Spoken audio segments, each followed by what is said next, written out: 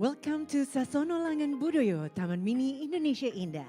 Good morning, delegates, fellow creators, and attendees of the Asian Creative and Digital Economy Youth Summit 2023. In history, youth ignited significant movements for a nation independence. Today, they are uniting again, this time to shape Asia creative and digital economy, starting in Southeast Asia. Join us in the Asian Creative and Digital Economy Youth Summit 2023 as we embark on this new journey, initiated by Coordinating Minister for Maritime and Investment Affairs of the Republic of Indonesia, together with the Coordinating Ministry for Economic Affairs of the Republic of Indonesia, the Ministry of Tourism and Creative Economy of the Republic of Indonesia, and the Ministry of Foreign Affairs of the Republic of Indonesia.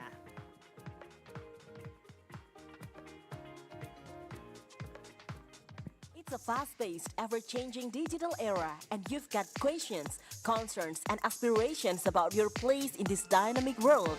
How do you make a mark in the creative and digital economy? Can your unique voice truly make a difference? And where do you even begin? Let's dive right in, shall we? Here's the scoop. SCA stands for more than just Southeast Asia. It represents an ocean of untapped creativity and potential. New Waves from the Sea signals the beginning of something monumental, starting in Indonesia and reaching across Asian plus 3 countries, and then Asia in the next year. This year marks the launch of a long-term program that aims to capture every single concern and aspiration you have related to the creative and digital industries. We're not here to sponge up your thoughts. We're here to empower your ideas and amplify your voice. Think of SYF 2023, New Waves from the Sea as your platform, perfectly tailored to ride the waves of questions, ideas, and dreams you bring. You don't need to be a seasoned pro. We're all beginners here. SYF believes in the limitless potential of youth to reshape the creative and digital landscape, break barriers, and transform concerns into boundless opportunities. Here, we believe that creativity knows no bounds. It's inclusive and leverages talents from all sectors. This journey is about making, not just riding, the biggest digital waves, creating your own unique mark, and transforming concerns into the most significant opportunities. So, get ready to chart your course, explore uncharted territories, and catch the digital waves defining your journey. Together, we'll make SYS not just an event, but a movement. Yes, we're not here to just ride the wave. We're here to make the waves.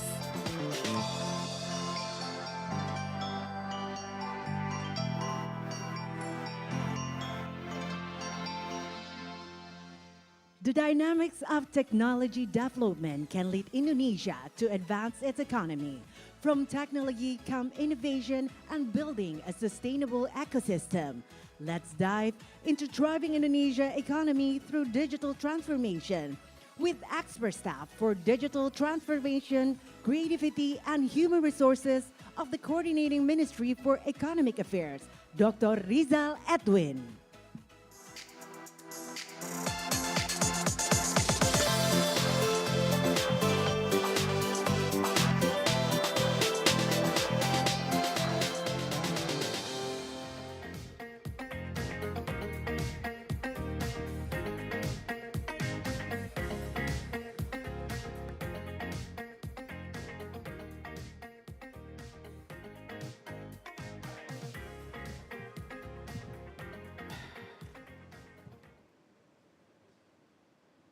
Selamat pagi semuanya. Good morning. Tadi saya disuruh jalan jauh sekali ya, mesti lewat sini lebih dekat. Tapi it's okay lah. Actually, being around of younger people is make me feel young again. And yeah, as already been mentioned by the MCs that my name is Edwin Manansang from the Coordinating Ministry for Economic Affairs. And today, I would like to share with all of you about the effort of the government in order to unleashing Indonesia's economic potential through what we call digital transformation. But actually, my presentation in the screen will be on Bahasa, but I will give my speech in English. So it will be balanced ya. Ada bahasa Indonesia, ada bahasa Inggrisnya. It's okay with you all? Okay, thank you. So to all delegates from ASEAN member countries and Japan, and ladies and gentlemen, of course, first, we would like to give our praise and thanks to the God Almighty for His abundance of mercy and grace, so we can get together this morning in the ASEAN Creative and Digital Economy Youth Summit. Actually, it's already begun yesterday, right? So this is the second and the final day. Okay. So maybe as we all know that the COVID-19 slide, sorry. Okay. As we all know, COVID-19 pandemic has accelerated the adoption of digital technology globally in changing business processes and also people's behavior in conducting economic activities. The accelerated use of digital economy has implication for the development of the digital economy itself, including in ASEAN region. In 2022, the value of ASEAN digital economy has reached around 194 billion US dollar. And it is expected to increase. In 2030, it will become 1 trillion US dollar. So, realizing this target will help ASEAN to achieve its vision as a leading digital economy in the world. There are some factors supporting the value of digital economy in ASEAN. First is the number of internet users. It continues to increase. Last year, there are about 460 million internet users in ASEAN. And also the shifting behavior by rural communities in ASEAN region, where as many as 90% of rural communities have become digital service users. And also the value of the venture capital investment in ASEAN for the first semester last year has reached around 30 billion US dollar. So they are all the supporting factors of the value of ASEAN digital economy. And the growth in the value of digital economy in ASEAN also has impact on expanding market and business opportunities. In my, I have data that around 20 to 25 million unique merchants transact in e-commerce, and around 6 to 7 million MSMEs in the culinary and restaurant sector, they had entered the food delivery platform. So it's quite a big number, yeah. Next is the impact on the growth of ASEAN digital economy is the creation of new jobs. Right now, there are around 160,000 new jobs in ASEAN due to the digital transformation. And another impact is the ASEAN economic growth itself. In the 2022, the contribution of digital economy to ASEAN economy is about 5 to 10%. Yeah. Specifically, around 40% of the total value of ASEAN digital economy transactions come from Indonesia. Last year, yeah. Nominally that year, the value of our digital economy, Indonesia digital economy, reached around 77 billion US dollar, or grew 22% from the previous year. And next in 2025, this value is predicted to be double, to become 130 billion US dollar, and it will continue to rise until it reach around 222 to $360 billion in 2030. The main supporting of subsector of in the main supporting subsector in national digital economy, Indonesia national digital economy, is e-commerce.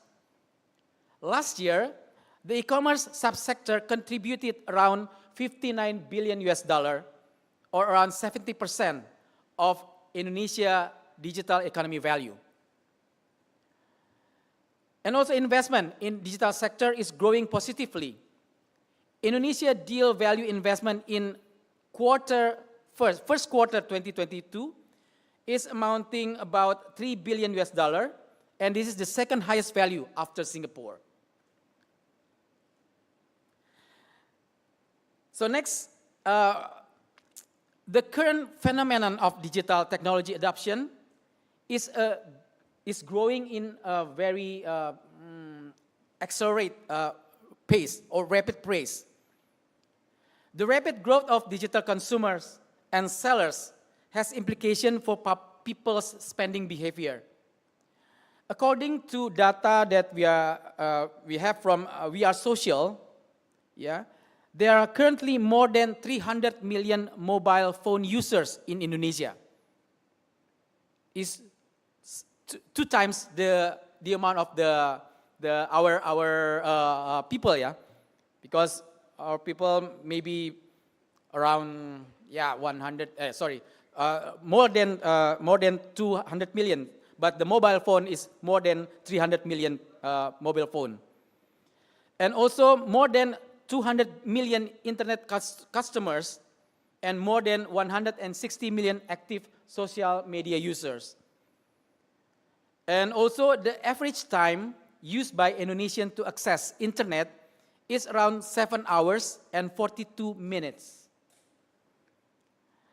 The increase in digital economy penetration has an impact on changes in people behavior, which can be reflected in the number of people who buy goods via internet and the amount of annual spending on buying goods online, and the amount of average annual income of sellers in e-commerce. And the behavioral changes can also be seen from the payment methods that used by people to transact in e-commerce, which is dominated by digital and mobile wallets at 39%.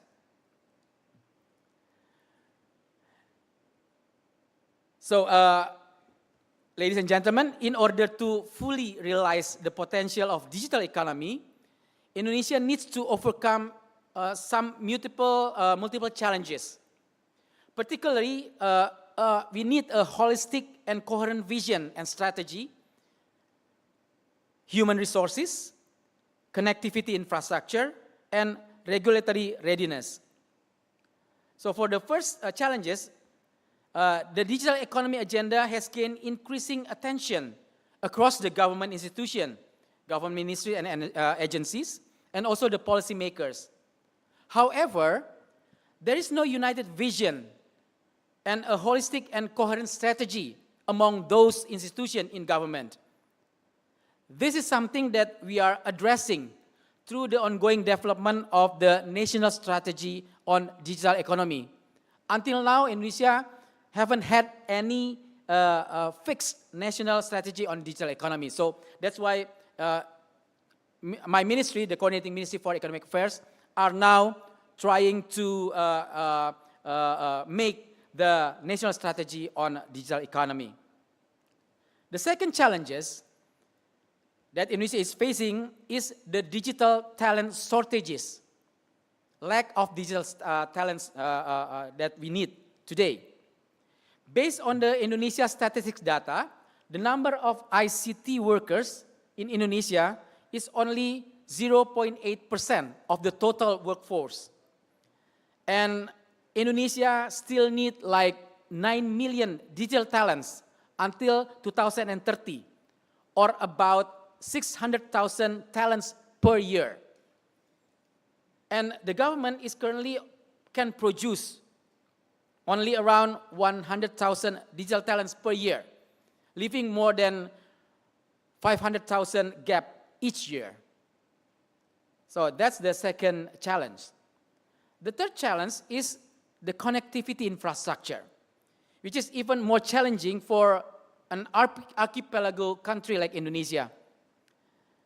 The internet speed is also one of the lowest in the region, with an average mobile download speed is around 24.20 Mbps. And Indonesia is ranked on 96th rank out of 144 countries in the world. So it's so low. And furthermore, the price of internet access in Indonesia is still relatively high. The next challenges is on the regulatory aspect. Based on the ICT generation regulation, Indonesia ICT regulatory aspect is categorized as a G2 country, noting that G1 is the least developed country in terms of regulatory, and G5 is the most advanced country. So Indonesia in the G2 country, still lower rank. And finally, is the challenges on funding and investment, with significant gaps in ICT spend as a percentage of GDP. Currently, Indonesia figure a venture capital investment over GDP is approximately only 0.1%. So there is much room to improve in this regard. And also Indonesia is currently in the demographic bonus phase that will peak in 2035, with 68% of the population will be at the working age. So in order to taking full advantage of Indonesia's demographic bonus, it requires careful planning, investment, and strategic policies to harness this potential of economic growth and development. Therefore, in order to fulfill the talent gap, the government, through the ICT Ministry, has established a digital talent development initiative in the form of Indonesia Digital Literacy Program, comprised of digital talent scholarship and digital talent academy programs. This training has teams that are tailored to current technological development and needs, such as big data analysis, cybersecurity, Internet of Things, cloud computing, artificial intelligence, program coding, as well as digital entrepreneurship. And the implementation of these various training courses are carried out in collaboration with 93 universities and polytechnics in 34 provinces throughout the country. Moreover, several other ministries and the government institutions, also the private sectors, such as e-commerce platform and technology companies, also have their own digital human resources to digital human resources development programs that also support the government programs in order to provide more digital talents in our country. And to overcome the infrastructure challenges, the government also continues to build digital facilities and infrastructure, such as the government also has already built a Palapa Ring fiber optic network along 12,000 kilometers throughout the country. And also the government also have built base transceiver station towers in a number of locations in Indonesia. Also, we built internet access and digital ecosystem in various public facilities. And I think last year or in the beginning of this year, we also have launched the multifunctional satellite Satria, the satellite who will provide internet access, especially for a remote and underdeveloped area. Yeah. And moreover, the government also continues to expand 4G coverage, build national data centers in several locations, and beginning to implement 5G technology and other various programs that can support affordability of the community in utilizing the digital technology. And the development of our digital transformation cannot be separated from micro, small, and medium enterprises, or MSMEs. The SMEs in Indonesia have a significant role and contribution to our economy. However, onboarding the MSMEs in the digital ecosystem is certainly not enough. We need to ensure that those MSMEs can survive and have competitiveness and are able to generate significant transaction value. And the government efforts to realize to digitize MSMEs are carried out through two main approaches. First is by strengthening MSMEs ecosystem, which are related to the ease of doing business for MSMEs, tax incentive, certification, market access, financing, training and mentoring, as well as access to raw materials. And the second approach is by strengthening the e-commerce ecosystem itself, which includes the creation of fair business climate, fair playing field, developing digital payments, developing logistics, personal data protection, and also building digital infrastructures. So that are two approaches that government efforts to digitize MSMEs in Indonesia. So we refer to our Golden Indonesia Vision 2045 that Indonesia aspires to become a developed country, escaping from the middle income trap and being ranked 5th in the world GDP by 2045. We call it Visi Indonesia Emas 2045 or Golden Indonesia Vision 2045. And to realize this, Indonesia targets that our GDP per capita of more than $2,000 or increase 5.7% in 2045.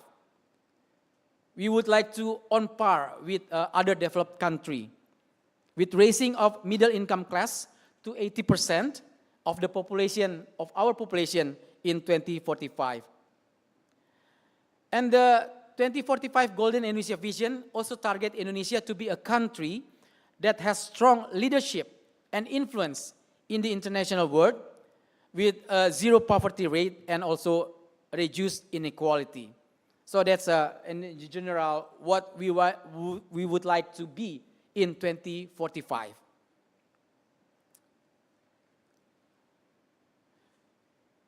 For our digital transformation, the government also set targets until 2045. There are 4 main targets of government in our digital transformation.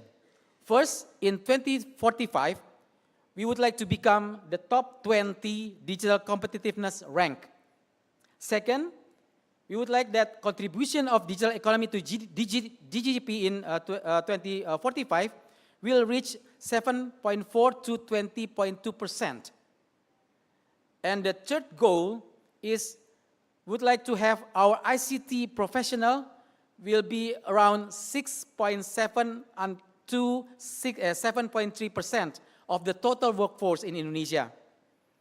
And we also would like to have around 61 startup unicorns that already exist in 2045. So those are the target of digital economy development until 2045 that have been set up by the government. And beside the domestic strategy, in order to support development of digital economy in the region, especially in ASEAN, Indonesia in its ASEAN chairmanship this year, 2023, has initiated the acceleration of the start of Digital Economy Framework Agreement negotiation or ASEAN DEFA negotiation this year. The ASEAN DEFA is an initiative to encourage digital economic integration and make ASEAN a leading region to achieve its digital economy value target of $2 trillion in 2030. This acceleration effort are carried out by setting the leader statement on the development of ASEAN DEFA as one of the priority economic deliverables in Indonesia presidency of ASEAN this year in the strategic thrust of digital economy pillar of ASEAN. So in achieving this priority, Indonesia has also completed 3 documents, such as first is a study on ASEAN DEFA. This study is aimed at mapping the starting point of each member state, ASEAN member state, identifying gaps between countries in ASEAN, and defining the digital economy in the region, as also providing recommendation on provision that will be negotiated in the ASEAN DEFA negotiation. The second document is the framework for negotiating ASEAN DEFA as a guiding document of implementation of DEFA negotiation that covers the principles and position of ASEAN DEFA agreement with other ASEAN agreement. So there will be a continued process from ASEAN other agreements with ASEAN DEFA agreement. And the third document is the terms of reference for negotiating committee, which contains the form of committee that will be negotiated in DEFA, including the timeline for the negotiation until the DEFA agreement is expected to be completed in 2025. And the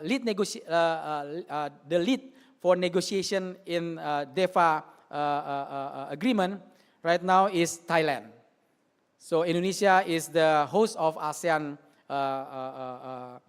summit this year, but Thailand will be the lead in negotiation of DEFA agreement. So I think that's all I would like to share with you this morning regarding the development of digital transformation in Indonesia. And I hope that my presentation will give you some insight and knowledge on Indonesia's effort to unleash its economic potential and benefiting from digital economy development. So again, thank you for your kind attention. Wassalamualaikum warahmatullahi wabarakatuh. Bapak Edwin, kami mohon untuk tetap berada di atas panggung. Kita akan melanjutkan dengan sesi foto. We would like to invite all of our delegates to come up on stage and join the photo session. Kami undang kepada seluruh delegasi untuk dapat naik ke atas panggung.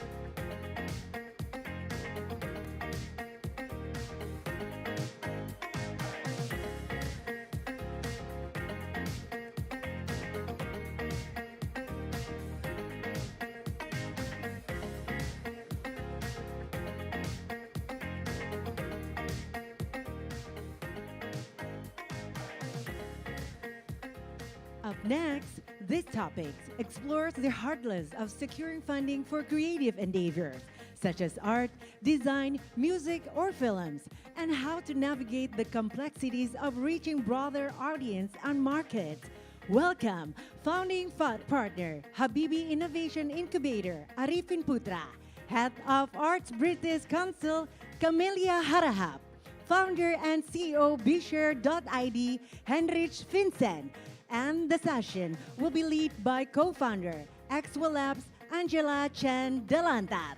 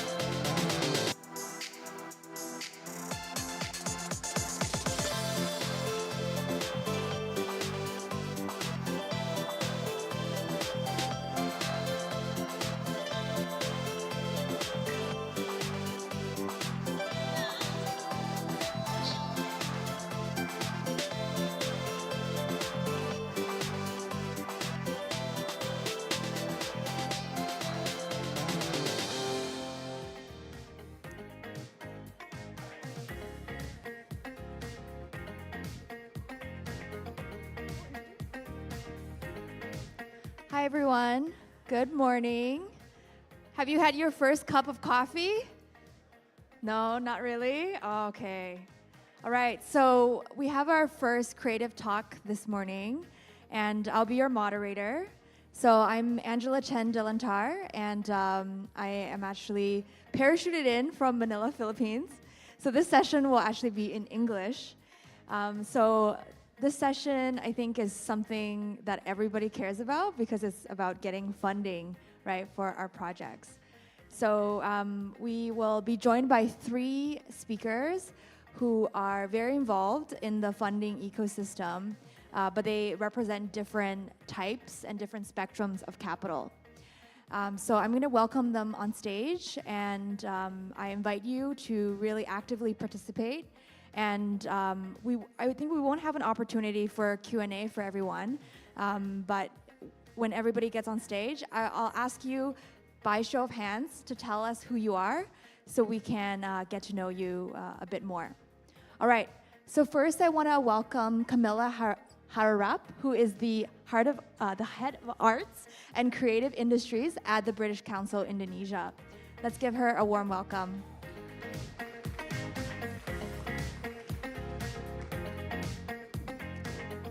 Next, I want to welcome Arifin Putra, who is the founding partner at the Habibi Incubator.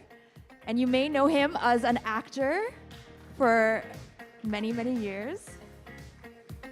All right, and finally, I want to welcome Henrik Vincent, who is the founder and CEO of Biz Hair. Let's give him a warm round of applause.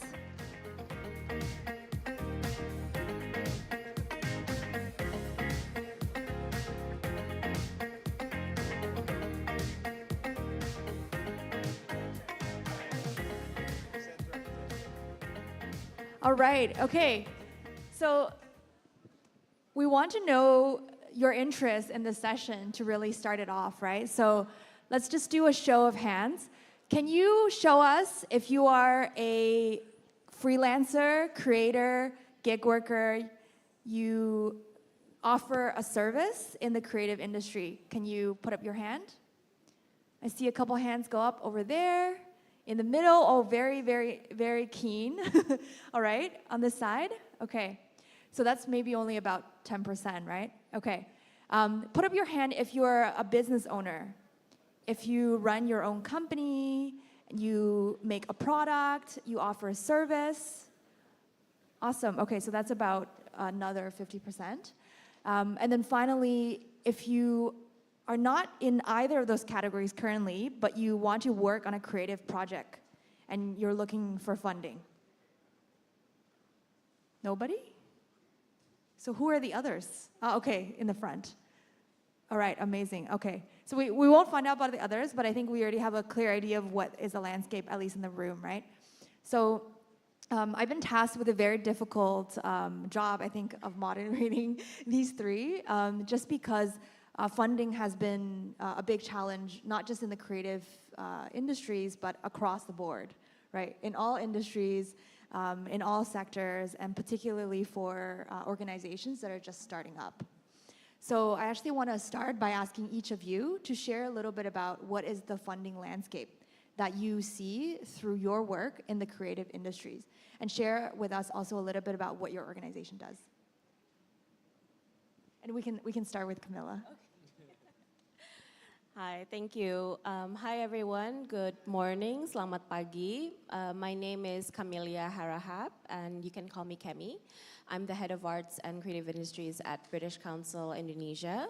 As some of you might know, British Council is the UK's international organization for cultural relations and educational opportunities. So we focus on three main pillars, which is the education sector, English language, and arts and culture.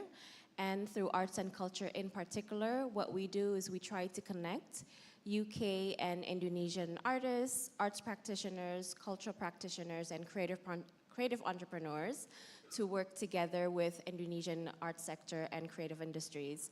So we do that through a number of different programs. We facilitate collaboration. We provide capacity building and training and sector development. But at the same time, we also provide grants and funding for creative projects. So that is a little bit about what we do at the British Council. And to answer your question about the kind of funding landscape through the lens of what we do at the British Council, I think that at the moment there is a lot of opportunity for creators and creative entrepreneurs to start thinking about tapping into some funding that we provide as a cultural organization, which is grants for cultural and creative projects. British Council certainly is perhaps one of the international cultural organizations in Indonesia and across ASEAN that provides these certain types of funding. But I think in certain cases in other countries, there might also be other funders who are also supporting arts and cultural projects, particularly from government or similar international cultural organizations. So sometimes I think the funding itself can look at, quite small projects up to like bigger projects. It's quite a diverse landscape. And yes, I think I can maybe share a bit more about that as we go on with this panel today. Thank you. Thank you so much, Cami. So maybe we can now go to Henrik, who can tell us a little bit about what you see on your platform. Yeah, hi everyone. I am Henrik Vincent. People usually call me Vincent. I'm the founder and CEO of BShare. Yeah, we are doing digital private equity and a securities crowdfunding platform licensed by the Financial Service Authority, OJK. And we invested right now around 200 billion rupiah so far to 130 businesses across Indonesia with 200,000 registered investors across Indonesia. So yeah, we have funded several creative businesses as well, such as films and also F&B businesses, fashion industry, and many more. We are focusing on SMEs and franchise business since 2017 and 18, and we are looking for businesses, creative businesses across Indonesia to be funded to our investor, individuals, and also institutional investors using several type of investment. Some of them are equity investment, some of them are loan and bonds or sukuk Syariah bonds. So there are many kind of type of investment. So answering your question about the funding landscape right now, actually for creative workers right now, there are several options already in the market, such as like angel investors, such as my bro here, and the other kind of investors focusing on impact, for example, or maybe the creative industry. Or maybe you can go like such as BeShare as a crowdfunding platform as an options, and also maybe you can go for the other grants such as here, and also the other options. So I think the most important thing is what's your vision about, and how you can achieve that using the funding as tools to achieve your goals, basically. Yeah. Thank you. I will start calling you Vincent now. Yeah. All right. So I know you mentioned the angel investor part, and we chatted earlier about how maybe going to get angel investment or going for a VC similar type of funding is not the first thing that someone should think of. Could you share with us a bit in the landscape of what you see of the funding opportunity? Okay. Hi. So maybe just very quickly. So my name is Arifin Putra. I'm an angel investor as Bro Vincent / Heinrich. Heinrich. You have to say Heinrich. That's how you say it. Already said. And also founding partner at Habibi Innovation Incubator, founded by Ilham Habibi to basically stimulate cross-border collaboration between Indonesia and Germany for young entrepreneurs as yourself, and also for you to then eventually go to Europe or Germany. So for funding, I think a lot of you young entrepreneurs, tadi kan ada beberapa ya yang angkat tangan when she asked if you are an entrepreneur or if you are an entity. Yeah? A lot of people now, they think, oh, I want to be a startup, I want to get funding from a venture capital, and then I will give my equity and everything will be great. Tapi if you think about it, actually nowadays there are a lot of UKM, usaha kecil menengah ya, atau UMKM or MSME, that are profitable, that are doing great, they're cash flow positive, and they still want to go to VC. But if you think about it, you don't really need to. Nowadays you have so many options, gitu ya. So many options, and actually a lot of times you don't really need VC funding. You can do great just with a loan from someone like myself, for instance, an angel investor, or crowdfunding actually. And also, now you have even more options because there are impact investors who don't necessarily need great returns as long as you can show that you have tangible impact, ESG impact, environmental, social, or governance impact. If you can do that, then you can get grants or you can get investments with very low interest or very low expectations as long as you achieve certain impact parameters and KPIs. So there's so many options out there, what I'm trying to say is that you don't have to always go with the VC model. There are so many other options out there nowadays, which hopefully we can explore more today. Yeah, sounds great. So I think for me, if I'm to step in the shoe, right, of everyone here, is what does it take for me to get money from these different types of capital? So what does it take for me to get a grant from the British Council? What does it take for me to apply onto your platform? And what does it take for me to either raise equity or debt money from angel investors? Each of you will have different processes in which you evaluate, right, that opportunity. Can you share with us what is that standard? How can we get more people here over that standard? Should I start? Okay. So for the grants that the British Council provides, we provide grants, smaller grants, starting from, for instance, £2,500 sterling, up to quite big grants valued at around 50,000 pounds sterling for a project. And this is quite a wide range of grants that we can offer. However, the main focus is we are funding and providing grants for international collaborations between certain countries with the UK. So there is always that collaboration angle, and as long as you can look at it as an international collaboration with the UK, then that kind of already ticks the box in terms of our main requirements. However, for certain cases, because we're funding creative projects, then you must have an idea for a creative project or a cultural project that then you can apply for. The processes with us is usually we do an open call, and during this open call, we would have all the information, the terms and conditions, the requirements, the criteria put forth so that you can make an assessment whether or not you are eligible for this grant or not. We will also provide some information sessions and particular opportunities for you to ask questions and discuss with us about your ideas so that we can kind of help you shape your application. But I think for a young creative entrepreneur or a young creator or a young artist, this is an opportunity that is quite good in a way, because our kind of funding usually it does not really have any kind of financial or commercial aspects to it. So if you are really just starting off, you're trying to build your portfolio, or you're trying to increase more opportunities for you to do international collaboration, then perhaps the grant route, like the ones that British Council is providing, would be a great opportunity to do that. And then while you kind of grow your practice or grow your business, you can look at other opportunities from my bros here on stage with me. So I think perhaps maybe we can start with that, and then I can share more about the processes after. Yeah, sounds great. Thanks so much, Cami. So everybody, money is not free, right? When someone gives you money, there's strings attached. When we talk about more of a technical term, is like, what is the cost of capital?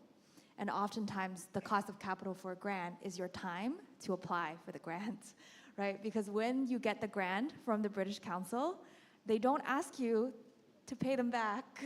I think that's the most important part, right? Of course, there are other measurements and evaluation things that we have to take a look at. But from there, maybe we can now explore what does it actually take to access a platform where they're private investors, where the cost of capital is a bit higher.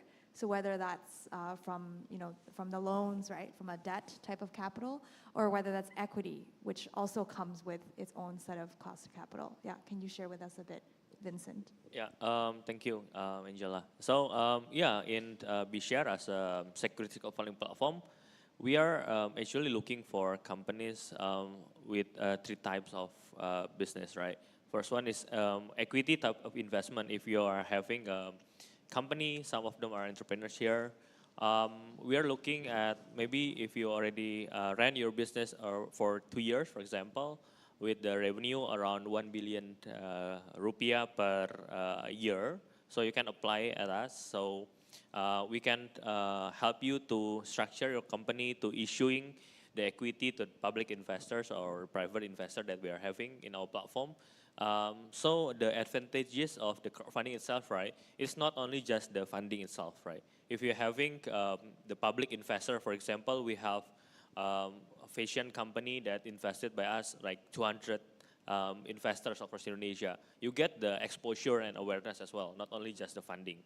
So it will grow your revenue. For example, maybe the one of the person is your favorite customers, for example. So they can ask their friend to come and visit your stores or visit your works, right? To giving a word of mouth kind of attention as well. So not only just the funding, right? So that's the advantages. So, but the different side is you have to have a very good transparency in terms of the financial statement, how you structure your business, and how you're like giving reports, because in our platform, it's kind of similar with the IDX, Indonesian Stock Exchange, but for SMEs, right? So you need to like comply some of the documentations, such as financial report and monthly performance report to the investors, right? That's for the equity side. But if you have some of the projects, like maybe you have win the tenders of the governments or corporations, you can, maybe they're giving you terms of payment, like 3 months or 6 months period, right? We can like help you issuing bonds or Sharia bonds. So you can like having a short-term loan from the investors. So you don't need to give that equity to the investors. You can just pay back the capital and also giving some of the margins that you already have within the projects. So it's kind of profit sharing model. In terms of the Sharia bonds model, it's called sukuk. So it depends on the on which type of usage of the funding that you need. Either it's long term, maybe you can issue equity, but if you're a short term model, you can issuing bonds and sukuk for the options. So it depends on the usage and what's your goal to achieve your target, basically. Yeah. Yeah, thank you so much. And I know that there is definitely somewhat a regional audience, perhaps online. So I know your platform, for instance, is like focused in Indonesia, right? And Yeah, right now we are focusing still in Indonesia, but we plan to expand to regional as well. Yeah. Okay, great. Yeah. So of course, it sounded like there's a big step up, right, from applying for the grants and then being compliant with all these things, which are a requirement to be able to get somewhat more institutional money. So now onto the angel investors, which, you know, oftentimes people hear angel investors are, they represent themselves, right? And so no two angel investors are the same. Some people are very cost-driven, right? They work more like philanthropists in terms of what they want to support. So what does that look like in terms of what does it take to get capital from angel investor? I would say even if you are an impact angel, you still need a profitable company. Why? Because obviously that company needs to be able to sustain itself. If a company is not profitable, it will always be reliant on something like grants. And grants are very good, but the problem is you would need to reapply constantly for grants. And it doesn't always mean that you will always get grants. But if you are self-sustainable on your own by the product or the services that you sell, that means that, yeah, you can sustain yourself. And I guess that would be the bare minimum for an angel investor to be interested in you.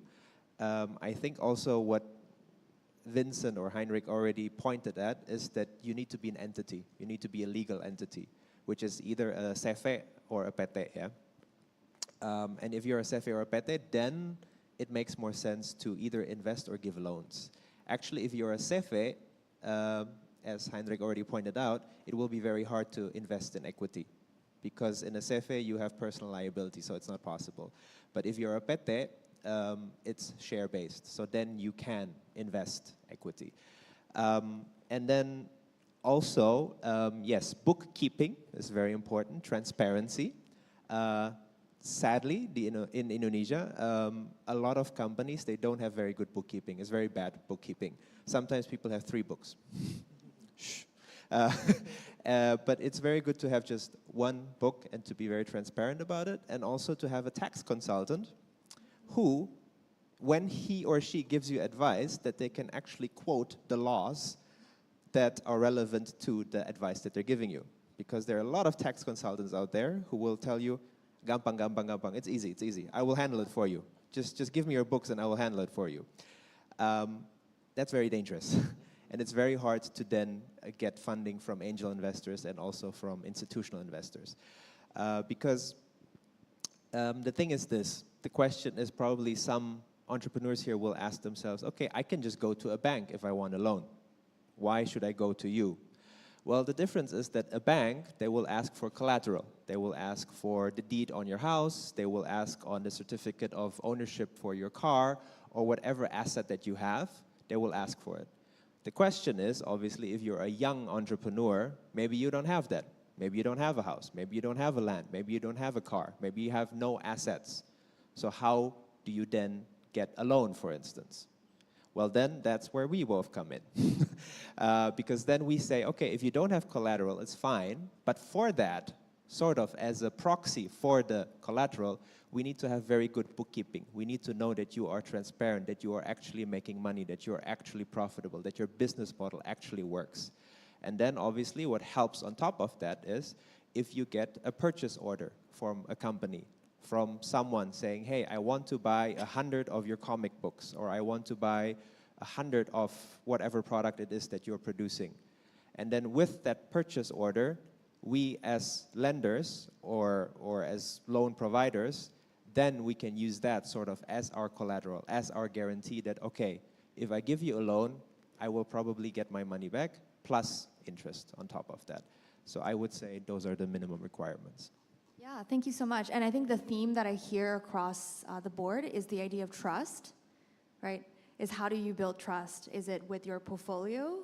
Is it with your accounts, your books? Is it with the entity that you've set up that can facilitate that trust, right? And yesterday, actually, we heard a talk from the committee ICRAF Jakarta, where a question was proposed from the audience: what is the right mindset for someone to succeed in the creative economy? And the answer was quite interesting, is that there are two parts. One is you have to be good at your craft, right? So whatever it is that you choose, that segment of the creative economy, be it film, be it the visual arts, be it culinary, you have to be very good. And I think, to me, that part is about making revenue. Why should somebody pay you? How can you get customers, right? But the other part that you have to be good at is actually how do you manage a team? How do you run the business? And that part, I think, oftentimes as artists and creative people, it seems boring. You know, don't want to deal with accountants, don't want to deal with lawyers, don't want to look at contracts, right? But from what I hear, all those things are actually the backbone of how to access funding. So now I want to actually turn to each of you to give one or two examples from what you see from your organizations of someone who has been successful. What was that journey? What did that look like? What was the project in which they got funding for? And can you share with us a bit about the key takeaways and the lessons learned from how they tapped into that funding? Should I start again?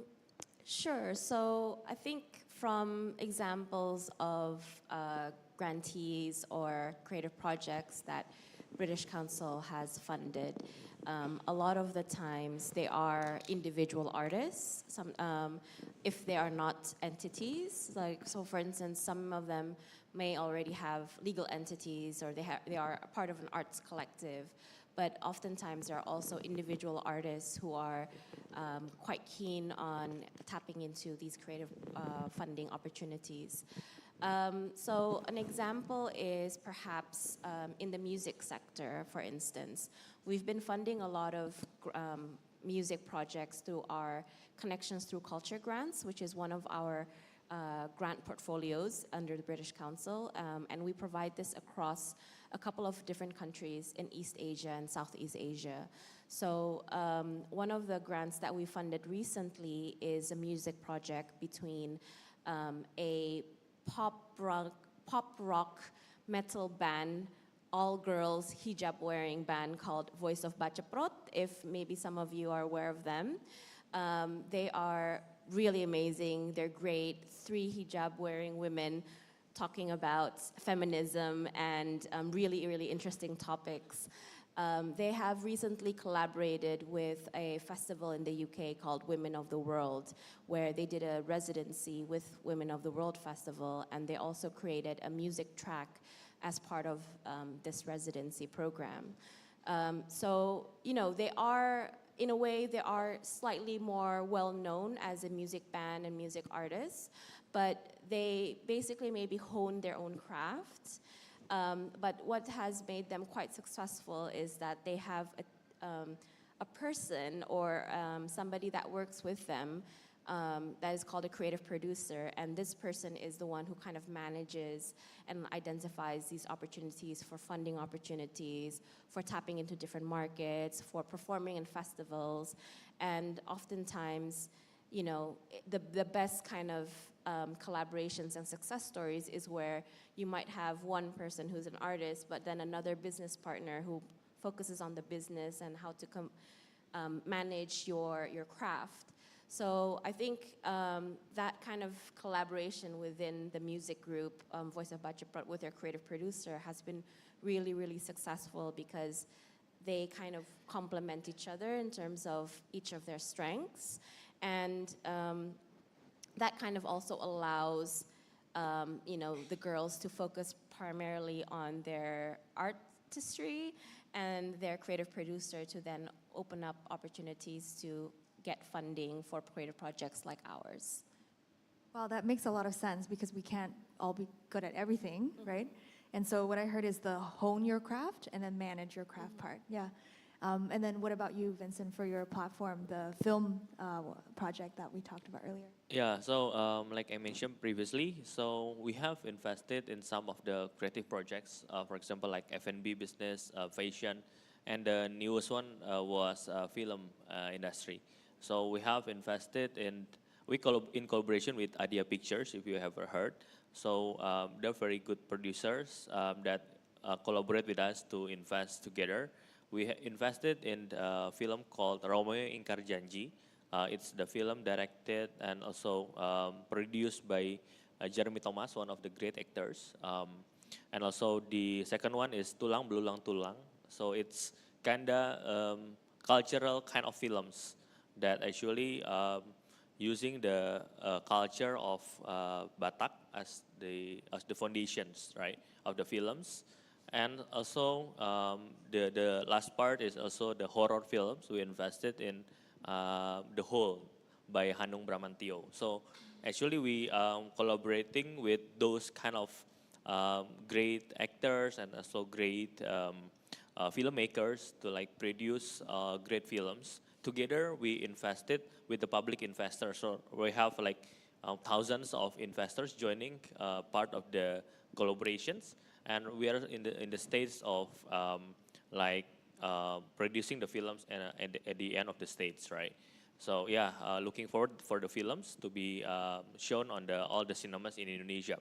So from everyone here, if you're looking at the creative projects of or the films, for example, first thing you need to like preparing is actually the tractions of your craft, right? Portfolios and the tractions of your business. So we will look at the historical performance of your business, for example. So maybe if you have like fashion kind of company, we will check on your financial statement, how many clothes that you are sold maybe at online or offline methods, right? Some of our portfolios are collaborating with Jogja department store, for example. So they are creating offline stores there and issuing bonds for having to produce more clothes, right? At Ramadan, they are offer demand, so they are looking for more clothes to produce. So they have the demand proven last year, so they are raising fund for preparing the Ramadan next year, for example. So we have the traction already, and investors know that the business is really good and the demand is there. So it's giving a security for the investors to invest. I think that's the key to having to convince all the investors with all the works, right? For example, the buyers, a purchase order, that will be really helpful for convincing the investors. Yeah. Great, thank you so much. Yeah, I love the film example because the funders are in a sense also the audience. So, you know, you're more likely to then go and promote that film to your entire family, your friends, to watch that film if you're an investor and you want it to be successful, right? And so oftentimes, yeah, we're also consumers of those creative products. Yeah. What about from an angel investing standpoint? Like, is there an example you'd like to share? Yeah. Yeah, there's an interesting example, actually, as you said, because you cannot be the master of everything, right? So then you become the master of none. So I'm actually a loan provider to a platform called Kaya.id. And Kaya.id, what they do is they enable, or they actually manage 300 plus SMEs. actually micro to small and medium enterprises. A lot of micro enterprises, actually. A lot of them in the F&B sector, which is part of the creative industry. And so what they do is, for instance, me personally, I gave a loan to something called Jajanan Alley. Jajanan Alley is basically a spot in a food court in one of the malls in Indonesia, and they have a quota of 20 tenants, right? And then those 20 tenants, they operate them and help them run the whole business. So basically the owners, some of them maybe are an entity, some of them maybe are just individuals, hence micro enterprises. And they tell them to just focus on the product itself, whether it's, I don't know, whether it's iced tea, whether it's bakso, whether it's satay, or whatever it is.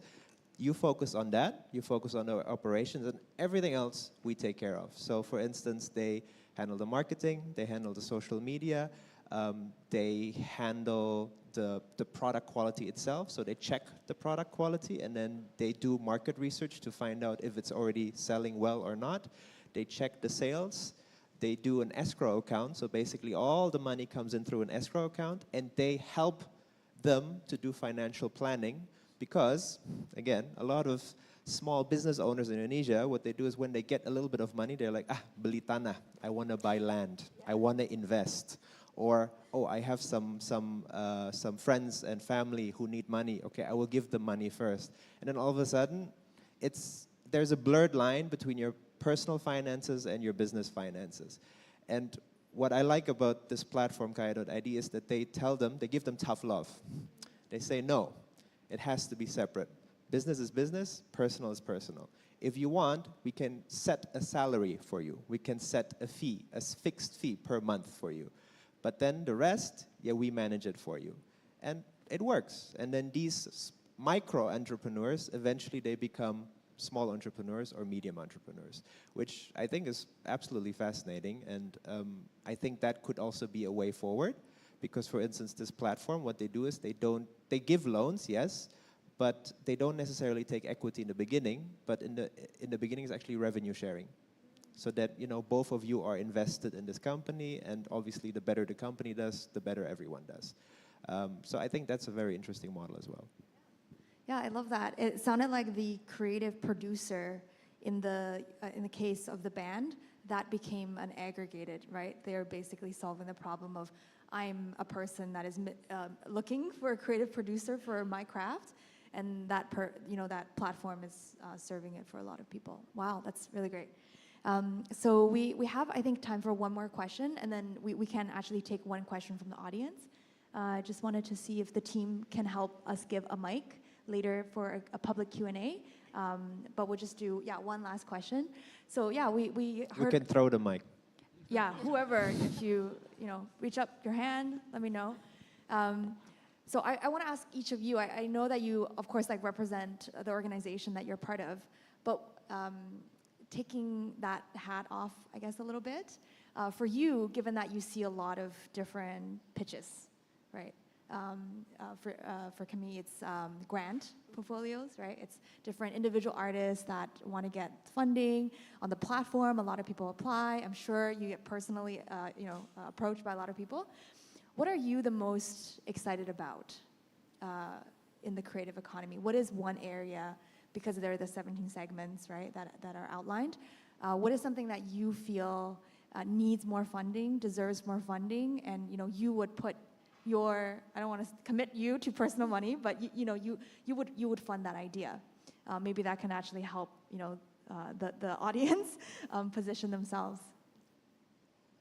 Well, if I'm speaking on behalf of myself, I'm somebody who has a lot of really diverse interests, so it's quite hard for me to pick and choose which part of the creative economy sector that I would particularly want to invest in. But I would have to say that for me, it's not quite just a sector, but it's more about impact and the thematics of what you're doing. So right now, I'm really, really interested and quite keen on looking at projects wherever they kind of come from in the creative spectrum that tackle issues around global challenges and social change. So for instance, if a project can tackle issues around climate change or respond to issues around sustainability and circular economy, I think those are the kind of projects that would be really interesting for me. Or even if it can actually add another layer of social impact, such as, are you responding to issues that are being faced by marginalized groups, disability groups, women and gender challenges? That would be even more interesting if you can also address those kind of things. So I think as a creator or as a creative entrepreneur, you might want to think about like one step further of not just your business, but what else can you do as a creative entrepreneur that can actually provide impact to your surrounding and to your wider community. Great, Vincent. Yeah, from my point of view, actually, if everyone need to like raising funds or getting investors to be onboarded, you need to having like unique selling proposition, like USP, right? What's the difference and uniqueness compared to the others? If we are looking at focus on your craft, for example, and people like it, I think the future will be bright for you, right? And the second one is actually the product market fit. Some of them are actually very unique, but didn't get the product market fit. So it's really hard to sell the products, or maybe it's not needed by the market. So I think it's not really sustainable in the future. So the both of that, I think it's really important for me to like looking at the company or looking at the founders to be interested to be invested by the investors. Yeah. Great. I personally really like companies that really took the time to think of a problem, that society is facing, and then finding a solution for that. Because there are also a lot of companies out there that create problems and then find solutions to the problems that they created. So I really like companies that genuinely look for problems that we are facing and then finding solutions for them. So for instance, right now we're talking about the creative industry, but there's one company and also one industry which in a certain sense is the most creative. So I'm quite obsessed with waste management. And I'm quite upset because basically in at least the local government level, there is no definition for waste management. It's only waste placement. That's why we only have landfills. We don't really have waste management processing facilities, because there is just no definition by the government for it, hence there is no funding for it. But then there are certain companies, like there's one company called Sampangan, and what they do is they take mixed waste. They have a company, they have a machine, and this machine uses gasification and pyrolysis, and then they create products out of it, like biofertilizer, biochar, and so on and so forth. So in my thinking, that's the most creative way to create something, because by definition, the creative economy is creating something, a product or a service, by using your creativity or technology. And I think they're doing that just down to the essence of it. They're using their creativity to create something out of nothing, so to speak. So I would really encourage everyone out here, all the entrepreneurs, to really take your time to think about, okay, what are the problems that we are facing, and what kind of solutions can we have for that?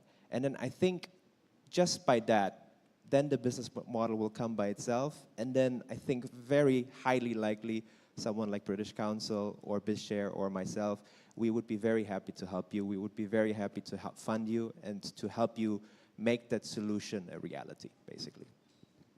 Wow, thank you so much. I think that was a really good summary also of all your points of what excites you, that if you start with a problem, you are, in a sense, solving a social element. There is an impact element. And if you start with that problem, you will have product market fit, because there are people with that problem that will pay you for it. All right, so we have an opportunity, I think, for 1 to 2 questions. So if I can get the team, the organizing team, do we have mics to pass around? Oh, okay, perfect. So yeah, we can go to the gentleman in the white shirt first. And this is an opportunity for you to ask questions. And also, if you have a project you want to get funding for, can you make a very short 30-second pitch for it? Elevator pitch. an elevator pitch, but you're not in an elevator. Okay. Hello, my name is Adi Perkasa. I'm an independent singer-songwriter. Hello, Mbak Emi. Mbak Emi right there is my mentor. He helped me change my life. So I'm interested in angel investor topic. And as Angela said before, money is not free. There are strings attached. But as an independent singer-songwriter, it's hard for us to find funds aside from our own savings or from grants. So, but as Kak Arifin said, we have to reapply the grant. So angel investor is one of our best choice. And even there is still an impact that we must give back to angel investor. And Kak Arifin also said that it is preferable for an angel investor if we are represented by a CV or PT or even had a comprehensive bookkeeping. So can Kak Arifin elaborate more? Is it possible for us as an individual, like me as a singer-songwriter, to get an angel investor, and what we should prepare then, and what's the impact that we can give back to angel investor? Thank you. Okay, straight away or okay.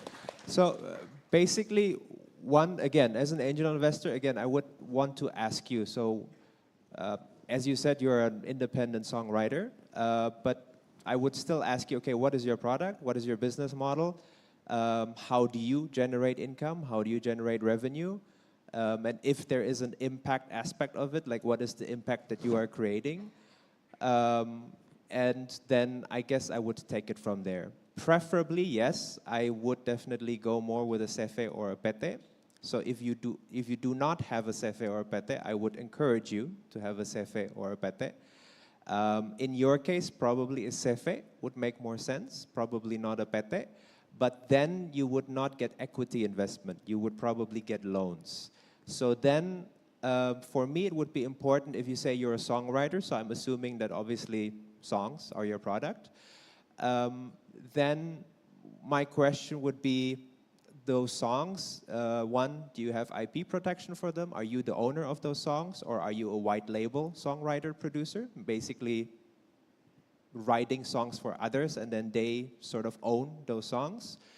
And then, for instance, it would also be good, do you have certain orders from either other singers or, for instance, from labels, music labels, something along those lines. So I would need to know, do you have projects in the pipeline? And if you do, then obviously it would be interesting for me to discuss it with you, yes. And also especially for angel investors, yeah, it's not just about the funding opportunity, but also how can I as an angel investor, can I add value to you or not? Do I understand the industry? Can I help you to further your business or not? So that would be the things that I would ask you and the things that we would have to discuss. I cannot hear you, but I'm assuming you said thank you. You're welcome. Wow, there you go. Already masterclass on what to do next. I think there was another hand up there in the second row. Yeah, we can go to the lady in the white. Yeah, she put up her hand first, sorry. You can come up afterwards to talk to the speakers, yeah. Hi, my name is Sere. I'm from Prometheus Interactive Corp. We are a growing game publishing company.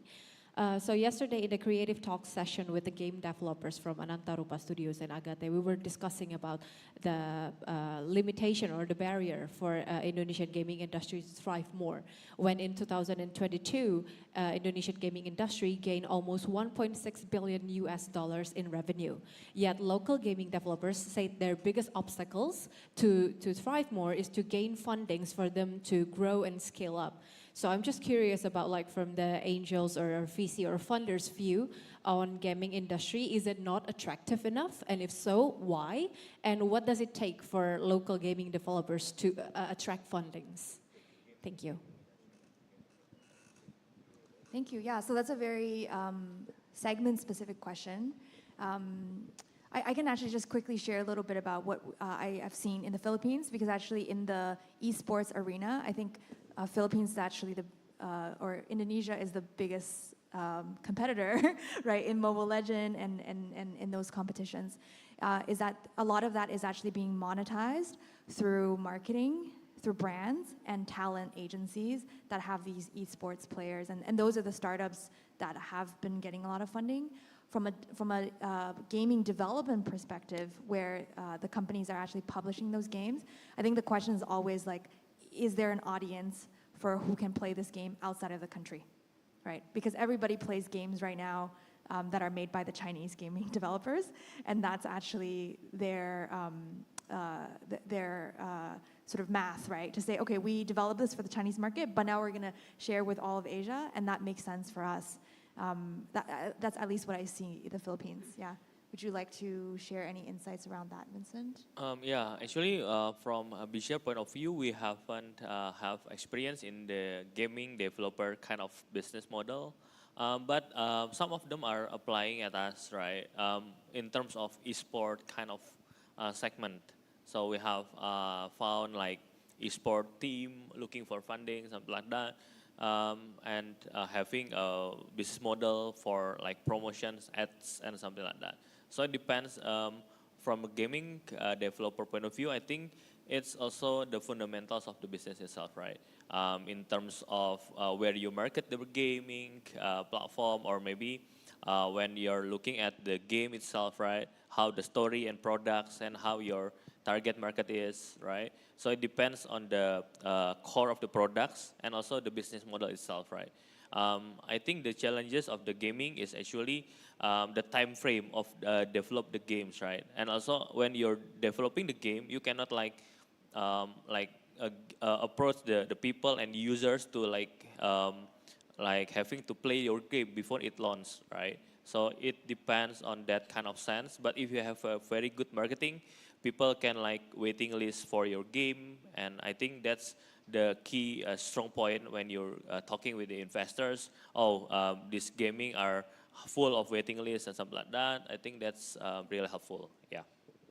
Yeah, thank you, Vincent. Yeah, so I think this last point just highlighted the difficulty in pinpointing one type of funding, because all the different creative products is so different. And our time is actually up, unfortunately, but I know there are still a couple of questions, so I think the speakers can maybe take them offline on the side of the stage. Thank you so much, everyone, for participating so actively. And I think my biggest takeaway is just as there is a creative spectrum, there's also a funding spectrum that matches that. And the biggest thing I hope that you can take away is that it sounds like everybody needs their own community to support them, whether it's in building the portfolio, whether it's in getting a good accountant, right? Or whether it's really in, finding your tribe of people who can support you through the journey. So thank you very much to our speakers today, and have a good rest of the conference. Thank you.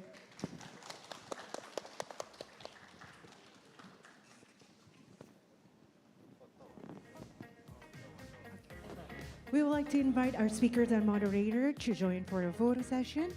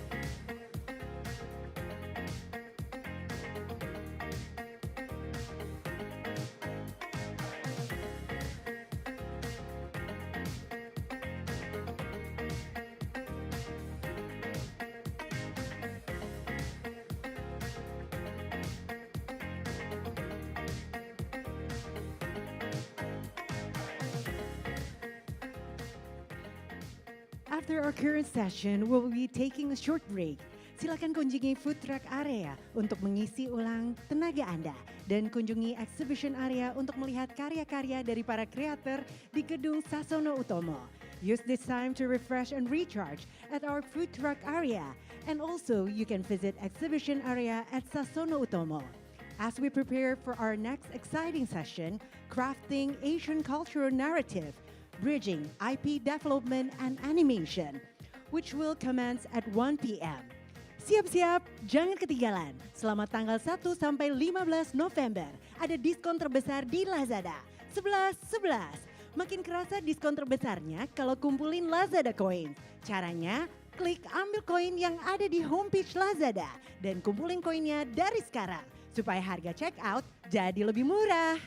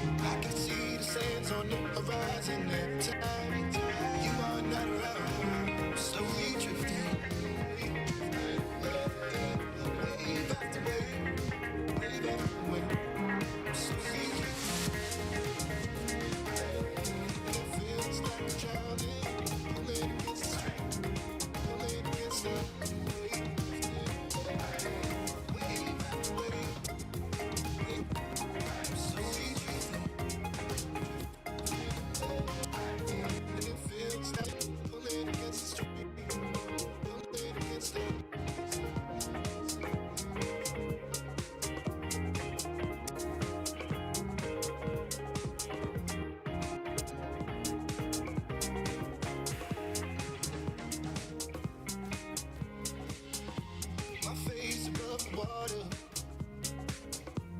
My feet can't touch the ground, and it feels like I can see the sands on the horizon every time you are not around. I'm slowly drifting.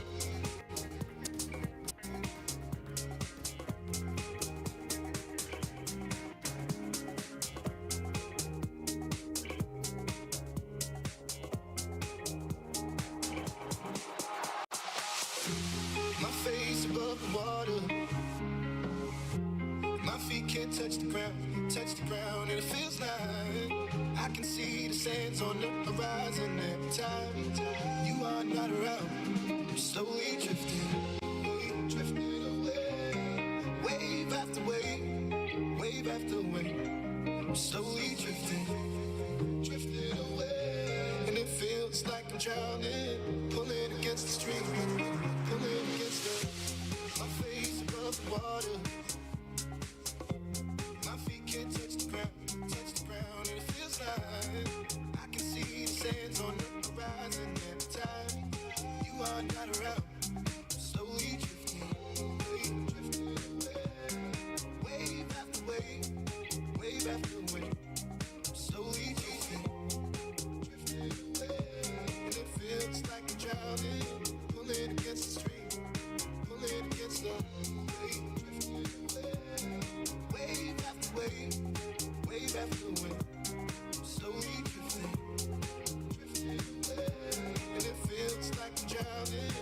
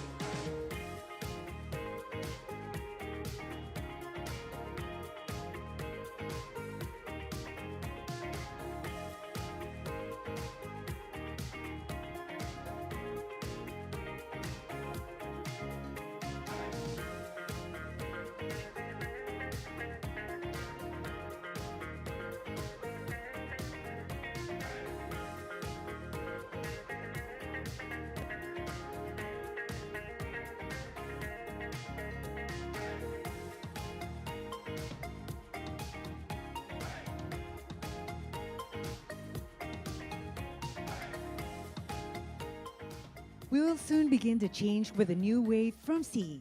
Kindly get yourself ready. In just a moment, we are about to embark on a transformative journey, the new wave from sea. We encourage you to get ready and prepare yourself for what lies ahead.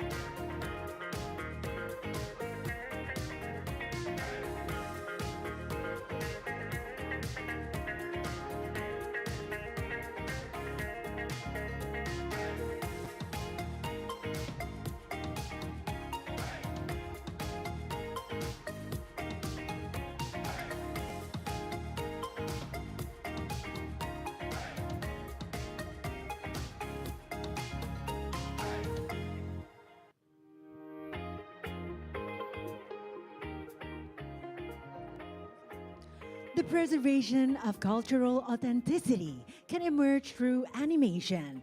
The local knowledge storyline is presented in a well-packaged narrative and attractive visual presentation.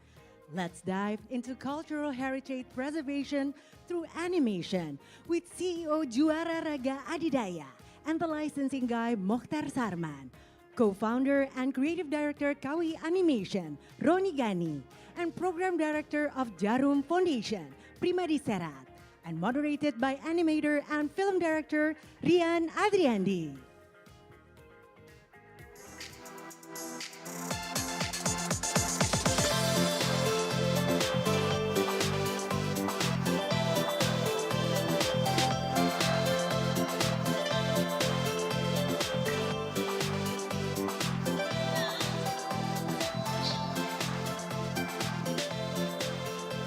Baik, Assalamualaikum warahmatullahi wabarakatuh.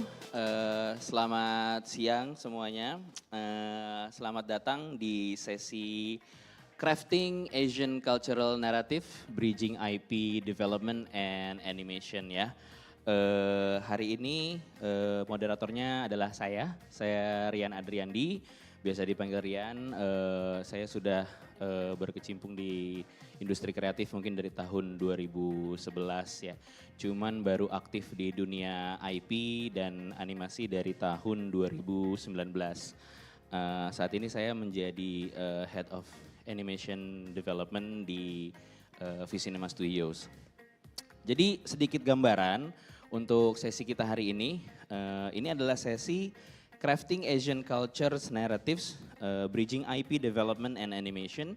Dan kita akan membahas bagaimana IP, intellectual property atau kekayaan intelektual serta animasi itu bisa menjadi alat yang signifikan untuk melestarikan warisan budaya dan juga menceritakan banyak kisah lokal terutama di Asia ya.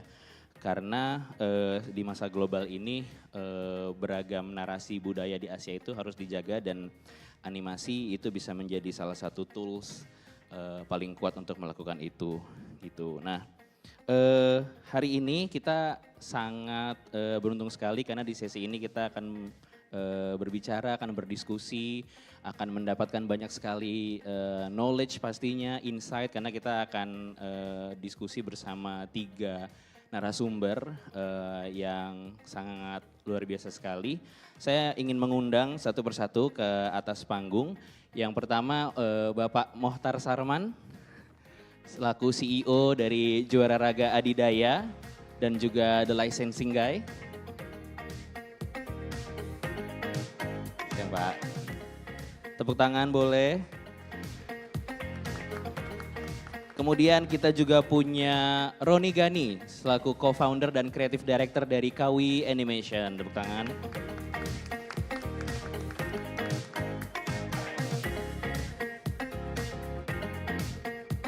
Dan narasumber kami yang ketiga adalah Bapak Primadi Serat, selaku program director dari Jarum Foundation.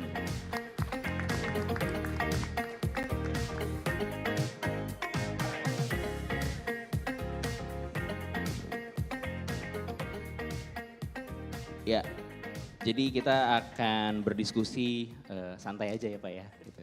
Soalnya siang-siang nih di luar sebenarnya lagi panas, tapi kita sekarang lagi adem nih di dalam sini untuk membicarakan soal hal yang menurut saya sangat menarik sekali dan penting banget sepertinya untuk dilestarikan di Indonesia gitu ya, terutama di era sekarang gitu ketika industri kreatif sudah semakin maju dan saya yakin mungkin 10 tahun lagi lebih dahsyat lagi gitu pengembangannya.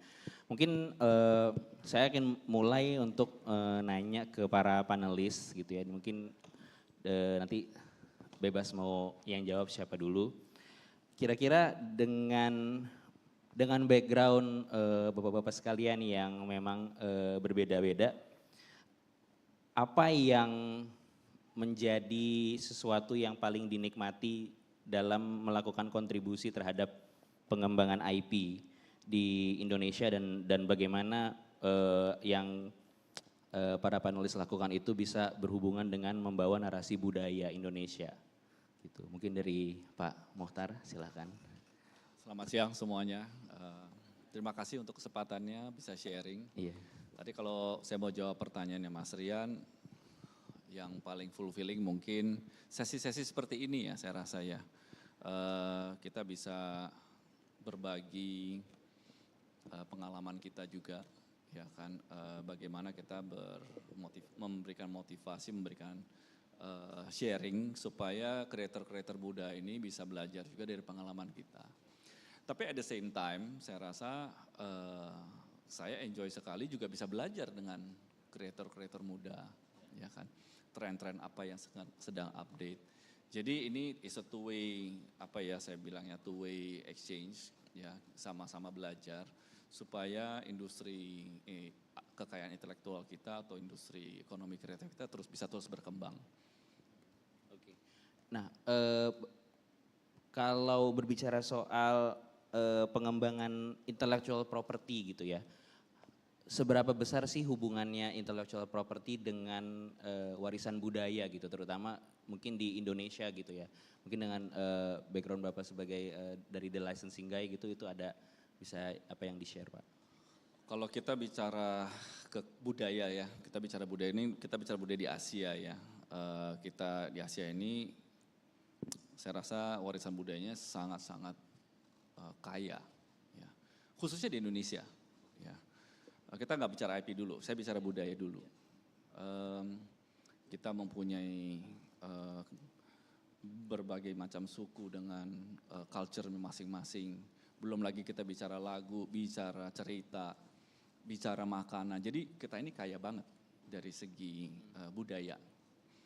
Nah, saya ambil contoh on the contrary, kita bicara mengenai misalnya budaya di Amerika. Sorry to say, budaya Amerika hampir tidak ada, ya kan. Tapi kalau kita bicara, jadi perbandingan budaya kita kaya, kalau bicara negara Amerika, mereka tidak ada, budaya mereka mungkin tidak sebesar kita. Tapi kalau kita bicara kekayaan intelektual, Amerika bisa kekayaan jauh lah kita kalau dibanding mereka dari segi IP. Benar IP development ya? Beda, ya jauh sekali. Coba mungkin banyak yang kita tidak realize. Saya ambil contoh Walt Disney, karena saya dulu di Walt Disney. Film-film Walt Disney itu kebanyakan budayanya itu bukan budaya Amerika. Ya kan, saya ambil contoh film Disney yang pertama yang paling sukses mungkin Snow White. Ya kan, itu bukan cerita dari Amerika, tapi ceritanya dari Jerman yang diadaptasi, dipackage sekian rupa dengan kekayaan intelektual IP programnya sampai bisa menjadi besar. Ya. Nah, kalau ditanya apa impactnya IP terhadap culture, itu salah satu contohnya. Padahal bukan budaya mereka. Nah, kita sendiri budayanya sudah kuat. Kalau kita bisa membuat suatu program IP dengan structure yang baik, saya rasa ini juga bisa mendorong budaya-budaya kita supaya bisa lebih bukan hanya bisa menjadi hero di market sendiri, tapi bisa menembus pasar global. Berarti sebenarnya peluangnya ada ya Pak untuk kita? Sangat besar, saya rasa peluangnya sangat besar. Ya, dan kalau kita lihat negara-negara lain sudah mulai. Betul. Ya, kita bicara Asia juga lah. Jepang sudah mulai dengan, ya, kita ambil contoh film Doraemon lah, animasi. Itu kan menceritakan budaya Jepang, ya kan, culture Jepang seperti apa. Kalau dari Cina juga sudah mulai misal, atau dari Malaysia dah yang dekat, Upin dan Ipin atau Ipin dan Upin, itu kan budaya, ya kan. Cara mereka dari bahasa, dari makanan itu bisa mempromosikan budaya Malaysia, ya, yang bisa diadaptasi bukan hanya di Malaysia tapi negara-negara tetangga Asia lainnya. Jadi kalau dilihat negara, ya kita harusnya bisa ya. Ya, tapi kira-kira menurut Pak Mokhtar sendiri challenge-nya apa Pak? Kalau peluangnya sangat besar sebenarnya gitu. Challenge-nya kita masih ngerjain sendiri-sendiri kalau menurut saya. Ya, filmmaker masih sendiri, animator masih sendiri, game developer masih sendiri. Yang dimana kalau kita bicara Hollywood, itu bukan film industri di sana, it's an entertainment industry. Ya kan, dimana ekosistemnya sudah bekerja semua, ya kan. Walt Disney is an entertainment company, it's not a film company, ya kan. Mereka ada licensingnya, mereka ada merchandise-nya, mereka ada game-nya, komiknya. Jadi ya itu challenge-nya. Ya, of course, kalau kita mau bicara full ekosistem perlu funding, ya funding yang kuat ya. Mungkin Bapak kita satu ini bisa bantu funding. Siap, aku pindah dulu ke Mas Roni Gani. Siap. Nah, Mas Roni Gani ini kan salah satu animator juga di Indonesia dan sekarang aktif di bengkel animasi ya Mas. Ya. Cuman dulu kan kalau saya lihat, saya juga dulu ngikutin nih, backgroundnya arsitek kan ya? Betul. Nah, apa nih yang bikin Mas Roni bisa pindah minat nih dari arsitektur ke animasi? Kalau saya mungkin berangkat ceritanya dari sisi kreator ya, perspektifnya ya. dan mungkin kalau ada teman-teman di sini yang juga berencana masuk ke dunia kreatif dan menjadi kreator, sedikit banyak mungkin bisa menjadi masukan. Yang paling utama sih harus sensitif ngedengerin kita tuh kapasitasnya seperti apa, kapabilitas kita di mana gitu. Harus benar-benar find alone time, mempertanyakan itu ke diri sendiri. Karena waktu itu yang terjadi di saya, waktu saya kuliah di arsitektur, saya udah memiliki ideal katakanlah portrayal arsitek yang ideal tuh, yang hebat dan berhasil tuh seperti apa. Baik. Misalnya ada 5 item, ada 5 list. Dan saat itu saya refleksikan ke diri saya nggak punya satupun. Oh.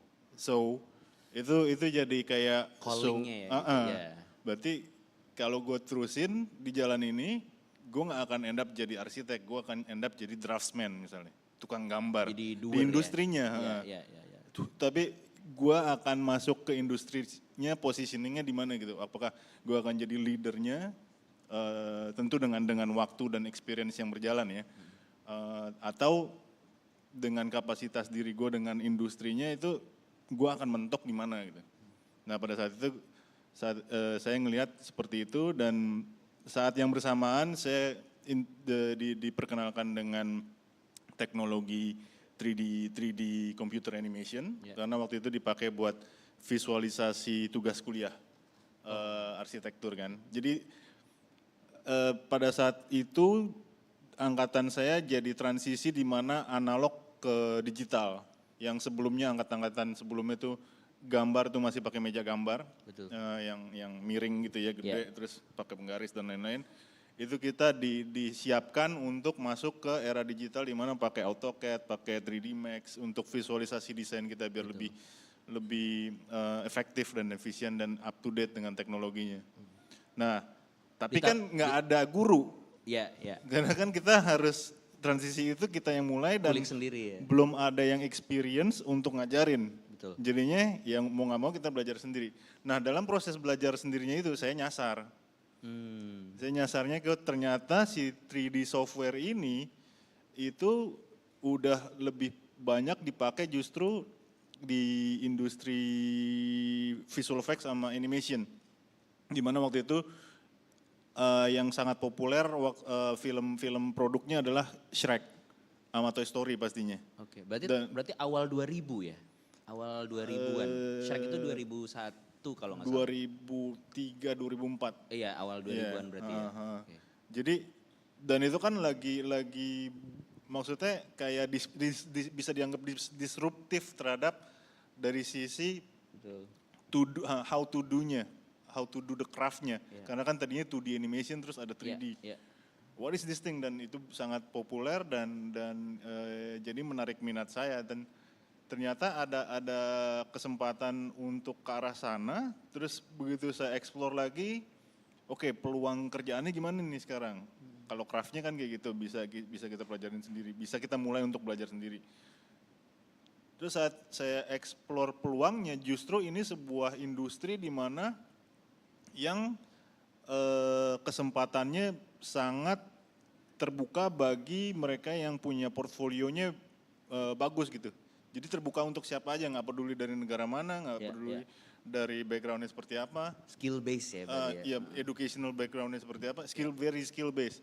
Selama kita punya portfolio yang up to their standard, the company standard, ya udah. Kita punya peluang yang sama misalnya dari orang dari Amerika, dari Singapura, dari manapun gitu. Berarti big break-nya Mas Roni itu di tahun itu project apa Mas? Di awal itu?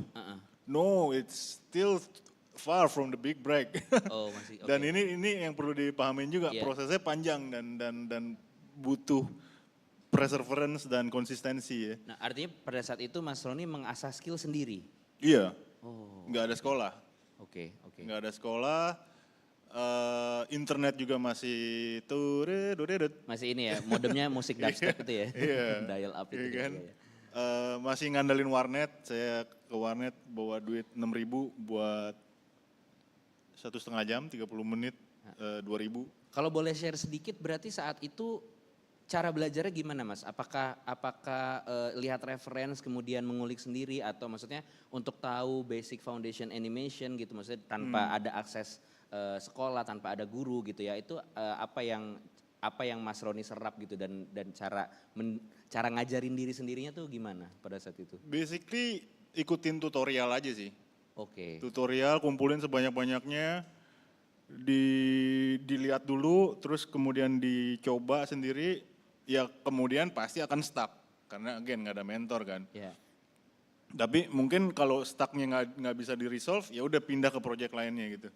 Tapi dengan dari mulai nol sampai posisi stuck, pasti ada sesuatu yang bisa dipelajarin di situ.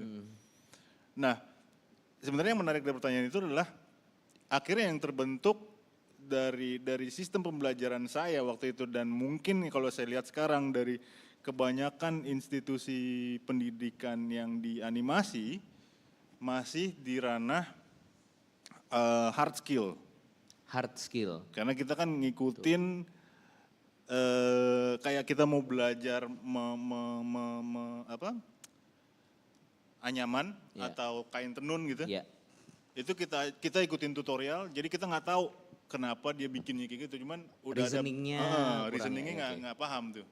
The creative process of creatingnya kita masih buta, masih blind spot.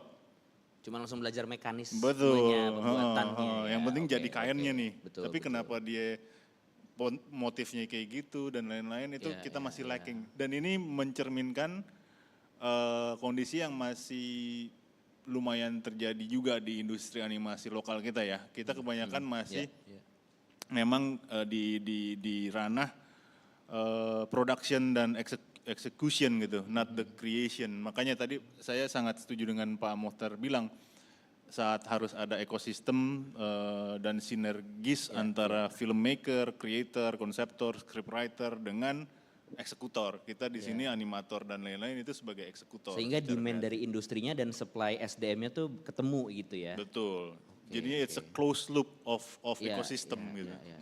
Nah, pengalaman karir Mas Roni ini cukup impresif banget ya, bukan cukup bahkan impresif banget. Jadi Mas Roni ini dulu di ILM ya, Industrial Light and Magic hampir berapa tahun Mas?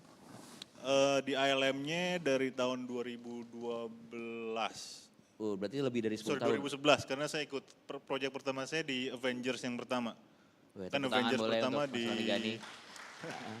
di apa lagi Mas untuk produksi-produksi luar sana? Banyak sih, tapi yang paling memorable yaitu saya ngerjain 4 film Avengers. Nganimate siapa Mas? Yang terakhir Endgame nganimate si Profesor Hulk. Oh, jadi Profesor Hulk yang lagi selfie sama anak-anak itu Mas Roni yang animate? Iya itu bagian itu tuh. Yang makan telur banyak banget itu. Makan apa? Pie. Makan pie, ya. Oh oke. Nah kan berarti Mas Roni sudah berkecimpung dengan industri atau tadi kata Pak Mohtar adalah entertainment company yang pasti flow-nya sudah solid gitu ya.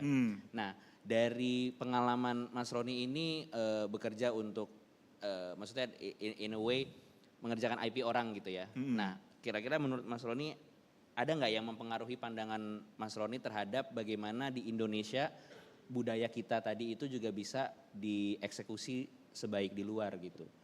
Sangat bisa dan harus kalau menurut saya ya. Maksudnya kayak tadi saya bilang, selama masa karir saya di ILM dan Lucasfilm selama belasan tahun itu saya mengasah keahlian teknis production. Nah, justru di sini harus dilengkapi juga sama kreator-kreator dari lokal. Jadi kalau mau bikin, katakanlah ilustrasinya biar gampang dipahamin, kalau mau bikin sepatu, bisa. Saya ahlinya, saya jagoannya nih bikin sepatu.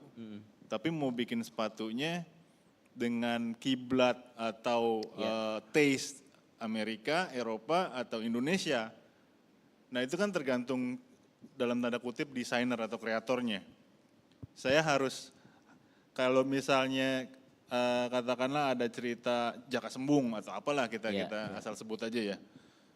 Oke, Jaka Sembung kalau kita pengen bikin sebuah animasi yang keren, saya udah paham tuh bagaimana menceritakan karakternya seperti apa, harus ada karakter utama, harus ada karakter villain, hubungan mereka kayak gimana. So it's a formulated kind of workflow atau proses yang udah lumayan fasih di saya. Tinggal kita mau bikinnya konten apa gitu.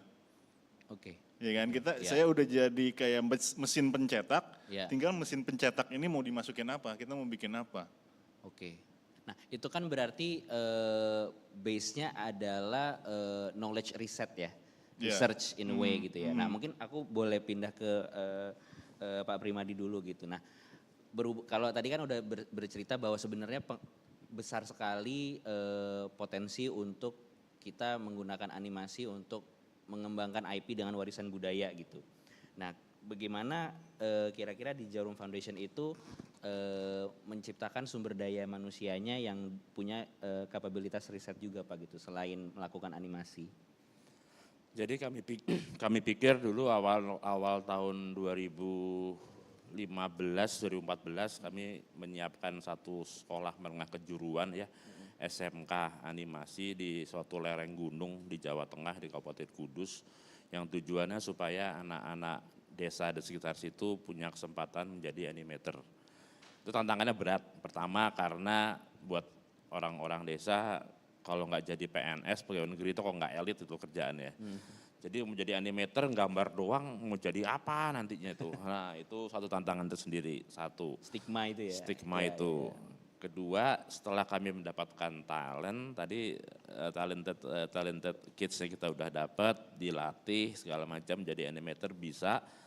Tapi ada satu hal yang kurang. Tadi Mas Rian nyampaikan gimana supaya mereka bisa riset segala macam.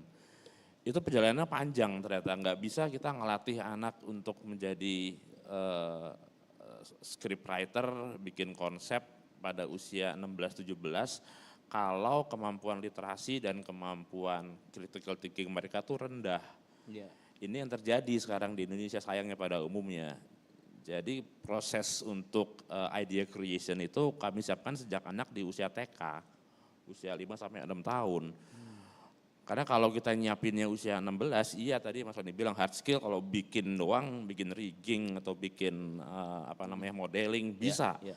Kalau menyiapin ide cerita, nyiapin konsep kreatif di usia segitu terkendala karena orang Indonesia kan males baca Mas ya, itu anak-anaknya.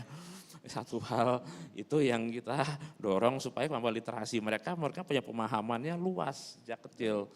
Kami juga ngelihat di kota-kota kecil ya, saya nggak ngomong di Jakarta atau kota besar lain ya, pendidikannya sejak anak TK itu pendidikan kreativitas itu terbatas gitu, disuruh gurunya doang, kamu harus gambarnya kalau pesawat itu sayapnya harus 2, nggak boleh 1.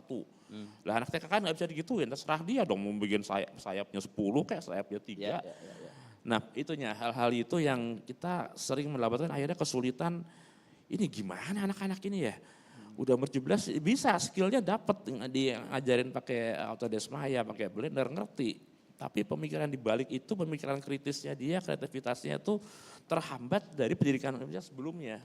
Betul. Dan sebenarnya banyak juga anak-anak yang sebenarnya dia punya bakat, tapi sama orang tuanya, wah kamu kok nggak jadi insinyur, nggak jadi dokter, nggak keren deh jadi animator gitu.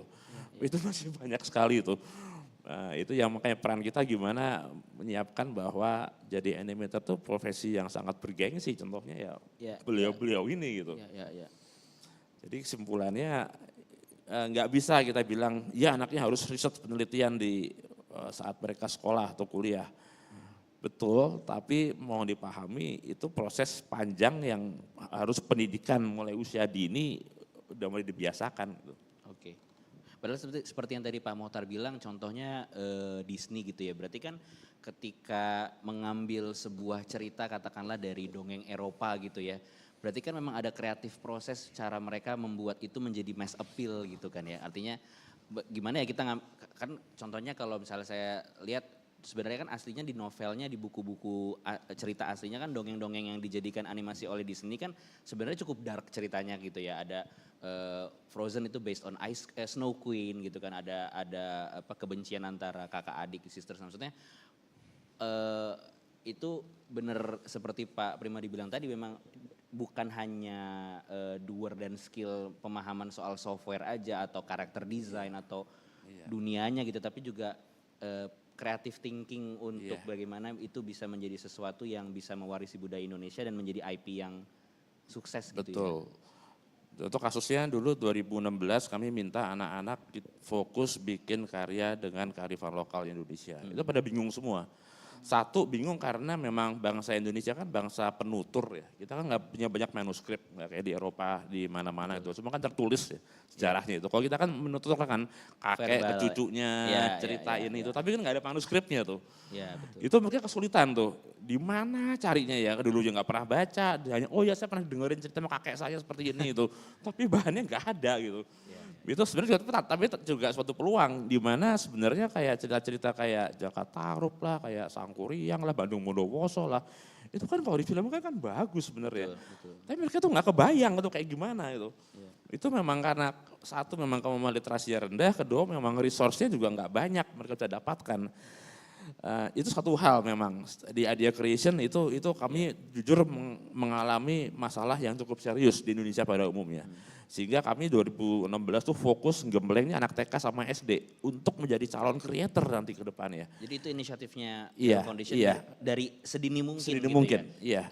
Tipe-tipe maksudnya usahanya seperti apa Pak? Maksudnya apa membuat project atau apa? Kalau TK kebanyakan mereka diberikan kesempatan untuk bertanya sebanyak-banyaknya. Tanya aja. Itu gurunya stres pasti. Guru TK-nya stres. Nanya mulu tuh kenapa sih gitu. Tapi memang kalau nggak nanya kita nggak bisa mikir kritis gitu. Itu satu. Kedua SD, kalau SD sudah mesti bikin cerita. SMP bikin esai.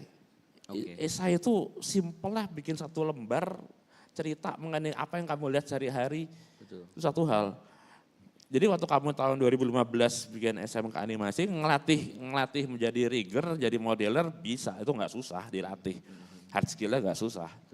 Yang sulit tadi yang bagian untuk bikin ceritanya. Itu di Indonesia saya yakin di studio animasi manapun cari scriptwriter susah kan Mas ya? Mas ya. Sulit banget kan. Ya izin saya mau tambahin sedikit. Perbedaan antara, mungkin kalau saya ambil dari Disney. Yang mereka lakukan itu mereka berani mengambil atau berani mengadaptasi suatu cerita. Dibuat, di-package dengan flavornya Disney supaya lebih komersial. Ya, itu bedanya. Di kita ini masih banyak yang takut. Ya, kita mungkin banyak cerita-cerita legenda. Tapi mereka takut untuk nanti kalau saya ganti sedikit nanti ada yang komplain. Ya, merusak budaya atau apa urusan gitu budaya, nggak boleh. Tapi kalau nggak seperti itu, kita tidak bisa break the mold. Kita tidak akan bisa mengikuti tren. Akhirnya produknya gagal. Ya. Biar gimana pun juga cerita-cerita ini harus diadaptasi. Ya, harus dipikirkan bukan hanya dari output untuk film atau animasinya, tapi ekosistem lainnya berrelevan apa enggak. Betul. Ya kan. Nanti mau dijadiin game bagaimana ya? Nanti mau dijadiin merchandise, kostumnya mesti lebih cheerful misalnya. Itu yang ya kita unfortunately kreator-kreator lokal kita ini masih takut. Jadi kalau saya bilang tabrak aja, kan jangan takut. Saya setuju. Mungkin saya juga kalau boleh nambahin karena juga saya animator juga ya. Tapi kalau saya tuh 2D awalnya, saya gambar tuh stres juga sih. Maksudnya kayak satu gambar satu. Tapi akhirnya kemudian saya belajar bahwa mungkin ini juga bisa bantu buat teman-teman juga ya. Persis banget yang Pak Motar bilang dan persis juga yang Pak Primadi bilang gitu bahwa kita bekerja di sebuah medium yang potensinya itu lebih hebat sebenarnya daripada live action menurut saya. Jadi ketika kita punya ide untuk mengadaptasi suatu warisan budaya dari Indonesia, itu banyak yang sebenarnya bisa kita kembangin di luar batas-batas logistiknya dunia real gitu. Bener kan ya Mas? Ya kan maksudnya ketika dan jadi kita bisa mengasah juga kemampuan kritis kita untuk mempertanyakan ya misalnya kenapa sih Jakartarup kamu ngambil contoh Jakartarup ya kan tadi ngomongin Jakartarup. Kenapa sih dia ngintip dan nyuri selendang gitu. Itu bisa kita bawa ke mana-mana karena contoh aku yang paling long lasting di aku adalah bagaimana The Lion King Disney itu kan based on Shakespeare Hamlet.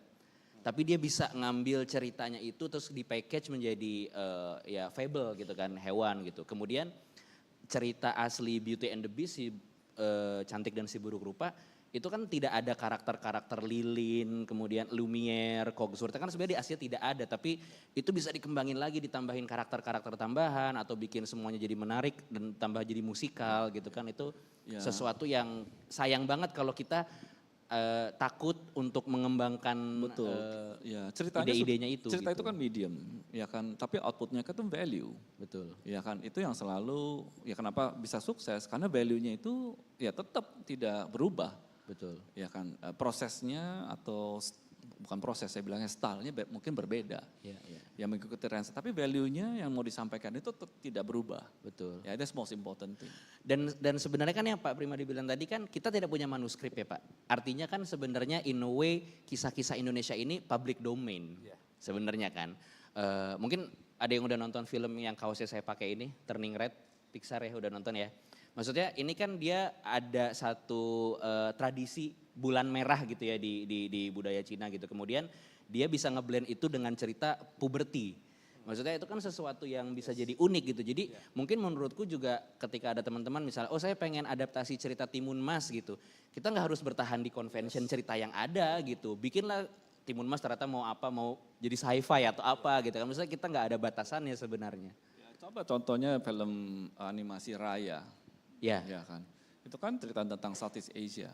Betul. Ya, kalau dilihat filmnya itu kombinasi budaya Southeast Asia jadi satu di situ. Ya kan. Itu kan di package, tapi value ceritanya ya kan yang hampir semua value dari Southeast Asia itu dapat di sana. Nah, saya rasa ya itu kita jangan mikirkan aduh takut ini, takut itu untuk harus kreator lokal. Udah tabrak aja. Justru ya kan? akan bikin semakin rich ya Pak exactly. ya. Ya, oke. Mungkin kalau ke Mas Roni lagi, sekarang bengkel animasi inisiatifnya apa Mas untuk berkontribusi di pengembangan IP dan budaya di Indonesia? Bengkel animasi itu sebuah sarana untuk mengempower atau mendukung industri animasi khususnya dari sisi sumber daya manusia sih. Berangkat dari pengalaman tadi waktu saya belajar susahnya minta ampun, akses informasi dan akses knowledge-nya sangat terbatas. Dengan ide bengkel animasi saya mau menghadirkan adanya perputaran atau kaderisasi transfer wawasannya gitu dari orang-orang kayak saya dan teman-teman yang lain yang banyak sebenarnya orang kayak saya ini saya ini bukan kasus spesial, cuman banyak yang nggak tahu aja gitu. Umum atau awam banyak yang nggak tahu sehingga seakan-akan saya spesial. Padahal orang kayak saya banyak yang kerja di Amerika, di London, di New Zealand, orang-orang Indonesia baik mereka kuliah di sana atau yang juga kayak saya gitu otodidak. Nah ini yang saya pengen hadir untuk membuat proses pembelajaran dan pembentukan pencetakan sumber daya manusianya nggak terputus karena yang terjadi juga adalah banyak studio animasi udah makin banyak dan proyek-proyek yang dikerjakan makin banyak. Sayangnya lumayan bertentangan dengan apa yang kita bahas jadi tema hari ini. Studio-studio tersebut ngerjainnya proyek luar. Betul, servicing ya. Servicing, proyek Korea, proyek China, proyek Malaysia dan lain-lain. Itu yang disayangkan. Tapi dari studionya sendiri mau nggak mau mereka menjalankan bisnis ya they just need they're providing service ya. Mereka bisnisnya service bukan bisnis creating ya kan. Jadi apa yang masuk dia terima. Tapi dalam koridor service production service bisnis tersebut mereka juga mengalami kendala untuk katakanlah kalau butuh scale up karena nggak menemukan arus masuk fresh graduate yang sesuai dengan standar yang mereka butuhkan. Nah, disinilah si bengkel animasi hadir untuk bukan hanya membentuk hard skill-nya, tapi juga mempersiapkan mereka untuk masuk ke dunia kerja di studio animasi seperti apa. Lo kalau kerja, who do you report to, and then how do you submit your work. Kemudian saat kerjaan kalian di review itu sikap kalian, mental kalian harus kayak gimana. Karena kan ini again kreatif realm. Banyakan orang yang di arts dan seniman ini kan lumayan sensitif ya. Iya. Tapi kita mau mereka paham bahwa no, ini lu bukan jadi seniman ya, lu jadi pekerja seni, dalam artian ini sebuah industri, sebuah produksi. So bukan hanya hard skill tapi soft skill juga yang kita bikin lebih matang gitu. Oke, nah kalau ada yang tertarik gitu, itu apakah bengkel animasi itu free untuk orang bergabung atau maksudnya dia udah berbentuk institusi belum, Mas? Ya ini jadinya kayak lembaga kursus sifatnya. Oh kursus gitu ya. Jadi kalau misalnya ada yang mau cari info bisa di mana, ada di sosmed atau ada Di websitenya bengkelanimasi.com atau di Instagram bengkel animasi. Oke, tepuk tangan untuk bengkel animasi.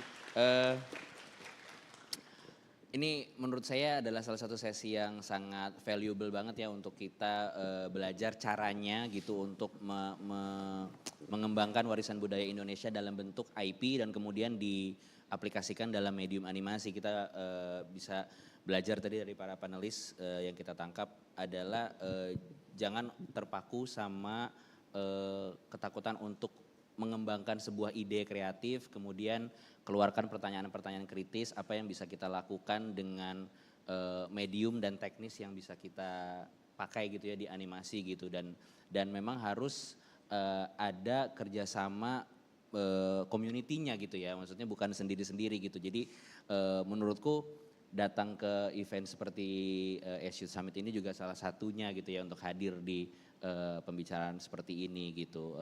Tepuk tangan untuk para panelis kita hari ini.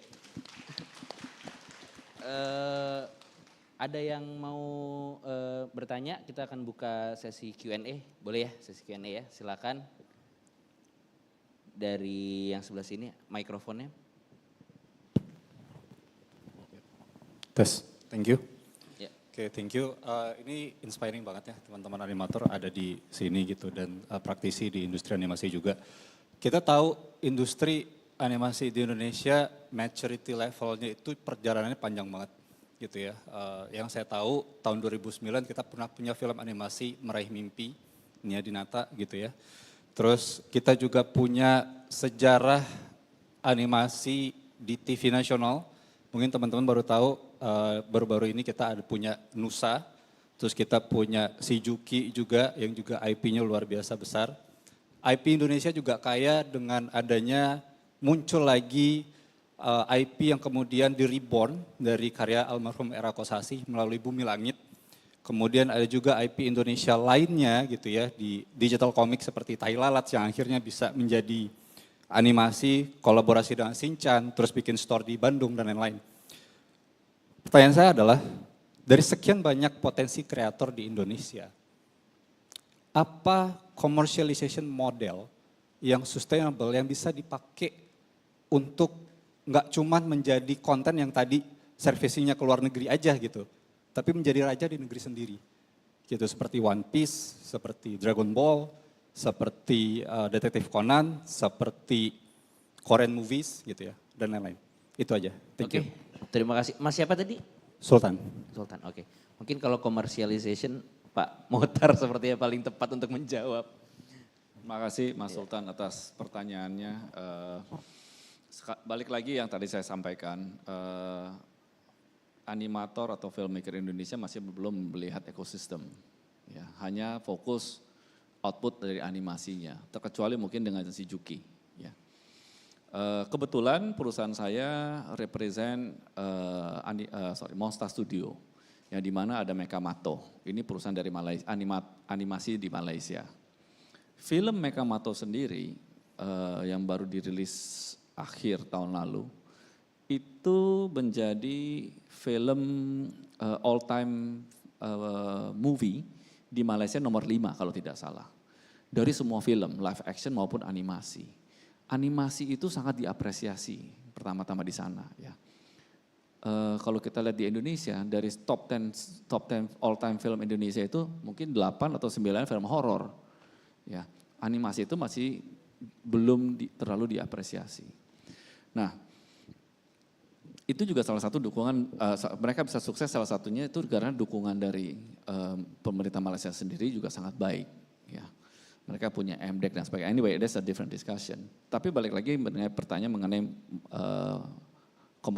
komersialisasi.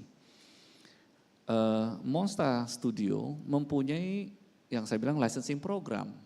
Ya, jadi source of revenue atau source of promotion mereka, animation mereka tidak hanya ada satu, ada beberapa source of revenue dan ekosistemnya sudah berjalan dan dipikirkan dari awal.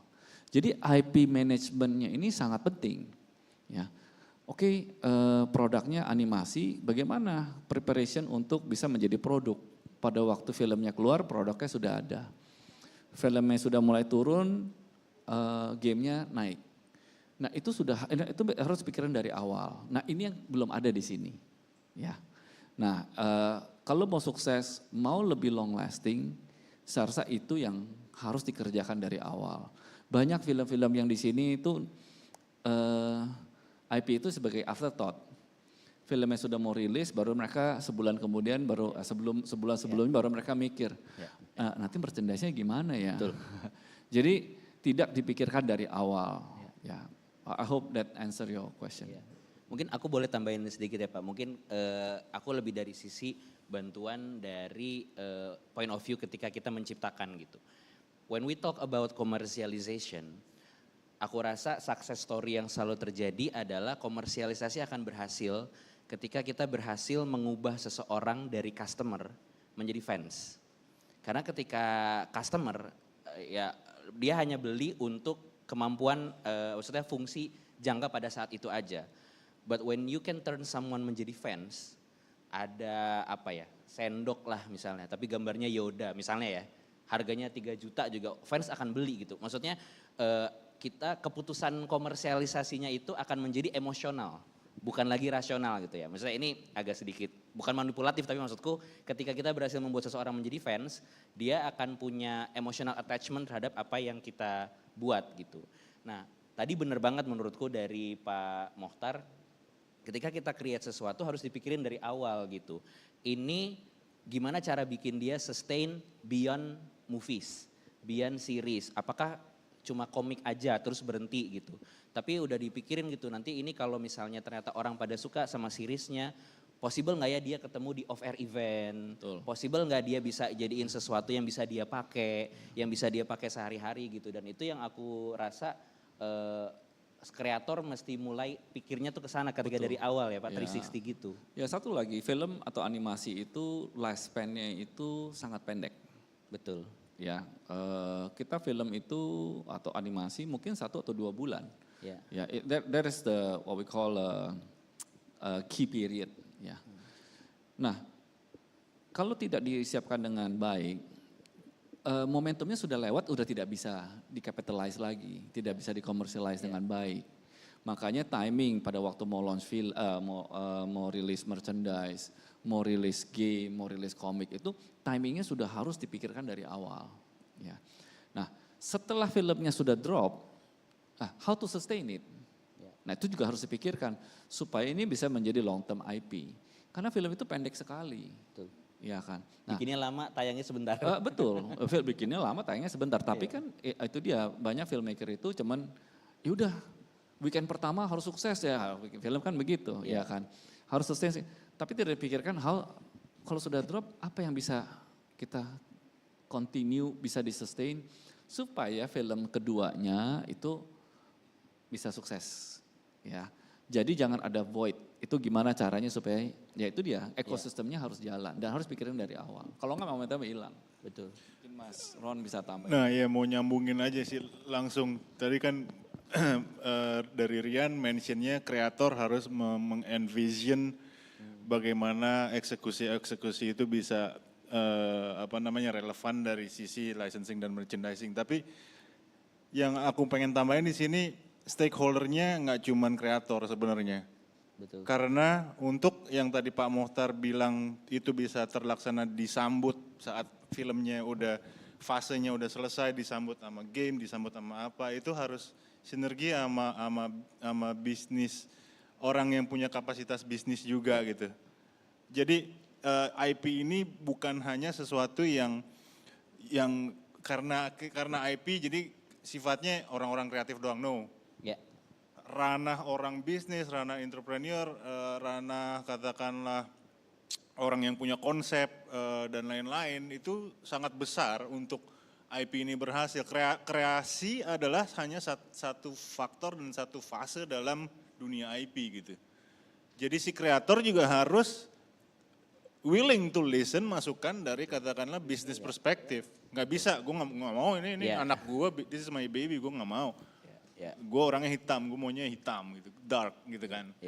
Nggak bisa, harus willing to listen dan vice versa, orang bisnis juga harus melihat kapasitas dan kapabilitas si kreatornya sendiri supaya, because in the end of the day produknya adalah produk kreatif. Betul. There is a creative idea yang memang harus menjadi komoditi jadinya. Betul. Kolaborasi, ekosistem dan kolaboratif antar pelaku gitu, yang backgroundnya variasi pastinya, sinerginya itu. Banyak yang tahu Walt Disney Company itu si Walt Disney, tapi banyak tidak tahu di belakang dia itu ada kakaknya, Roy Disney, yang dimana fokusnya itu ya bisnis. Ya itu kolaborasi, ya kenapa mereka bisa sukses karena bisnisnya juga harus jalan, outputnya kalau bagus tidak ada bisnisnya, jadi bikin karya seni akhirnya. Iya, karya seni yang. Mungkin satu lagi terakhir, kalau dari aku adalah harus willing juga untuk adapt sih menurut aku ya, kepada ketika trennya berubah. Karena kalau misalnya, aku ambil contoh Mickey Mouse gitu ya, dari pertama dia diciptakan 1928, dia mengalami banyak banget redesign sampai sekarang gitu. Begitupun Garfield, misalnya kita yang udah puluhan tahun pernah main Super Mario gitu ya, gimana caranya biar mereka relevan untuk anak-anak sekarang. Mereka bikin movie dengan musik modern gitu, maksudnya hal-hal seperti itu tuh bukan dead end gitu, bukan misalnya kita punya superhero ini yang saya bikin, pokoknya 100 tahun lagi dia tetap kayak gini gitu. Itu menurut aku sayang banget gitu, karena kita harus bisa agile sih menurut aku juga gitu. Terjawab Mas Sultan ya? Oke. Ada lagi yang mau bertanya? Oh sebelahnya. Oke. Belum puas berarti. Istrinya. Oh iya, siap. Suami istri kreator nih, tepuk tangan dong, luar biasa. Halo, saya Vika, tukang jamu di Jepang. Saya mau nanya, saya termasuk orang yang beruntung karena masa kecil saya diwarnai dengan bapak yang setiap hari selalu mendongengkan sebelum tidur. Jadi mendongeng terus bapak tuh, tapi bapak itu tidak mau cerita soal cerita rakyat asli Indonesia. Dia nggak mau tuh cerita soal sangkuri yang maling kundang lalala itu, dia nggak mau karena menurut dia ini nanti bahaya buat anak saya gitu. Justru saya mengenal cerita-cerita ini yang diceritain Bapak justru tentang kancil, tapi bukan kancil yang suka nyolong, tapi kancil yang cerdik supaya nanti kamu jadi anak yang cerdik ya kayak si kancil ini. Jadi akalnya banyak gitu. Justru saya kenal cerita-cerita rakyat ini dari buku pelajaran sekolah. Makanya saya jadi tahu, oh ternyata ada bawang putih dan bawang merah yang kayak cerita Indosiar. Ibu tiri hanya cinta pada bapakku saja gitu. Terus sang Koreang yang jatuh cintanya sama ibunya sendiri gitu. Dan saya nanya ke bapak saya, kok bisa ya kayak gini Pak gitu. Tapi kata bapak, cerita rakyat itu benar tadi kata Pak Mokhtar, menurut bapak, apalagi bapak Jawa sekali ya, dari Jawa gitu, dari Jogja. Cerita rakyat itu susah sekali dirubah-rubah karena apa? Ada ikatan sama daerahnya, ada kesakralan. Nah kalau menurut bapak-bapak sendiri yang aku mau tanyain adalah, perlu nggak sih campur tangan pemerintah Pak? Buat nulis ulang nih cerita rakyat biar lebih relevan. Karena aku sendiri kan waktu itu tahu centang timun mas, sangkuri yang maling kundang, yang durhaka. Itu dari buku pelajaran, bukan dari family, dari environment sehari-hari. Menurut bapak-bapak nih perlu nggak ya cerita rakyat ditulis ulang biar lebih relevan dan tidak menjadikan perempuan sebagai subjek? Terima kasih. Yang jawab siapa ya? Mungkin Pak Permadi. Menurut saya tuh gini ya, yang penting tuh memperkaya literasi anak sejak kecil gitu. Dikasih bahan bacaan sebanyak mungkin. Biar nanti dia bisa berpikir sendiri nanti itu. Dan diizinkan bertanya sebanyak mungkin juga ya. Bertanya kenapa bisa begini ya, kenapa bisa begitu ya. Sebenarnya cerita rakyat itu nggak harus saklek seperti itu gitu. Seperti tadi Mas Rian sampaikan kan itu ada adaptasi ya dari semua cerita itu. Ini yang berat sekarang yang terjadi itu karena kita nggak punya bahan bacaan, anak-anaknya males baca, jadi mereka minim resource. Bayangkan tadi kalau Mbak tadi sampaikan, Ayan sering cerita, cerita mungkin dari luar ya, kancilnya mungkin cerdik, nanti kita kancilnya sebagai apa. Jadi kan merangsang anak untuk berimajinasi gitu. Ini yang saat ini kami mengalami banyak kesulitan gitu Mas. Karena kan kita nggak ingin animator kita kan jadi tukang jahitnya luar doang gitu. Meskipun di sekolah yang kami bina ini, kalau bikin animator sih jago, bikin animasi bagus. Barbie-nya di Netflix itu sebenarnya anak SMK yang ngerjain. Nggak ada orang yang tahu, tapi kami nggak bangga dengan hal itu. Kami bangga kalau mereka punya IP sendiri, cerita khas Jawa Tengah misalnya yang bisa tayang di Netflix. Itu tujuan kami ke sana, tapi ada beberapa step yang mesti kami laluin, termasuk ya tadi itu, kalau kita bisa memperbanyak cerita-cerita rakyat, jadi bahan diskusi, jadi bukan hanya untuk pelajaran membaca ya, jadi pelajaran literasi itu untuk mengulik itu, apa sih makna di balik cerita ini gitu. Kalau cerita ini misalnya, contohnya deh, misalnya si Jaka Tarub dia nggak ngintip gitu, tapi dia ngelihat dari jauhan gitu. Apa yang akan terjadi kira-kira? Berpikir kritisnya itu loh, nggak harus, oh cerita itu harus begini, harus ngapalin begini, enggak. Dibalik aja misalnya ternyata itu bukan cewek tapi itu cowok, apa yang terjadi kira-kira gitu. Berarti pertanyaannya ketika itu ditulis ulang menjadi lebih relevan itu sebenarnya nggak apa-apa ya? Nggak apa-apa, cuma tantangannya kalau di sekolah itu jangan disuruh baca harus ngapalin sekuensnya begitu. Ya. Dibalik aja, kalau ini kira-kira dibalik gimana? Gimana kalau ceweknya yang ngintip Jakarta Tarup gitu? Atau whatever lah gitu. Ya. Suruh pikir kritis saja gitu, itu yang kami agak kekurangan sekarang tuh, kemampuan itu. Kalau saya lihat mungkin seperti tadi Mbak bilang, jangan difokuskan kepada hal negatifnya. Tapi diadaptasi diambil hal positifnya. Contohnya misalnya begini, tahu Donald Bebek kan? Terkenalnya apa sih Donald Bebek? Pemarah dia, ya kan? Semua diomel-omelin sama dia, ya kan? Tapi Donald Bebek itu mempunyai hati yang baik. Dia selalu setia kawan. Dia itu selalu sangat menyayangi Daisy pacarnya. Nah itu yang di value itu yang didorong. Karena dalam kehidupan sehari-hari kita pasti punya teman yang suka marah-marah. Atau goofy ya paling clumsy. Ya kan ngapa-ngapain jatuh mulu atau tapi diambil nilai value-nya dia yang baik, yang positif. Dia ingin membantu walaupun blunder terus. Ya. Contohnya misalnya Robin Hood. Ya. Robin Hood itu tukang begal dia, ya kan. Tapi kita harus ambil dari cerita positifnya Robin Hood, diadaptasi, di package supaya value-value nilai positifnya itu dapat. Saya rasa semua cita rakyat itu mempunyai nilai dan value yang baik. Nah itu yang harus difokuskan. Jadi jangan difokuskan nilai negatifnya tapi di positifnya. Tapi mungkin tambahan sedikit lagi ya. Tadi pertanyaannya apakah perlu adanya upaya untuk katakanlah merevisi atau menerjemahkan, menyampaikan lebih baik dari folklore-folklore yang udah ratusan tahun lalu gitu. Itu sebenarnya kalau kita lihat dari sisi tema kita hari ini IP, itu kesempatan. Betul.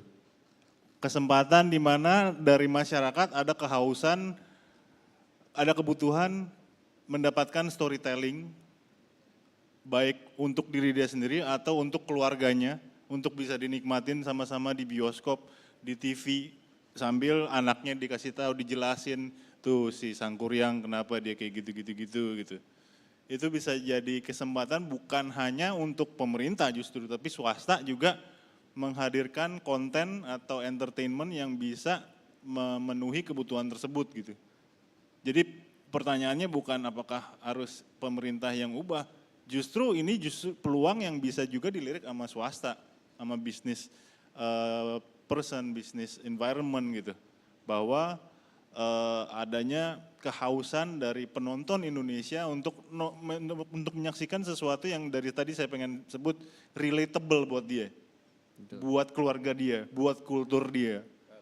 Relevan gitu. Semakin itu relevan, semakin relatable, semakin gampang, ini kalau kita ngomong dari sisi bisnis ya, kita mendapatkan loyalty mereka sebagai fan.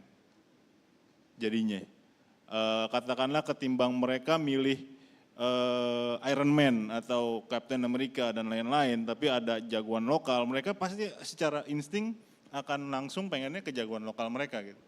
Karena the person speak my language, they eat my food, ya kan, ada relatabilitas seperti itu. Itu yang justru angle kita harus berangkat dari situ. Justru angle kita untuk menang, saya koreksi, untuk menang terhadap konten-konten yang internasional harus berangkat dari situ. Harus kita menang di kandang gitu. Ya. Mungkin, jadi kalau aku bisa bilang sebenarnya banyak kreator bukan? Maksudnya kalau memang mau menulis sesuatu yang bisa menjadi relevan, justru Mbak punya peluangnya gitu. Betul, apa yang Mbak kurang nyaman dengan cerita yang udah ada, stigma yang disebarkan, terus kita mencari nilai yang lebih universal lagi, yang lebih ini. Aku tuh mau ngambil contoh yang mungkin di sini ada yang tahu musikal Broadway Hamilton, ada yang tahu? Itu ngambil cerita sejarah salah satu founding father Amerika yang ya maksudnya kalau di sejarah tuh sebenarnya sesuatu yang membosankan banget gitu. Kemudian di mix sama hip hop gitu, kayak maksudnya ketika kita itu tadi if they speak my language, ketika kita lebih relate, kita bisa makan apa aja sebenarnya gitu kan. Jadi sebenarnya sih peluang buat mbaknya gitu mau nulis cerita yang lebih relevan atau yang dengan value-value yang lebih modern gitu.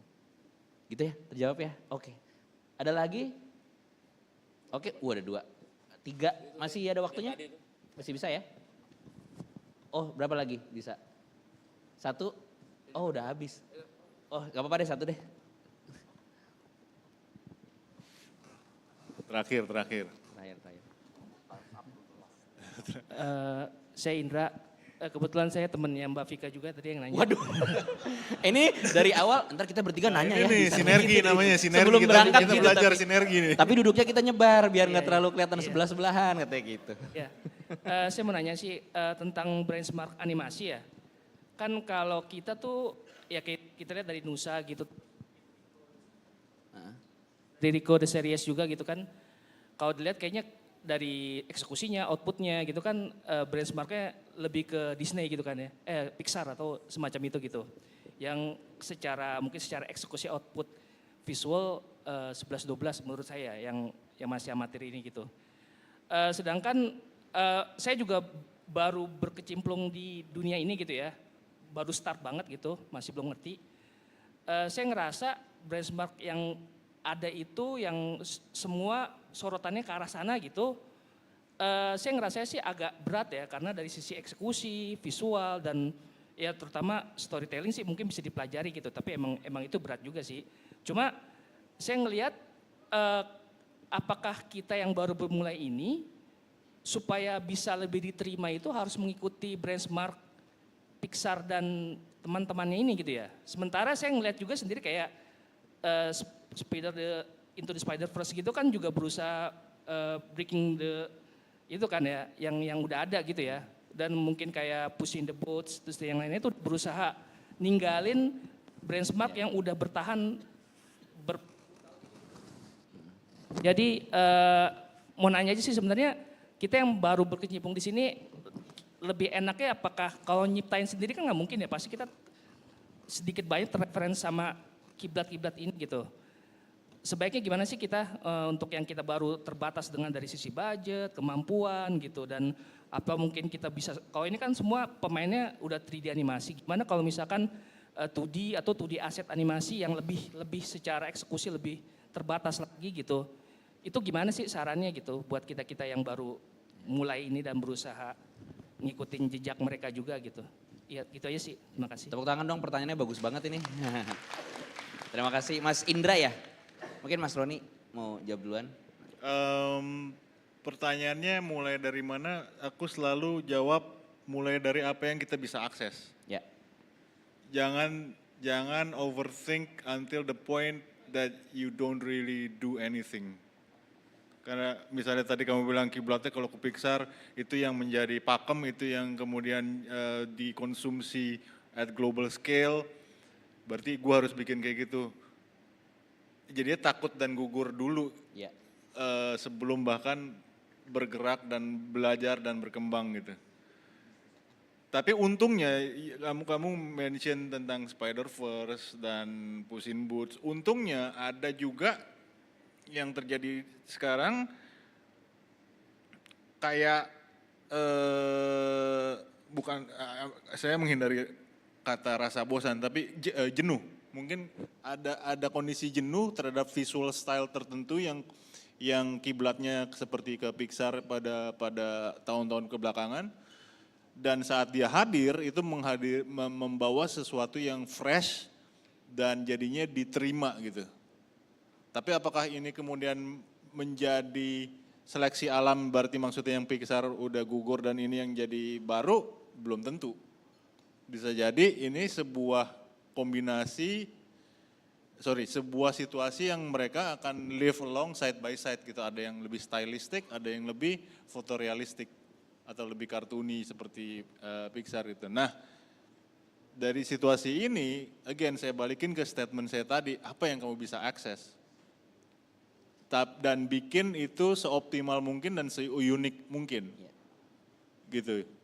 Kalau kamu bisa aksesnya dalam sisi teknologi, dalam sisi skill, dalam sisi human resources yang katakanlah nggak terlalu costly. Yang nggak terlalu costly bukan nggak selalu sama dengan jelek. Itu beda. Itu yang harus dipahamin dari awal. Kita bisa murah, kita bisa cost efficient, tapi tetap bagus. Seperti apa? Silahkan kulik sendiri. Semua harus ngulik sendiri. Saya ngulik sendiri, Rian ngulik sendiri. Semua kreator akan ngulik sendiri. Cost gue segini, what is the best output that I can come up with. Output seperti apa yang sebaik mungkin yang dengan cost gue segini gitu. Di situ justru dunia kita berkreasi.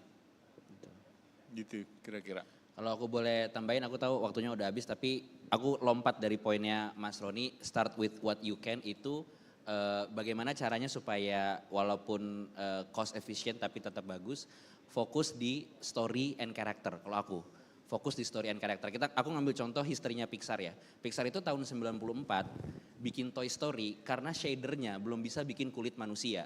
Ketika dia tes pertama, kok kayak boneka plastik ya? Ya udah kita bikin cerita boneka plastik aja. Jadi based on apa yang pada saat itu bisa, kulik cerita dan story dari situ. And then start mereka bisa bikin vegetasi. Kalau dilihat journey film Pixar itu apa yang bisa, kemudian berhasil di film sebelumnya, dia akan apply di film setelahnya. Kemudian dia bisa bikin vegetasi, tanaman, dia bikin Bugs Life. Kemudian dia baru bisa hair, dia bikin Monsters Inc. Kemudian dia baru bisa bikin air, baru bikin Finding Nemo. Maksudnya persis tadi yang Mas Roni bilang, jadi kita fokus on telling a story, telling a good character, emotion beats gitu. Nanti style itu bisa menyesuaikan gitu. Kenapa Spider-Verse bisa seperti itu? Karena pengen menceritakan seorang anak yang pindah universe kan, dia nggak belong di situ, keluar dimensi sehingga secara konsep animasinya harus beda dari yang ada di industrinya gitu supaya kerasa bahwa dia memang beda gitu. Jadi dan medium ini adalah medium yang stylenya bukan hanya Disney dan Pixar gitu. Maksudnya sekarang udah kelihatan banyak banget kan gitu. Bahkan dari dulu maksudnya, dan style itu sebenarnya menurutku mengikuti ceritanya gitu. Cerita Finding Nemo mungkin memang medium paling tepatnya adalah 3D animation karena kita bisa lihat bawah laut seindah itu. Tapi misalnya kayak film Princess Kaguya gitu, akan hilang magicnya kalau kita bikin itu di 3D menurutku gitu. Harus tetap ada goresan tangan segala macam. Jadi start with what we can dan fokus di story and character kalau dari aku. Gitu. Cukup ya? Oke, terima kasih Pak Mohtar, Mas Roni, Pak Permadi, terima kasih teman-teman udah hadir di sini. Sesi kita hari ini sangat-sangat menyenangkan dan saya harap bermanfaat untuk kita semua. Dan harapannya banyak banget ide-ide dari teman yang akan muncul yang akan melestarikan budaya Indonesia lewat intellectual property dan dalam medium animasi.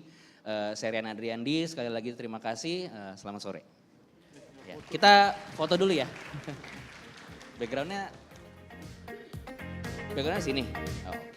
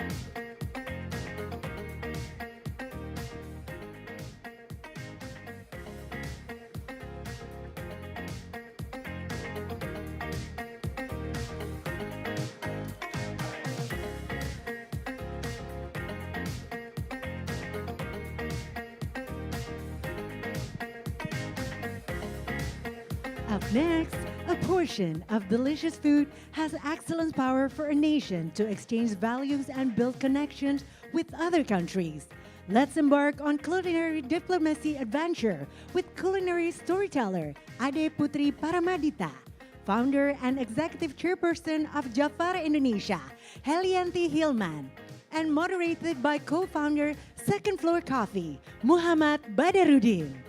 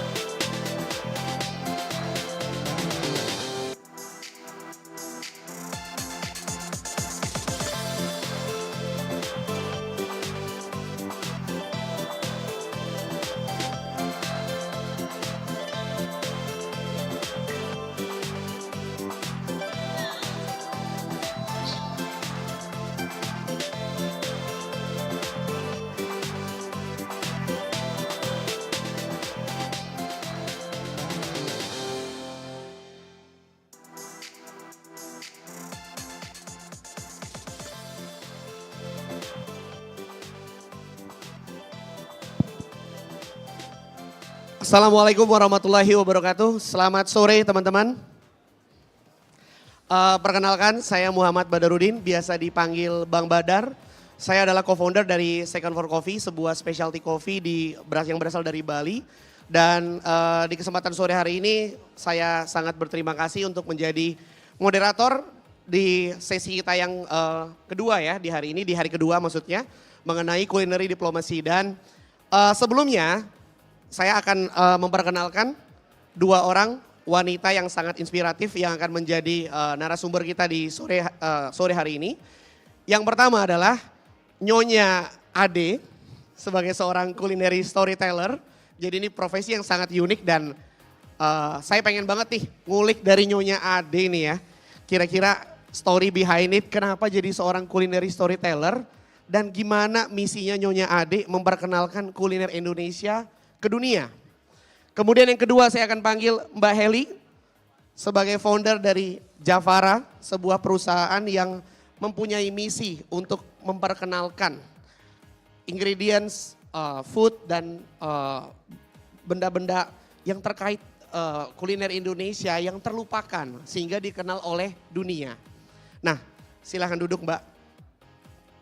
Sebelumnya aku mohon maaf juga nih kalau suaranya agak seksi ya karena baru recovery.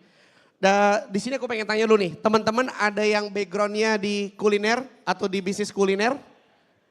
Oke, ada beberapa. So I hope that this session will be very fruitful for you guys. Jadi nanti setelah kita talk show bisa sambil ngobrol dan Q&A. Dan sebelum aku lanjut mungkin, sorry. Oke, di topik hari ini kita akan membahas mengenai bagaimana perjalanan kuliner Indonesia ke dunia. Dan kita akan diskusi dengan Nyonya Ade dan Mbak Heli bagaimana pengalaman-pengalaman beliau memperkenalkan kuliner Indonesia itu dengan caranya masing-masing. Dan mudah-mudahan ini akan menjadi inspirasi buat teman-teman yang mungkin baru memulai usaha kuliner atau mungkin punya misi yang sama dan nanti kita bisa ngobrol lagi setelahnya. Nah, aku mungkin pengen ngobrol dulu kali ya dengan Nyonya Ade dan Mbak Heli gitu ya. Kenapa sih memutuskan masuk ke industri kuliner dan kenapa mungkin Nyonya Ade memutuskan untuk menjadi seorang culinary storyteller dan Mbak Heli sendiri mungkin sebagai seorang culinary diplomat. Kalau orang bilang di luar ya ada diplomat gitu ya. Mungkin Mbak Heli ini salah satu diplomat kulinernya Indonesia gitu kan. Nah kenapa sih Mbak memilih ke arah situ sih? Boleh nggak diceritain dulu Mbak? Dari aku dulu? Boleh. Oke, halo selamat datang semuanya, terima kasih. Kalau aku memang dimulai dari kecintaan terhadap kuliner. Aku lahir dari keluarga foodie, tapi kalau ditanya kenapa sih akhirnya memutuskan untuk terjun dan mempromosikan masakan Indonesia, lebih karena akhirnya sadar kekayaan kuliner Indonesia itu luar biasa. Tradisi budaya kuliner yang terkait di belakangnya juga sangat besar. Sehingga kalau misalnya kita yang tinggal di sini tidak mengapresiasi itu, alangkah sayangnya. Karena kalau kita bicara mengenai 12 sampai 15 tahun sebelum ini, orang-orang hanya lebih bangga ketika bisa makan di restoran-restoran bermasakan barat gitu. Terhadap masakan Indonesia kadang-kadang ngerasa ini kan yang ada di rumah. Tidak melihat betapa kayanya dan kita yang sebenarnya sangat beruntung untuk berada di sini dan bisa menceritakan itu terhadap halayak internasional pada khususnya. Nah kalau Mbak Heli sendiri gimana nih Mbak? Kenapa menjadi seorang culinary diplomat? Sebenarnya kalau saya starting point-nya itu adalah di agriculture-nya, di interesting. produknya. Jadi kebetulan saya nggak punya background sama sekali di kuliner. Background saya adalah lawyer. Wow, Dan ekspertis saya adalah untuk di hak kekayaan intellectual property rights. Nah persentuhan saya dengan petani-petani indigenous gitu ya, petani-petani yang masih memelihara kearifan lokal Indonesia, itu karena saya memberikan pro bono legal advice. Oke, jadi pertamanya ada project pro bono ke para Pro bono petani legal ini. advice karena mereka ada masalah kontrak dibohongin oleh eksporter, karena mereka nggak bisa baca kontrak, ada yang dikriminalisasi oleh seeds company. Nah ternyata case-nya ada banyak gitu kan, sampai ada satu titik di mana saya dan suami kita traveling nggak tahu tuh berapa bulan gitu ya istilahnya. Jadi pergi ke tempat mereka, makan ke tempat mereka, kita tinggal di rumah mereka, ke kebun bareng sama mereka, kemudian masak bareng. Nah di situ karena memang saya hobinya masak, makan, jalan-jalan, kebetulan sebelum Javara berdiri saya sudah traveling ke 40 negara. Nah jadi pada waktu kemudian ngelihat bahan-bahan makanan yang lucu-lucu, kayak anak kecil masuk ke toko permen, kalap gitu kan, kalap, ih kok ini nggak pernah tahu. Jadi itu saya pertama kali tahu bahwa Indonesia itu punya 7.000 jenis padi sebelum tahun 60, 7.000 jenis. 7.000 jenis Mbak? Termasuk ada yang warnanya pink, ada warnanya ungu, bahkan terakhir kita bikin jamuan yang separuh merah, separuh putih. Jadi dalam satu spesies itu dalam dua satu warna? bulir, Satu separuh bulir. merah, separuh putih. Nah kemarin saya baru pulang juga dari Bali, kita launch untuk inspirasi Majapahit.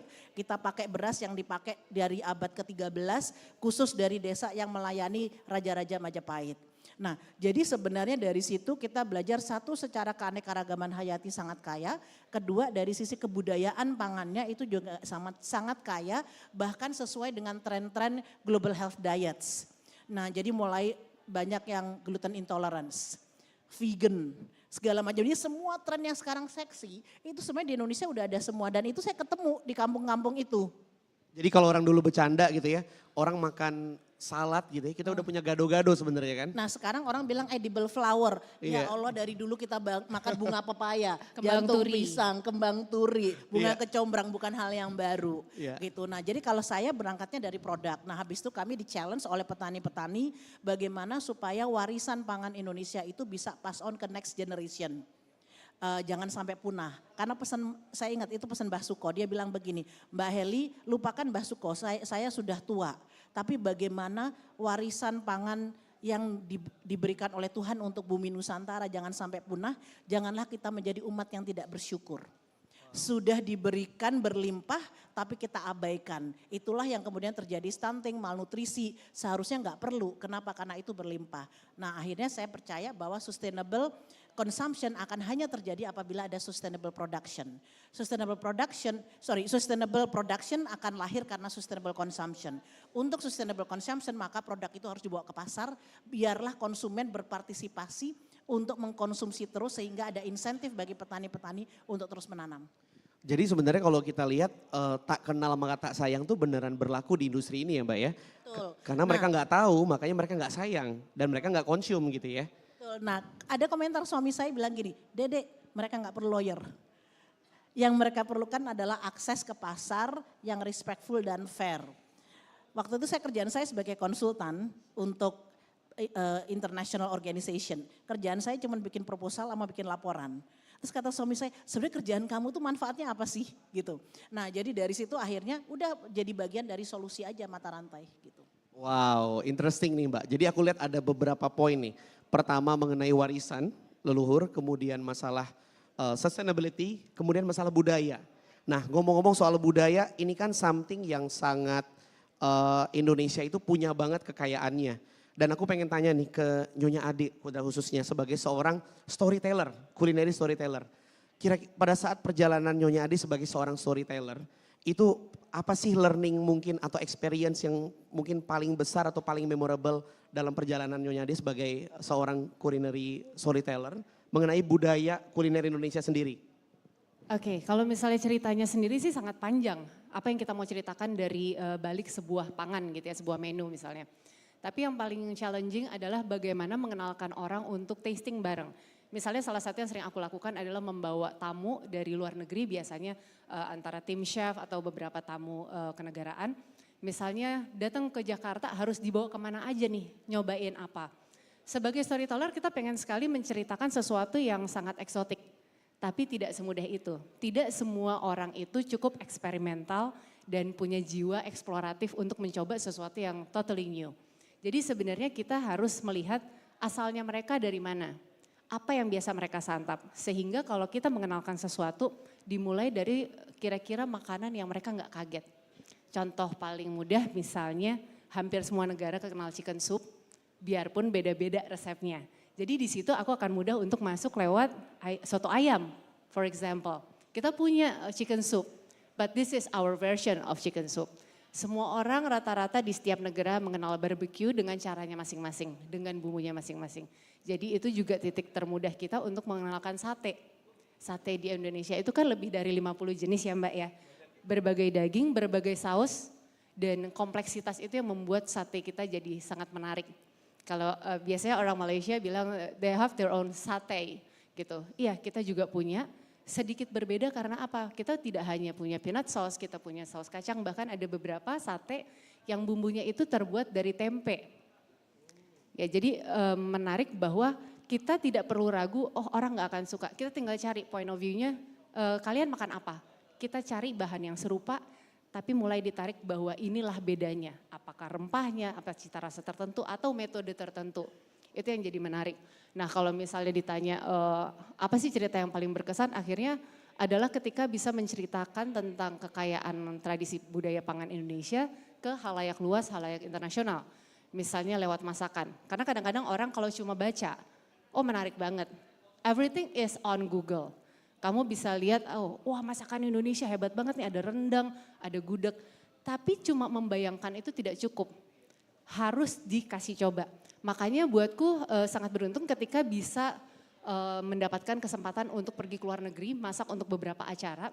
Karena buatku orang harus nyicipin langsung, so they know. Kalau mereka udah nyicipin rendang, for example, baru mereka bisa baca resep dan mencoba untuk memasaknya. Kalau enggak, mereka cuma baca buku resep. Itu mereka nggak bisa tahu apakah hasil akhir ini yang mau dikejar. Oh target rasa akhirnya itu ya? Target rasa akhir. Jadi buatku misalnya aku tiba-tiba punya buku resep masakan Peru. Tapi aku tidak pernah makan. Untuk mencoba tuh aku nggak tahu apakah benar hasil ini yang dituju. It's the same, makanya akhirnya waktu itu sempat ada kesempatan bareng sama Mbak Heli kita ke Qatar untuk Qatar International Food Festival. Dan di sana kita berkesempatan untuk masak rendang. Selain rendang Mbak Heli juga bawa nasi biru. Nah nasi biru ini sesuatu yang menarik karena nanti Mbak Heli bisa cerita, bentuknya aja sudah menarik. Orang nggak perlu makan untuk langsung ingin tahu gitu kan, ngelihat nggak ada di tempat lain nasi biru. Yang pas dibuka aromanya tuh kelapanya keluar, ada rempah-rempah seperti ada aroma serai dan lain-lain. Dan setelah orang makan baru mereka paham, oh ini yang namanya rendang, ini yang namanya nasi biru. Dan tidak hanya disampaikan sebagai sesuatu yang secara wujud menarik, tapi ada ceritanya, ada storytellingnya. Kenapa nasi biru? Tujuannya apa sih warna ini ditampilkan? Itu kan kita present supaya orang tidak hanya mendengar. Orang bisa experience sehingga next time mereka jadi paham kira-kira kuliner Indonesia itu seperti apa. Nah ini menarik banget nih Mbak mengenai gimana memperkenalkan itu ke audiens gitu ya. Dan mungkin dari pengalamannya Nyonya Ade dan Mbak Heli, Terutama pada saat kemarin ya, kita kan tahun lalu di Bali ada G20 ya. Dan Nyonya Ade sebagai yang bertanggung jawab nih untuk memilih menu-menunya. Dan itu kan menghadapi audiens dari berbagai background negara. Dan mereka mungkin punya protokoler dan punya dietary restriction sendiri. Nah itu gimana prosesnya Mbak? Sehingga akhirnya memang kita bisa memperkenalkan menu-menu asli Indonesia ke halayak yang mungkin sangat luas ya. Termasuk juga mungkin bagaimana si makanan ini dibuat dan bagaimana ini juga akan comply dengan dietary restriction yang mereka miliki mungkin ya, terutama untuk para kepala negara. Itu prosesnya bagaimana tuh Mbak? Jadi untuk proses sendiri kan kalau nggak salah waktu itu G20 di bulan Oktober ya. Oktober, tapi kita sudah mulai memikirkan menu itu dari bulan Januari. Kita sudah memilih siapa yang nanti akan supply untuk daging dan lain-lain. Di situ sebenarnya aku juga baru pertama kali terlibat karena terlibat oleh tim Pak William Wongso gitu ya. Di situ kita tahu bahwa tidak bisa sembarangan untuk memamerkan, kita pasti pengen kasih tahu semuanya, kita punya coto, punya apa segala macam. Tapi harus dipikirkan sesuatu yang semua orang bisa makan. Elemennya tidak terlalu banyak, udah pasti harus halal, ukuran gramasi pun ditakar. Jadi kenapa harus ada rendang? Karena rendang is widely known, semua orang tahu. Tapi kita tidak akan membuat rendang, kita membuat steak dengan saus rendang. Ada sup yang terpaksa kita take out last minute karena memang waktu santapnya ternyata di-cut jadi 45 menit. Tapi sup itu isinya sup seafood dengan bumbu-bumbu Batak, jadi sup arsik. Di Batak sendiri sebenarnya kalau mau makan arsiknya itu biasanya pekat sekali bukan sebagai sup. Sajian berkuah isinya ikan. Nah ini kita tampilkan ada udang dan lain-lain. Kenapa? Karena kita mau kasih tahu kita negara maritim. Jadi kita menonjolkan bahan-bahan yang memang kita punya, sekaligus juga cita rasa Indonesia dari beberapa daerah. Jadi sebenarnya ada hidden message-nya gitu Mbak ya. Betul. Dari pilihan-pilihan menu ini, pilihan ingredients-nya sehingga audiens itu bisa tahu bahwa Indonesia tuh sekaya ini gitu ya. Betul. Wow. Dan tadi aku juga pengen tanya tuh kan Nyonya Ade sama Mbak Heli pernah kolaborasi di Qatar waktu itu ya dengan Jafara juga. Mungkin Mbak Heli bisa cerita juga Mbak yang di Qatar itu prosesnya seperti apa sih dan mungkin Jafara sendiri gitu ya dengan punya misi culinary diplomasinya gitu ya. Bagaimana sih dan mengapa melakukan misi kuliner itu sendiri Mbak, culinary diplomasinya itu? Oke, mungkin kalau saya kalimatnya lebih kepada gastro-cultural diplomacy. Gastro-cultural Karena diplomasi. di dalam gastro itu lebih in-depth, ada elemen-elemen beyond cuman makan. Gitu, ada filosofi, ada values, ada traceability gitu ya. Nah, kemudian ada budaya di situ gitu. Nah, jadi kalau di Jafara kita memang selalu menggotongnya adalah gastro-cultural diplomacy. Nah, sebenarnya justru gini Mas Badar, karena saya ini awam sekali, saya tidak berangkat dengan orang yang punya background di kuliner gitu kan. Jadi kan sibuk belajar kanan kiri depan belakang. Kemudian saya mulai pelajari Korea gimana ya mempromosikan, Thailand gimana mempromosikan dia punya makanannya. Kemudian Jepang bagaimana gitu. Nah dari situ saya belajar bahwa ternyata apa yang mereka lakukan di dalam aktivasi-aktivasi di luar negeri, gastrodiplomasi mereka itu atau culinary diplomasi mereka itu sangat jelas missionnya apa. Jadi itu yang kita harus berangkat dulu, tujuannya apa. Jadi bukan hanya buat seneng-seneng nice gitu kan, enggak, tapi harus spesifik. Jadi mereka ada 4 sebenarnya. Trade, jadi harus mendorong trading dari produk-produk yang asalnya dari negara tersebut. Ya kan, satu trading, kemudian yang kedua adalah tourism, dan yang ketiga adalah investment. Ini 3 yang mendasar dari apapun yang dilakukan selalu harus generating salah satu, syukur-syukur lebih banyak dari 3. Tapi ada yang keempat. Yang keempat tujuan dari cultural diplomacy ini adalah untuk nation branding. Bagaimana membangun branding suatu negara di luar. Nah jadi kalau kita udah bicara branding berarti kita harus tahu identitas kita apa what makes us unique. Jadi our unique DNA-nya gitu ya. Uniknya apa? Nah uniqueness Indonesia itu dibangun oleh 2 hal. Satu keanekaragaman hayati karena Indonesia itu negara kalau hanya dari daratan kita nomor 2 megabiodiversity terkaya setelah Brazil. Tapi kalau kita kombinasi antara marine dan daratan, Indonesia itu nomor 1. Jadi 1 dari sisi keanekaragaman hayatinya. Jadi ragam bahan makanan itu luar biasa. Kemudian yang kedua adalah kita ada lebih dari 700 ethnic groups. Setiap ethnic groups ada budaya pangan. Dan ini jadi aset sebenarnya untuk menggali. Tadi Batak dengan arsiknya, nanti Ternate dengan masak nasi kembarnya. Jadi masing-masing Papua dengan masak bakar batu gitu ya. Nah jadi ini menjadi dua hal ini yang sebenarnya menjadi aset kita untuk membangun daya pembeda. Karena branding is about bagaimana you have daya pembeda, tapi daya pembeda itu juga menjadi value dari kita. Nah, jadi kalau dibicara mengenai apa yang kami lakukan adalah kita mencoba cari angle tadi gitu. Nah yang di Qatar itu lebih kepada nation branding. Jadi untuk Indonesia as a culinary countries. Sebagai negara dengan kekayaan budaya pangan. Richness-nya jadi ya. budaya pangan karena kita datang dalam konteks tahun budaya Indonesia Qatar. Nah sehingga yang memang kita angkat itu adalah dari sisi kekayaan budayanya gitu. Nah jadi mungkin bisa dibantu tadi saya ada video. Iya betul ya. Ada video 1 menit tentang apa yang kita lakukan di Qatar bersama dengan Mbak Ade. Boleh teman-teman dari FOH silakan. Dalam rangka Tahun Persahabatan Qatar dan Indonesia, Jafara diundang oleh Dirjen Kebudayaan dan juga KBRI Qatar untuk mengkonsepkan, mengkurasi, dan mengorganisir culinary events for Qatar Years of Culture and Qatar International Food Festival 2023.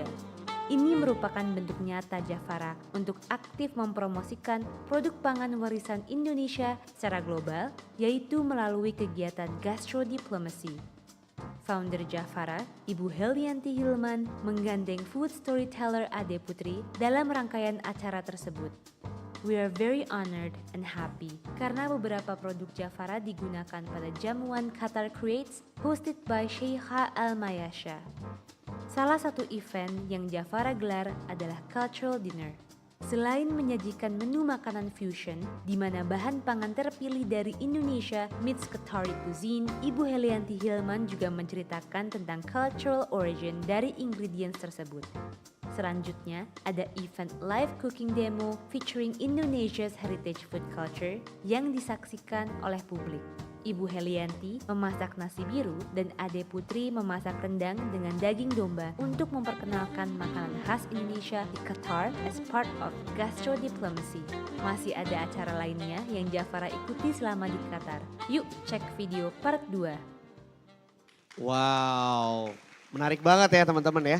Jadi bagaimana kita ngebawa misi tadi ya, misi diplomasi Betul. kuliner Dan tadi itu ya. membuka pintu buat kita. Jadi kami di Jafara kami udah ekspor ke lebih dari 33 negara di 5 benua.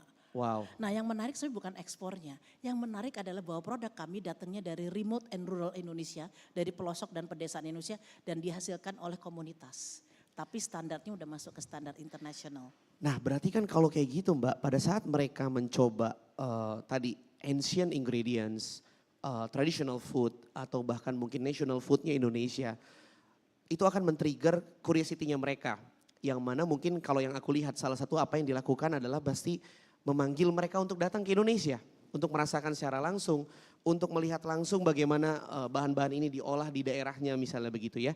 Nah kalau kita ngomongin aspek pariwisatanya tadi Mbak, pada saat mereka mencoba kulinernya, bagaimana kita menghubungkan antara culinary diplomasi tadi pada saat kita memperkenalkan kekayaan budaya pangan Indonesia untuk men-trigger mereka untuk datang ke Indonesia untuk merasakan experience dan melihat secara langsung apa yang ada dilakukan oleh para masyarakat yang mengelola bahan-bahan itu sendiri, yang menumbuh atau para smallholder farmers yang menanam bahan-bahan tadi gitu ya. Nah itu bagaimana cara mengkonekkan message-nya tadi itu mungkin buat Mbak Adi juga ataupun Mbak Heli.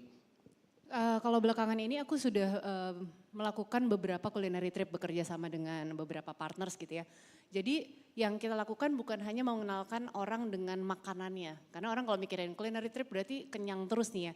No, kenyangnya itu lahir batin. Jadi kalau misalnya kita ngasih tahu sebelum sampai menjadi sebuah sepiring makanan yang nikmat gitu. Ini bahannya gimana sih, dapat dari mana? Prosesnya seperti apa? Karena sebenarnya itu yang seksi. Misalnya kalau ke Bali, ke Amet gitu ya, melihat bagaimana si garam ini dibuat. Orang kan selama ini tiba-tiba taunya asin, bahkan nggak tahu bahwa garam itu tidak sekedar asin.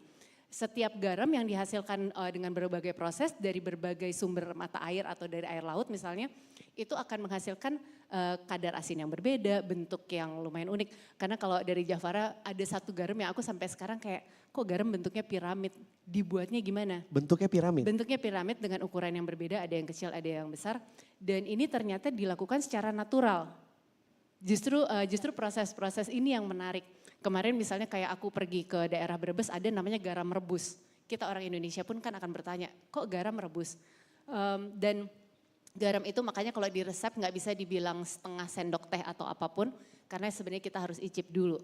Kadar asin setiap garam itu akan sangat berbeda. Nah hal itu yang kita bangun setelah melihat proses pembuatan garam misalnya bagaimana ikan-ikan ditangkap, bagaimana misalnya pengolahannya. Jadi orang itu mendapatkan storytelling itu lengkap. Bukan hanya buatan, narasi yang buatan saja, tapi mereka bisa lihat dan harapannya dengan itu mereka jadi lebih appreciate semua yang disantap. Dan cerita itu tidak jadi putus sampai oh udah selesai makan kenyang. Karena mereka ingat terus, prosesnya mereka ingat banget bagaimana sih gula aren itu dihasilkan. Kenapa gula aren bisa beda dengan gula kelapa. Hal-hal ini yang kita tawarkan untuk orang jadi tahu. Dan yang sebenarnya kita coba sarankan ke pemerintah, kita bisa nggak ya bikin kayak ada, ketika tourism ini disangkut pautkan dengan kuliner, jadi contohnya misalnya aku pas terakhir ke Vietnam gitu ya, itu ada trip kuliner, kita bayar sekian puluh $, dalam waktu 4 jam kita dibonceng naik motor dan kita akan dibawa jalan-jalan belusukan. Mengenal beberapa pangan, tapi itu ditanya dulu sama dia, alerginya apa, nggak bisa makan apa. Mereka akan bawa ke tempat-tempat dengan banyak cerita. Nah Indonesia setiap tempat, mau kota besar, mau desa, ceritanya banyak banget. Itu kan tinggal dikurasi. Sebenarnya perlu juga kurasi karena apa? Kita perlu punya standar tertentu. Banyak orang suka bilang gini, masakan Indonesia emangnya aman? Itu kan ada yang pinggir jalan dan lain-lain. Tapi dengan kita kurasi, misalnya kita memberikan label tertentu untuk tempat yang sudah kita pilih, semua orang akan berlomba menaikkan kualitas mereka. Bukan mengubah produk, tapi setidaknya mereka tahu bahwa produk mereka memang layak disantap oleh siapapun. Bahan-bahannya dipikirkan, kualitasnya juga dipikirkan. Dan ini kalau misalnya integrated semuanya jadi sebuah ekosistem yang sangat baik. Mau produsen, petani, orang-orang yang membuat produk baik gitu. Dan konsumennya ini jadi bagus banget. Tidak hanya sekedar yang kuliner sendiri, yang travel sendiri. Karena integrated dan jadi sesuatu yang sangat baik.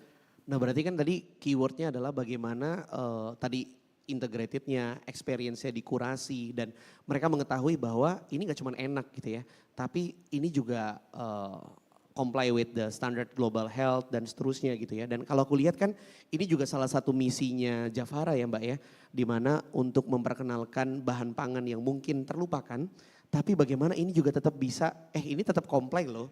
Kalau lo vegan, kalau lo misalnya punya dietary restriction, lo lactose intolerant atau mungkin punya kendala kesehatan lainnya. Nah di Javara sendiri sudah melakukan itu berarti Mbak ya, bagaimana melakukan matchmaking lah antara bahan pangan yang terlupakan tadi dengan standar global dan health saat ini gitu trennya. Iya, kami ini dipaksa dewasa lebih cepat daripada waktunya. Jadi pada waktu 2009 Javara mulai berdiri dan memasarkan di pasar domestik. Ternyata pasar domestik tidak siap waktu itu untuk produk-produk yang aneh-aneh, pangan warisan itu belum bisa menjadi tuan rumah di negara sendiri. Nah sehingga otomatis kita terpaksa melakukan ekspor. 2011 kami mulai melakukan ekspor hanya satu negara, satu produk, mungkin waktu hanya sekitar 2 kontainer gitu ya. Ternyata memang dengan kekuatan narasi budaya standar, jadi kita memang langsung masuk, jadi dipaksa untuk istilahnya untuk dewasa, itu salah satunya dari sisi food safety standards dan standar sertifikasi. Jadi kami punya produk itu bersertifikasi internasional untuk organik, standar Eropa, Amerika, Jepang. Kami saat ini punya 166 produk yang sertifikasi standar Eropa, 160 standar Amerika, 111 standar Jepang.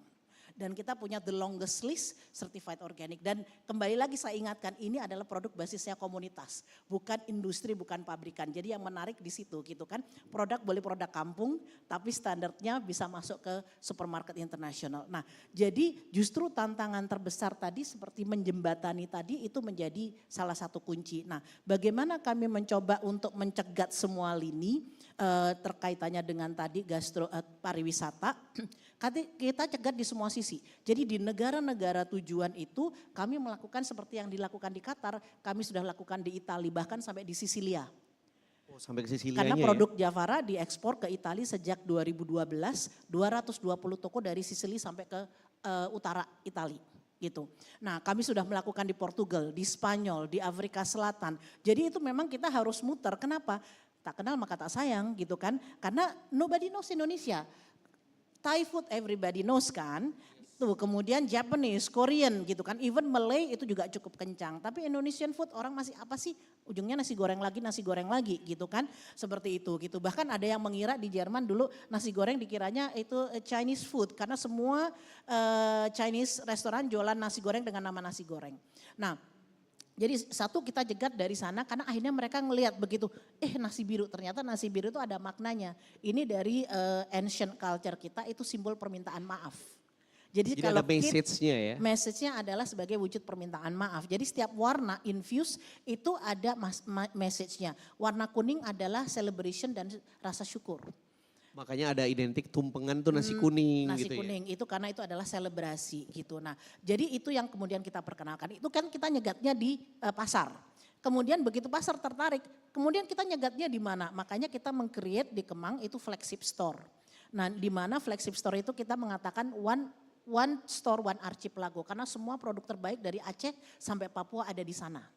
Karena kami bermitra dengan lebih dari 10.000 petani, perimban, nelayan, food artisan across Indonesia dan kita bisa munculkan produk-produk terbaik. Nah bahkan flagship store kami di Kemang itu menjadi destinasi bagi internasional. Jadi parlemen UK datang, parlemen Amerika datang, menteri luar negeri New Zealand datang, study tour dari university di Amerika, university di Eropa, university di Asia gitu ya. Nah itu kita juga harus mencegat juga di situ gitu, istilahnya ada gateway-nya. Tetapi ada yang paling penting, pertanyaan saya satu, bagaimana community can benefit dari apa yang dilakukan ini? What's in it for the people that's involved? What's in it for the community? Jangan sampai kita punya 5 top destination, hanya investor yang diuntungkan, tetapi local community tidak dapat apa-apa. Itulah kemudian melalui Javara Academy, kami punya sekolah seniman pangan, di mana itu melatih bagaimana komunitas-komunitas lokal itu bisa mengubah food culture-nya menjadi aset untuk destinasi wisata.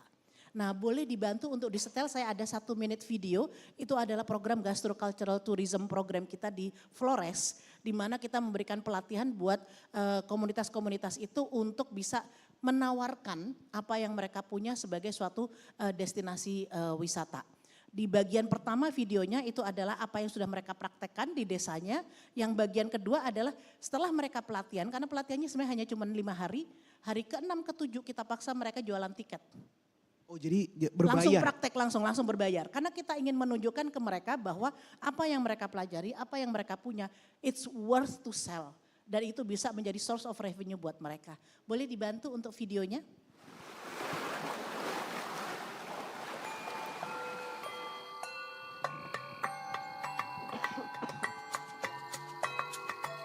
There is so much variety, biodiversity in this island. And it's quite rich on very long lasting traditions also behind their food, their ingredients. Food always comes from nature here, and behind every single ingredient there is also landscapes. Tarian-tarian tradisional, tenun ikat, agrowisata, itu yang menjadi highlight kami di Watu Batu. Dan sekarang kami mencoba lagi dengan kuliner, makanan-makanan khas. Kami coba menggali dan memperkenalkan kepada wisatawan yang datang ke Watu Batu. And they cook in every single village or culture, they cook in their own ways. So there is a huge culture to be displayed also in the right way. Benar-benar orang datang ke sini nanti bisa melihat bahwa tidak hanya alam yang indah, tapi juga kebudayaannya dan makanannya yang menjadi melengkapi itu. Jadi nanti wisatawannya pulang, dia benar-benar puas dan mendapatkan pengalaman yang tidak terlupakan. Flores sangat unik karena produk-produk yang dihasilkan di sana itu sangat terpengaruh oleh karakter tanah, udara, air, dan itu memiliki intensitas kualitas rasa yang sangat luar biasa. Dan tentunya bahan yang baik akan menghasilkan produk yang luar biasa.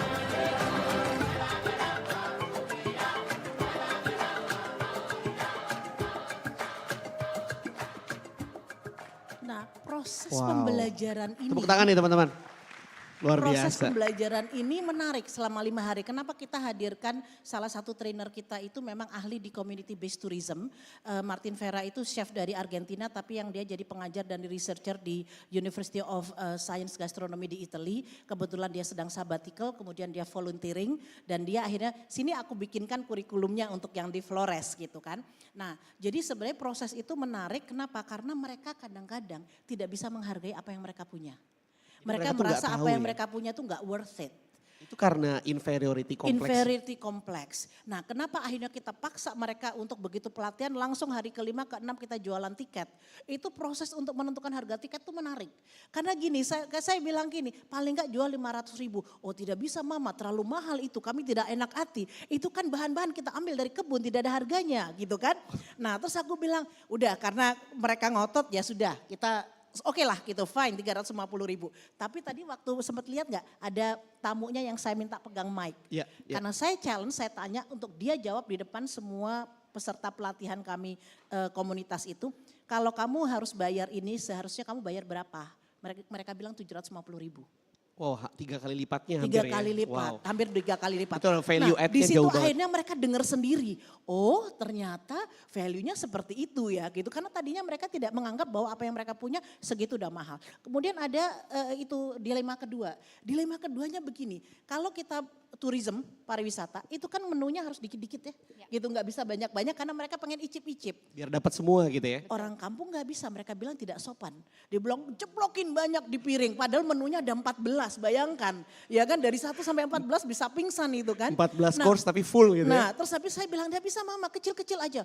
Oh tidak baik itu, mereka sudah bayar. Masa kita kasih makan seperti kucing gitu kan. Tidak mungkin itu gitu kan. Nah terus akhirnya kita cari jalan tengah. Jalan tengahnya adalah oke gini, taruh dikit-dikit karena jangan sampai nanti terbuang mubazir kan. Gini, taruh kecil-kecil tapi nanti ada yang muter. Siapa yang mau nambah, siapa yang mau nambah. Oke akhirnya mereka sepakat gitu kan. Itu udah selesai. Ada problem ketiga. Problem ketiga kan kita ngajari mereka bagaimana bernarasi. Karena kalau cuma Public speakingnya gitu ya. karena kalau cuma makan enak, bisa di restoran-restoran di Jakarta pun udah banyak tuh restoran yang mengangkat dari berbagai wilayah di Indonesia. Tapi otentitas itu kan datang pada saat mereka bercerita, ya kan? Kemudian mereka bilang tidak boleh mama, tidak boleh gimana. Tabu orang sedang makan kita berbicara, tidak boleh itu. Aku bilang kalau mereka cuma makan doang ngapain juga ke sini gitu kan istilahnya gitu. Nah akhirnya kita cari jalan tengahnya lagi, jalan tengahnya sebelum menu keluar mereka cerita dulu. Begitu makan kita berhenti bicara. Jadi tetap menghargai kearifan lokalnya. Betul, Tapi nah tetap jadi proses message-nya tetap pembelajaran sampai. itu sebenarnya two ways. Gitu kan gitu. Nah jadi termasuk di dalam memilih menu yang tadi kita tidak mau mengurangi authenticity. Tapi kita pilih. Ini nanti tamunya siapa? Kita tanya sama hotelnya. Oh tamunya kebanyakan orang Perancis sama Jerman. Ya udah berarti kita pilih dari sekian banyak menu itu kita pilih yang paling cocok untuk karakteristik Isbatnya lidah mereka. Wow, interesting banget ya teman-teman ya. Jadi di balik itu semua ternyata ada banyak sekali proses yang melibatkan aku bukan bilang multi stakeholders lagi bahkan. Jadi benar-benar journey from farm to table itu tuh ada banyak proses di belakangnya. Ekosistem. Ekosistem. Ekosistem itu harus dibangun supaya budaya food culture kita itu bisa benefiting semuanya gitu. Oke. Nah mungkin terakhir nih Mbak ya sebelum kita masuk ke sesi tanya jawab. Untuk teman-teman atau audiens atau mungkin generasi muda yang memang sekarang sedang menekuni dunia yang sama ya, kulineri dan mungkin ada sedikit keterkaitannya dengan bagaimana mereka memperkenalkan, bagaimana mereka melakukan storytelling dan berdiplomasi juga gitu ya. Karena aku juga lihat teman-teman yang berada di luar, mereka pun juga sebenarnya secara tidak langsung sedang melakukan itu. Tapi mungkin untuk yang memang ingin menekuni ini lebih dalam lagi, ada mungkin pesan ataupun mungkin tips dan learning yang mungkin selama ini sudah dilakukan oleh Nyonya Ade dan juga Mbak Heli mungkin buat teman-teman di sini juga dan juga nanti buat audiens kita nanti yang menyaksikan rekaman ini. Kira-kira apa sih yang menjadi key message untuk mereka, learningsnya mereka tuh apa? Genuine sih. Jadi belakangan ini hampir semua usaha selalu bilang storytelling adalah hal yang seksi untuk ditambahkan. Tapi tidak semuanya storytelling itu berhasil. Karena kadang-kadang aku lihat memang dibuat-buat. Dan ini jadi nggak natural ya? Iya, jadi hanya ditambahkan untuk orang jadi lebih ke kasihan terhadap siapa pelaku di belakangnya. Bukan tentang kehebatan si pelaku ini sendiri. Sementara kan yang kita butuhkan bukan, oh kita beli karena kasihan. Kita beli karena memang produknya baik. dan memang diolah dengan sangat baik. Jadi aku rasa kita perlu memetakan ketika sebuah produk dibuat, asalnya dari mana, dibuat dengan cara apa. Kalau kita ada tambahan tentang pribadi si pelaku ini, boleh ditambahkan, tapi bukan itu mainnya. Jadi bukan poverty porn-nya yang diangkat ya. Yes, betul. Tapi genuinity of the story behind Betul. it. Baru dari situ mengemas dengan baik supaya saling membantu. Baik. Kalau dari saya sebenarnya gini, Indonesia tuh sangat beruntung. Kita itu punya aset yang luar biasa. Jadi buat teman-teman yang mau masuk kuliner atau mau mengembangkan lebih jauh, yang pertama my suggestion adalah coba gali dari sisi keanekaragaman hayati pangan kita. Karena keberagaman kita lah yang membuat kita tuh seksi. Yang kedua adalah coba gali dari sisi food culture-nya. Saya ambil kasih contoh begini, saya rasa semua udah pernah makan bunga kecombrang ya. Oh ya iya. kan? Bunga kecombrang, everybody I think di sini udah tahu. Di Costa Rica, bunga kecombrang itu salah satu iconic flower mereka. Dan itu kalau ada acara-acara pernikahan dan lain-lain itu selalu menjadi ornamental. Tapi mereka nggak tahu itu bisa dimakan. They don't know that it's an edible flower. Gitu. Jadi waktu saya ambil bunganya, saya cincang-cincang, kasih cabai, kasih minyak, kasih garam, mereka pada ngeliatin, kamu ngapain? Mau dimakan? Emang bisa dimakan. Itulah letak indigenous knowledge kita. Orang-orang kita itu tahu persis mana yang bisa dimakan, mana yang nggak bisa makan, sama-sama bunganya ada. Tapi ternyata di budaya lain mereka tidak tahu bahwa itu bisa dimakan. Brazil punya kelapa banyak, ya kan? Tapi mereka tidak tahu bagaimana membuat gula kelapa. Karena kalau di Indonesia itu yang kayak di Banyumas, begitu lahir di Barat kayaknya udah bisa naik tuh pohon kelapa untuk ngambil si bunga nira Ya, dari bunganya. betul. Gitu. Nah jadi itu aset dua. Yang ketiga itu adalah temukan daya pembeda yang kemudian menjadi brand value. Gitu. Dan itu seringkali juga harus dikombinasikan dengan inovasi. Yang satu kedua ini kan aset dasar. Kemudian untuk bisa menjadi daya pembeda kita sebagai bisnis kita harus ditambahkan inovasi. Nah baru kemudian kita akan menemukan authenticity. Nah kemudian storytelling dan bagaimana kita bercerita itu adalah di ujung. Tapi silahkan bisa dicek. Javara belum pernah sekalipun kita menjual kemiskinan. Produk kami semuanya dari remote and rural Indonesia, tapi belum pernah sekalipun kami menjual kemiskinan. Justru yang kami jual adalah kehebatan mereka. Kami selalu mengatakan posisi kami ini kayak artis manajer. Kami manajernya, mereka artisnya. Tugas manajer adalah mencarikan panggung yang layak untuk produk mereka, yang memberikan hasil yang baik dan fair untuk mereka, gitu. Nah, jadi elemen kelima, ini sebenarnya elemen masa depan adalah sustainability. Embrace aspek sustainability karena sooner or later dunia kita udah sakit gitu kan. Jadi semakin ke sana market kita akan demanding. Kenapa tiba-tiba Javara bisa booming ekspor? Karena kita datang dengan the right pitch. Flavornya pas, kualitasnya oke, narasinya menarik, tetapi juga elemen sustainability ikut masuk. Wow, menarik banget Mbak. Tapi ini ada sedikit fun fact mengenai kecombrang ya. Di Second Floor Coffee Cikajang itu bahkan kita bikin 5 menu basisnya kecombrang. Dan itu akhirnya banyak banget customer kita yang datang tuh malah nanya, ini kenapa sih semuanya serba kecombrang? Karena tadi begitu kita ketemu chef yang memang punya passion yang sama, gue pengen experience di sini berbeda. Dan turns out ternyata bener.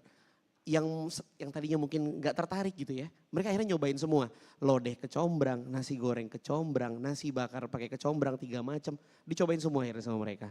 Dan kalau kita coba lihat bahwa genuinity, memahami karakter, kemudian tadi ngomongin sustainability, berarti ini yang akan menjadi future of the industry gitu mungkin ya Mbak, kalau aku boleh bilang gitu. Karena kalau kita lihat makin kesini sebenarnya orang-orang mulai realize bahwa back to nature tuh is the right way to live your life gitu kan. Sehingga Indonesia ini sebagai negara yang sebenarnya kaya banget, punya opportunity. Dan juga mungkin ini opportunity juga buat teman-teman yang sedang memulai journey-nya di industri ini untuk mulai masuk ke sini. Nah sebelum aku tutup sesi hari ini, aku pengen ada teman-teman yang wow sudah langsung nanya nih, ada beberapa pertanyaan. Mungkin bisa dibantu dari panitia untuk menyediakan mic-nya. Boleh silakan Mbak yang berkerudung putih. Terima kasih, Assalamualaikum warahmatullahi wabarakatuh. Waalaikumsalam warahmatullahi. Sebelum bertanya saya terima kasih buat Ais ya, acaranya keren banget gitu. Akhirnya saya bisa dapat knowledge gitu tentang masalah makanan gitu. Nah yang saya tertarik dengan tema kali ini adalah storytelling ya. Karena tidak semua orang itu bisa untuk memberikan cerita gitu yang menarik untuk orang gitu. Nah saya tertarik gitu Mbak, gimana caranya gitu, saya dari Cirebon gitu kan, pengen mungkin langsung aja aku nodong nih nanti kalau ada kegiatan saya ingin mengundang Mbak gitu. Karena saya mungkin akan memberikan promosi tentang storytelling seperti apa untuk anak-anak muda, itu satu. Nah terus kepada Ibu yang di tengah, ini masalah makanan juga kan ketika Ibu mengkampanyekan ke luar negeri itu berarti kan seperti diplomasi ya Bu ya, diplomasi budaya melalui makanan seperti itu. Nah saya dari Cirebon, apakah bisa gitu makanan Cirebon kan banyak banget ya, yang saya lihat itu terasimilasi budaya dari China. Karena Sunan Gunung Jati itu kan istrinya dari Cina, Ontin. Jadi banyak makanan-makanan kayak tahu gejrot, terus empal gentong, terus yang lainnya itu kan sebenarnya enak banget. Aku ngerasa Cirebon tuh banyak banget kuliner yang enak gitu kan. Belum kerupuk-kerupuk melarat gitu namanya. Mungkin saya usulkan bisa diangkat gitu food kuliner dari Cirebon untuk kegiatan dari Ibu gitu, misalnya ada kegiatan di luar negeri, saya mungkin akan bisa membantu gitu kan untuk memberikan informasinya. Terus yang ketiga terkait dengan makanan. Makanan itu kan terbuat dari rempah juga. Apakah bisa juga diselipkan untuk minumannya Bu gitu. Misal jamu. Jamu Indonesia itu kan enak ya istilahnya, rempah-rempah Indonesia juga, jamu juga bisa terbuat dari rempah gitu. Apakah bisa diselipkan gitu Bu minumannya, tadi saya kurang melihat gitu. Karena saya juga ada jamu juga, bisnis jamu juga namanya Jazz Herbal gitu. Yang mana kemasan aku tidak hanya yang ready to drink tapi yang yang masih kering gitu loh, Simplicia gitu. Jadi nah itu kan sebenarnya Indonesia punya kekayaan sumber daya terkait dengan jamu juga gitu. Apakah itu bisa dikombinasikan atau dikolaborasikan? Terima kasih. Iya, mungkin yang pertama Nyonya Ade dulu ya mengenai storytellingnya gitu. Storytelling. Ya. Banyak orang suka tanya kalau storytelling itu mulainya dari mana? Suka nggak tahu mulai. Kalau buatku yang paling mudah adalah menanyakan. Bayangkan kita jadi orang lain, mereka mau tahu apa tentang kita. Mereka mau tahu apa tentang makanan misalnya khas Betawi. Pertanyaan-pertanyaan itu kita buat sendiri yang kita jawab dalam bentuk storytelling. Jadi misalnya di Jakarta itu apa sih keunikannya? Karena orang taunya kalau Jakarta kayak melting pot, segala macam makanan ada. Tapi bagaimana dengan makanan khas Betawi itu sendiri? Namanya apa, isinya apa, dapat dari budaya mana. Karena ternyata kita punya makanan-makanan yang merupakan akulturasi budaya Cina dan Arab. Itu banyak banget di santapan Betawi. Dari situ kita mulai cerita. Nah nanti kalau misalnya untuk acara berikutnya tinggal langsung kabarin aja. Thank you. Nah itu udah dikasih clue tuh. Jadi boleh nanti ya di-invite buat collaboration. Nah mungkin untuk yang kedua dan ketiga tadi ya untuk Mbak Heli. Iya, sebenarnya kalau mau bisa saja, nggak ada yang nggak bisa. Mau Cirebon, mau daerah manapun bisa. Tapi saya akan tanya balik, entrepreneurnya siapa? Karena kami ini kan adalah ekosistem yang memfasilitasi entrepreneur-entrepreneur desa untuk bisa masuk ke pasar yang lebih luas. Manajer artis tadi itu Mbak ya. Nah, tapi kan sebagai manajer artis, saya ke talent scoutingnya kan selalu nanya gini, apa yang membedakan dengan punya orang lain? Tadi Ibu kan bilang jamu, semua orang bilang bikin jamu, punya Ibu bedanya apa? Jadi kita selalu akan menggali terus apa yang menjadi daya pembeda. Karena itu in business at the end of the day, if we want to stand out from the crowd, kita harus ada daya pembedanya. Nah jadi oke, Simplicia, semua orang punya Simplicia, how to make it different. Terus terang saya impress banget nih sama kopinya Second Floor ini kan. Thank you banget gitu. Mbak. Karena ada kopi yang dengan rose, dengan mango, dengan tadi juga ada yang spices gitu. Kenapa? Karena pasar juga mereka perlu melihat sesuatu yang ada lebih palatable ya, sesuai dengan lidah mereka gitu. Nah jadi di situ perlu adanya yang namanya inovasi tadi gitu. Nah jadi mungkin saya tidak akan bisa menjawab, kita sebenarnya mengangkat budaya dari mana aja, dari Aceh sampai pelosok suku Moy di Papua kita angkat. Karena ada entrepreneurnya, ada entrepreneur yang bilang yuk Bu let's do it. then we do it gitu kan. Tapi kalau enggak kan enggak mungkin kita yang kelayapan di daerah karena pelaku itunya utamanya championnya itu adalah artis-artis tadi. Dan memang mereka harus punya motif untuk memperkenalkan itu juga ya Mbak Heli ya. Sehingga nggak cuma kita yang narik-narik nih gitu ya. Tapi mereka juga punya passion untuk memperkenalkan itu gitu ya. Betul. Nah memang kebetulan kenapa kami banyak di Indonesia Timur dan di pulau-pulau terpencil karena kesempatan mereka lebih sedikit dibanding teman-teman yang di Jawa gitu. Nah jadi bukan karena selalu ditanya kenapa kebanyakan di luar, ya karena memang mereka tidak memiliki kesempatan yang sama seperti di Jawa gitu. Nah mungkin sedikit tips juga buat teman-teman ya, kalau tadi mengembrace tadi yang saya sebutkan tadi 5 pilar tadi. Nah sekarang ini kita jadi seksi sekali untuk hotel-hotel bintang 5. Saya baru pulang dari Bali, kolaborasi dengan Apurva Kempinski kita mengangkat jamuan inspirasi Majapahit. Sebelumnya saya membuat Borobudur dari relief to table. Jadi bukan farm to table tapi dari relief Borobudur to table. Kemudian sebelumnya juga kita membuat yang Sriwijaya. Nah jadi intinya begini, pada saat kita mau mengangkat daya pembeda coba gali dari sejarah kita. Gitu. Tetapi dikombinasi dengan standar tadi itu akan membuka pintu yang lebih luas. Contoh Simplicia ya Bu, Simplicia itu ada problem terbesar Bu yang hampir kita sering temuin, jamuran. Keringnya udah bagus nggak? Gitu kan, seperti hal-hal yang seperti itu harus diselesaikan. Wow, thank you banget nih Nyonya Ade, Mbak Heli. Mudah-mudahan bisa menjawab. Dan nanti mungkin pada saat mau ada kolaborasi bisa nanti menghubungi Nyonya Ade dan juga Mbak Heli ya dari Jafara. Mungkin kita masuk ke pertanyaan kedua ya. Dari mungkin tadi Mbak mungkin saya kasih ke Mas yang di tengah dulu ya. Silakan.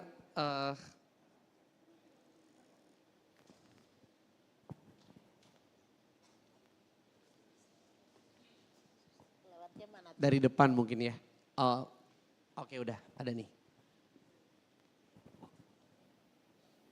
Baik, selamat siang Ibu Heli dan Ibu Ade, menarik sekali materinya. Perkenalkan sama saya Reno, saya Food Technologist dari UGM, jadi dari Jogja ke Jakarta ini untuk datang di sini. Wow, thank you banget, kasih tepuk tangan dong nih. Ini benar-benar niat banget nih ke sini berarti nih. Betul. Nah, saya pertanyaannya ada 2 ya. Jadi yang pertama, bagaimana produk unik lokal itu bisa naik level Ibu? Kalau di sana itu tidak ada SDM marketing, branding atau manajer yang Ibu sebutkan tadi. Jadi mereka ini pinter, buatnya itu pinter gitu. Tapi kurang bisa untuk memasarkan itu. Karena kami ini punya komunitas Ibu di kelompok wanita tani di Pakembinangun, Jogja. Daerahnya itu bakal dikembangkan jadi pusat wisata kesehatan dan salah satu penghasil cabai rawit terbesar di Yogyakarta. Di sana kita punya produk unik namanya Cirela Ibu, itu sirup dari cabai rawit dan juga bunga rosella. Ini produk ini lahir ketika kami KKN sebagai mahasiswa, kita melihat bahwasannya petani cabai ini cukup kesulitan karena pendapatannya tergantung pada harga cabai rawit yang fluktuatif. Sehingga kita carikan opsi ketika cabai itu harganya rendah, itu gimana sih cara kita supaya menaikkan value-nya dari si cabai itu. Sehingga produk ini lahir ketika kami KKN. Nah, di sini kami jalan, produknya udah ada, diterima oleh pemerintah, izin edarnya juga sudah diurus. Namun sekarang ini sedang stuck Ibu, sudah setahun jalan, stuck karena tidak berjalan pemasaran dan juga penjualannya. Sehingga mereka juga mau buat gimana cara jualnya gitu, jadi mereka cukup bingung di sana. Nah, itu kami ingin tahu dari solusi dari Jafara apakah bisa terkait dengan hal itu. Kedua, kami ini lulusan food tech ini juga belajar Ibu di kampus soal gastrodiplomasi ya. Saya jadi ingat salah satu legenda di UGM namanya Ibu Murjiato Garjito. Itu beliau juga dosen kami. Nah semisal food tech kami ini ingin berdiplomasi ya Ibu lewat makanan. Itu apakah ada cara gitu untuk kami bergabung dengan Jafara? Mungkin itu 2 pertanyaan saya, terima kasih. Begini, ini pertanyaan yang sangat common dari hampir semua UKM yang mengatakan, Bu saya bisa produksi tapi saya nggak bisa jualan. Mohon maaf saya akan menjawab 3 hal, kenapa nggak bisa jualan. 1, bahwa mungkin produknya kualitasnya tidak cukup bagus. Mungkin udah sirup, tapi mungkin sirupnya daya tahannya kurang bagus atau cita rasa kurang balance, ya kan? Tadi kombinasi, tadi ya itu 1 pilihannya isunya adalah produknya itu kurang bagus. Yang kedua adalah produknya tidak cocok dengan segmennya. dipasarkan di Jogja yang orangnya suka manis terus dikasihnya sirup plus cabai, masih nggak kebayang. Ya, jadi gini Bapak Ibu ya, kalau kita bicara inovasi, daya pembeda penting, tapi jangan waton beda. Kalau yang bukan bisa bahasa Jawa, waton beda itu jangan asal beda. Karena daya pembeda harus relevan dengan marketnya. Nah, ketiga ada kemungkinan barangnya kualitasnya bagus, sebenarnya penentuan segmentasinya udah pas, komunikasinya yang tidak pas. Gitu. Nah, tetapi saya ambil contoh karena saya bekerja dengan banyak sentra cabai. Saya bilang gak usah yang aneh-aneh. Kebutuhan terbesar cabai yang bisa diisi untuk menjawab harga produk cabainya jatuh adalah buat pasta cabai. Karena pasti cabai itu dipakai di semua restoran Minang ya, semua restoran akan pakai, nggak usah ribet-ribet. It's not a rocket science. Sometimes solusi inovasi kita tidak harus melibatkan sesuatu yang aneh, saking anehnya sampai mengedukasi pasarnya susah gitu. Nah, kita lihat pasar butuhnya apa yang terbesar, selesaikan di situ. Itu nggak akan susah memasarkan kalau larinya ke pasta cabai atau bubuk cabai atau saus cabai. Itu pasarnya masih sangat besar gitu. Nah, kita ada mitra-mitra petani yang kita bantu untuk inovasi. Jadi diselesaikan langsung di tempat koperasi petaninya, keluarnya udah bubuk cabai, udah keluarnya saus cabai, udah keluarnya udah pasta cabai. Dan itu mereka nggak ada isu pemasaran. Jadi mungkin kalau saya boleh highlight, fokusnya adalah value add product tapi yang generic enough untuk bisa diterima di semua jenis market dulu gitu ya. Sehingga ada constant demand untuk ke situ ya. Oke. Nah, tadi yang pertanyaan yang terkait dengan bagaimana mahasiswa bisa berdiplomasi. Ya. Sebenarnya create event, create activation gitu. Kalau mau kolaborasi bisa-bisa saja gitu kan. Tetapi harus ada diplomasi itu artinya selalu terkait dengan event gitu. Nah, jadi harus ada aktivasi-aktivasi yang dilakukan untuk memungkinkan ada panggungnya gitu. Harus ada panggung di mana diplomasi itu bisa dilakukan. Apakah membuat festival kuliner atau membuat pop up event atau membuat paket wisata seperti Mbak Ade, itu adalah bagian dari bentuk-bentuk bagaimana diplomasi itu bisa dilakukan. jadi mungkin simple pointnya bisa participate dulu gitu ya. Participate di salah satu event, coba memperkenalkan, get recognition, sehingga akhirnya ada opportunity untuk create another event or even participate to another event. Oke. Nah teman-teman, kebetulan karena waktu kita sudah habis, jadi nanti mungkin setelah ini apabila ada yang mau bertanya lagi, ngobrol, kita ada di booth Second for Coffee. Jadi buat teman-teman yang mau nyobain Second for Coffee dan mungkin nanti mau coba ngobrol sama Nyonya Ade dan Mbak Heli selama masih ada di venue, nanti feel free untuk bisa reach out ke sini. Dan mungkin untuk menutup sesi kita pada sore hari ini, balik lagi bahwa Indonesia adalah sebuah negara yang punya banyak sekali keragaman hayati gitu ya. Jadi kalau kita ngomongin dari storytelling sampai diplomasi, itu semua bisa connect. Tinggal bagaimana kita memanfaatkan opportunity ini sebagai salah satu pelaku di industri ini dan bagaimana mempertemukan market yang tepat. Nah mungkin itu dari saya. Terima kasih atas perhatian dan kehadiran teman-teman. Mudah-mudahan ini akan jadi sesi yang sangat bermanfaat buat teman-teman dan sampai ketemu di sesi berikutnya. Terima kasih. Wassalamualaikum warahmatullahi wabarakatuh. Waalaikumsalam warahmatullahi wabarakatuh. Kami mengajak narasumber dan juga moderator untuk berfoto bersama.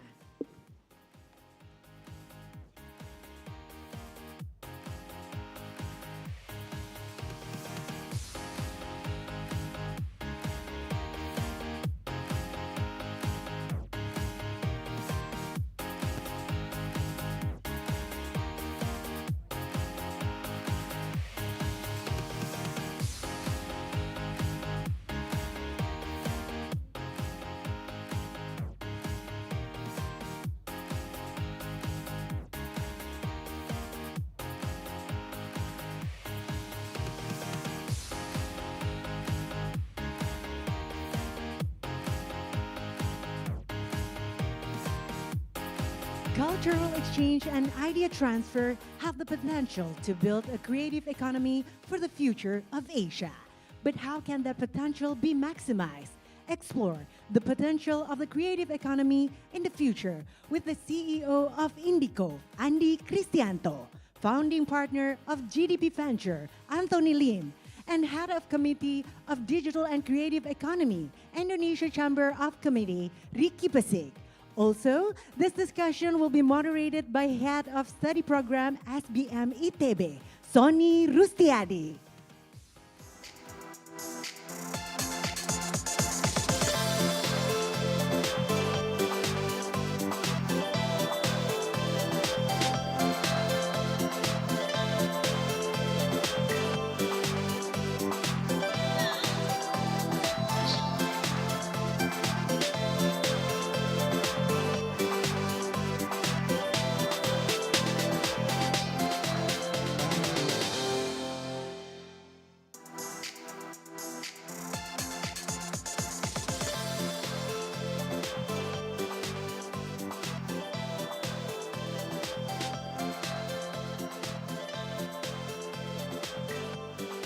Tes.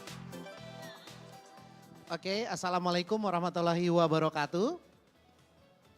Thank you for being here. This is the last creative talk, so it has been a very enlightening day for today, but I hope that you have still an energy to follow our last creative talk, which is with this very leaders of the industry, in creative industry for sure. Let me, before inviting them, read a paragraph on each of our speaker for this afternoon session. The first is Pak Antony Lim. Pak Antony Lim is CEO of venture capital, as the founding father of leading venture capital firm, exemplifies the potent blend of entrepreneurship and technology in bringing diverse culture together. His focus on digital platform, breaking down barriers, paved the way for cross-cultural interaction, revolutionizing commerce and collaboration. The second speaker is Pak Ricky Pesik, which is a renowned advertising practitioner and former vice head of the Badan Ekonomi Kreatif or Bekraf in Republik Indonesia. Now he is the head of the Committee of Digital and Creative Economy of Indonesia Chambers of Commerce or KADIN. He holds a bachelor degree in chemistry from ITB. Pak Ricky also has long history in communication and content industry with numerous awards and recognition. His international involvement includes serving as Vice Chairman Conference Experience Director at the Asia Pacific Media Forum in 2014 and Judge at Spike Asia in Singapore and the Cannes Lion International Advertising Festival in Cannes, France. Our third, but for sure not the least, is Pak Andi Kristianto, the CEO of PT Telkomsel Ecosystem Digital. Represent a pivotal force in shaping the ASEAN creative economy with his extensive experience and leadership in digital transformation.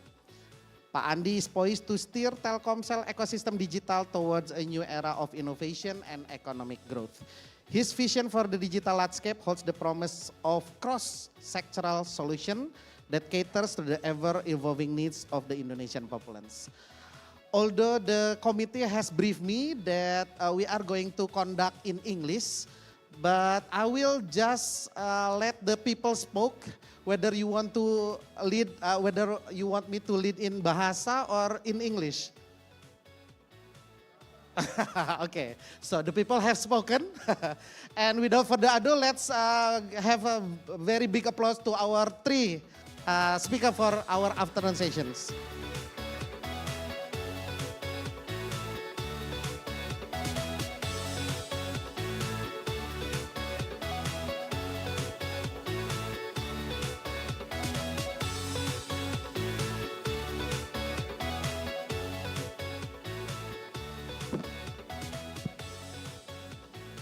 So the people have spoken Pak, jadi kita bisa ngomong bahasa Indonesia kayak. Asik, asik. Biar lebih asik ya, lebih enak, lebih lancar lagi. Kita mungkin tadi sudah diperkenalkan para speaker kita, ada Pak Andi, kemudian Pak Antony dan juga Pak Ricky Pesik. Saya mungkin akan mulai dulu dengan Pak Andi Kristianto, Indico. Wah, Indico ini merupakan sebuah digital ecosystem builder mungkin gitu ya Pak ya. Bagaimana Telkom ataupun spesifiknya mungkin Telkom Indico ini melihat kreatif ekonomi itu berkembang bukan hanya di Indonesia dan juga Asia Pak. Silakan Pak Andi. Ya, mungkin nomor satu yang paling jelas itu adalah siapa sih segmennya gitu ya, baik itu subjek maupun objeknya gitu. Nah yang kita lihat itu bahwa ini statistik aja gitu bahwa di Southeast Asia itu punya, terutama Indonesia ya termasuk diantaranya, punya keunggulan ini ya, demographic dividend gitu. Anak mudanya banyak, 225 jutaan, hampir separohnya di Indonesia lah gitu ya. Jadi itu aja udah wow gitu. Yes. Apapun inisiatifnya, apapun vertikalnya, apapun offeringnya itu gede. Itu sesuatu yang gak akan dimiliki oleh negara seperti misalnya Jepang atau Eropa Barat misalnya gitu ya. Secanggih-canggihnya teknologi, mungkin sebanyaknya duit yang bisa diinvest gitu ya. Tapi anak muda, nah itu demographic dividend itu gak bisa dibeli kan gitu. Ya, itu nomor satu. Yang kedua juga kita lihat dari kacamata kami di Telkomsel, Indico yang bareng sama Telkomsel, ketika kami menyediakan layanan telekomunikasi selama 28 tahun terakhir gitu ya. Satu hal itu adalah yang kami dari kami mengembangkan network dan coverage itu di 514 kota di Indonesia.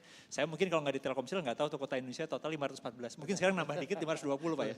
Tapi disitulah ketika kita menyediakan coverage di sana kita juga jadi terbuka bahwa Indonesia is so diverse gitu. Benar-benar bineka tunggal ika itu benar gitu. Jadi orang-orang Indonesia lah yang paling mengerti market di Indonesia gitu. Bagaimana menyediakan solusi buat Indonesia. Bagaimana anak-anak muda ini mempersif hal-hal baru gitu di Indonesia.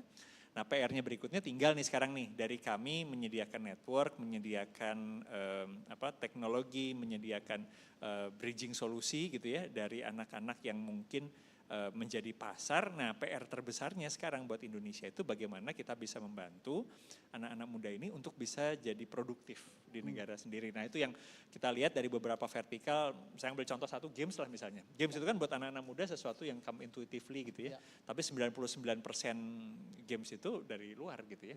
Ini capability yang mungkin harus kita kejar gitu.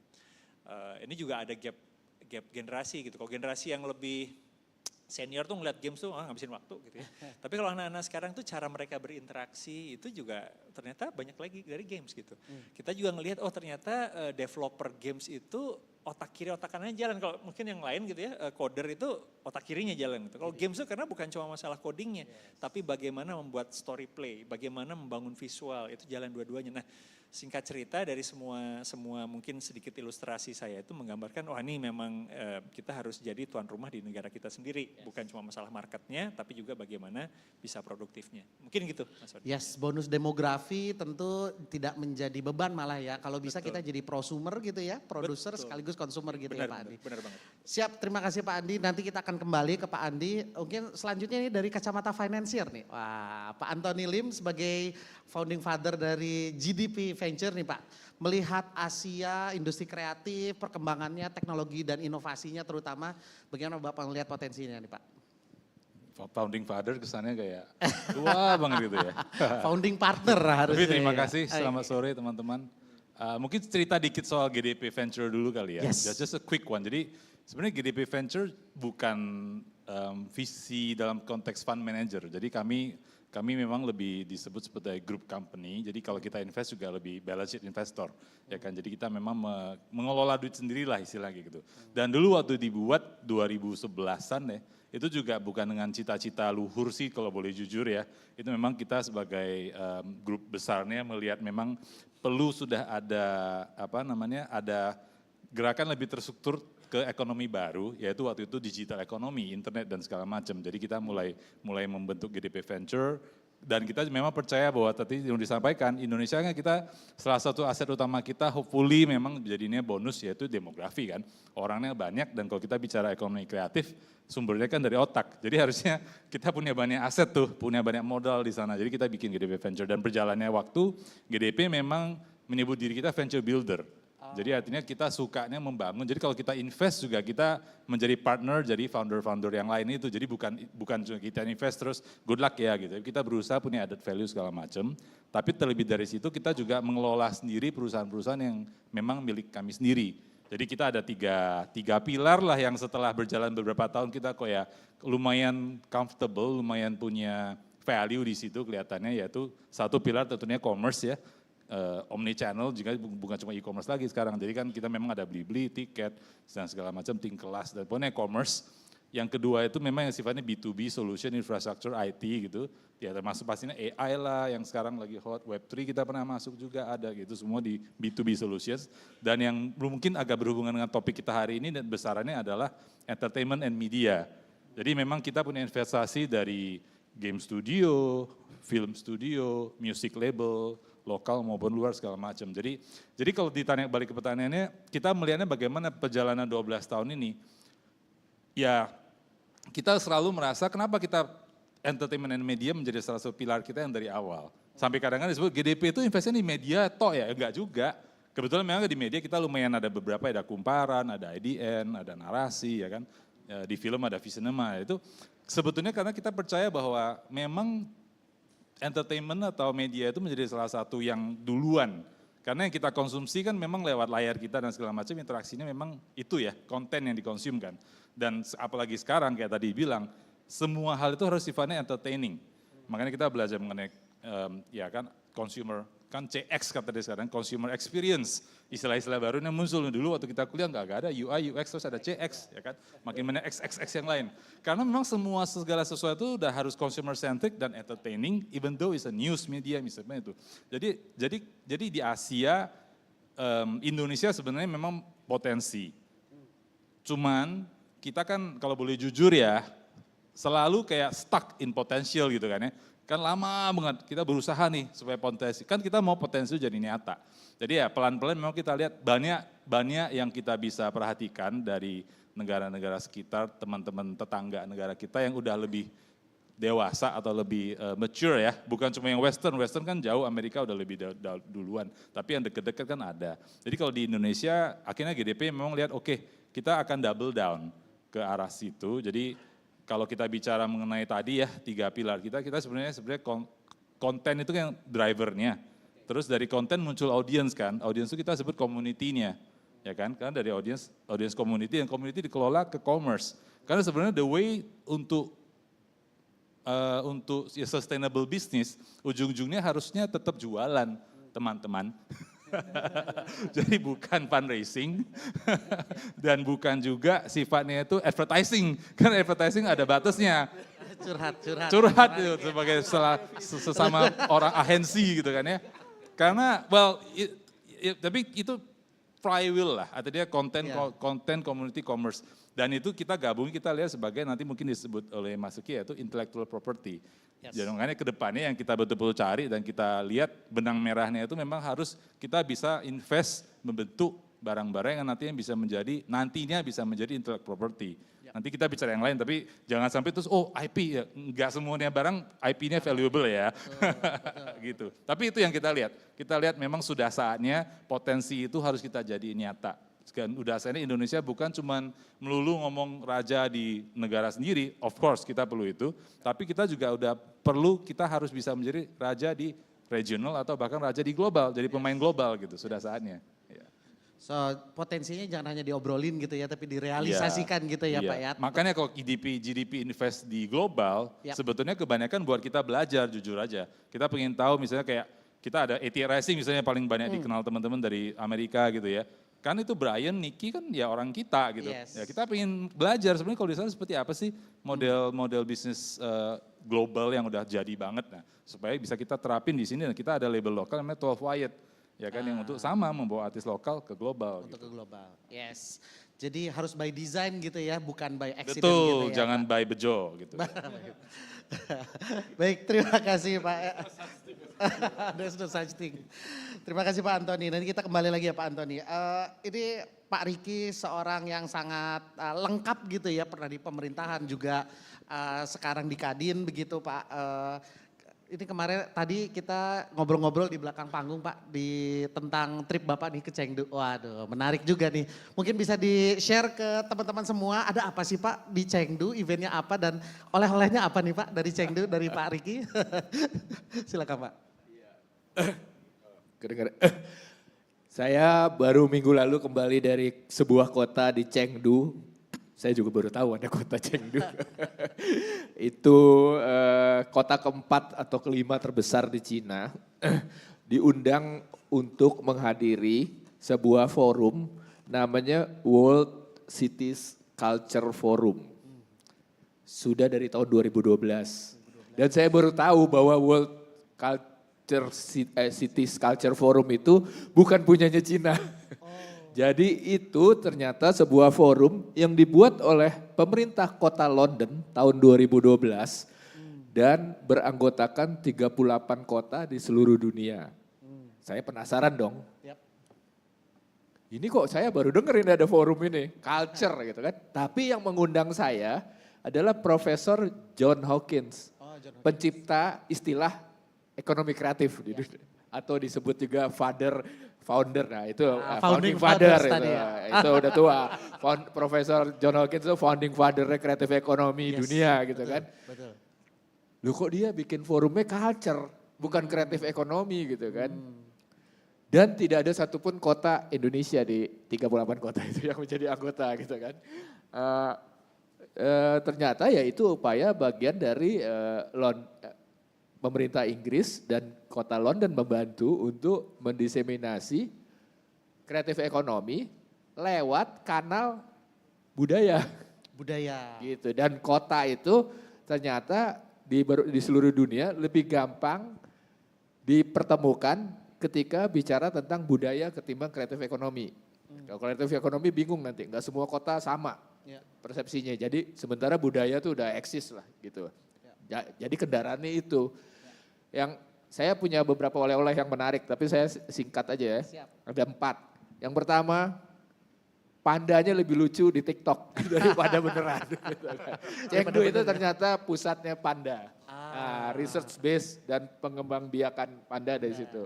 Yang kedua, saus Szechuannya lebih pedas di Indonesia, di rumah makan Cina di Indonesia ketimbang di sana. Daripada di sana. Seperti kata Welly. Itu kan Chengdu itu berada di provinsi Sichuan. Sichuan itu terkenal karena saus Sichuannya kan dibuat kita. Yang ketiga, menurut saya ini yang perlu mungkin teman-teman googling nanti.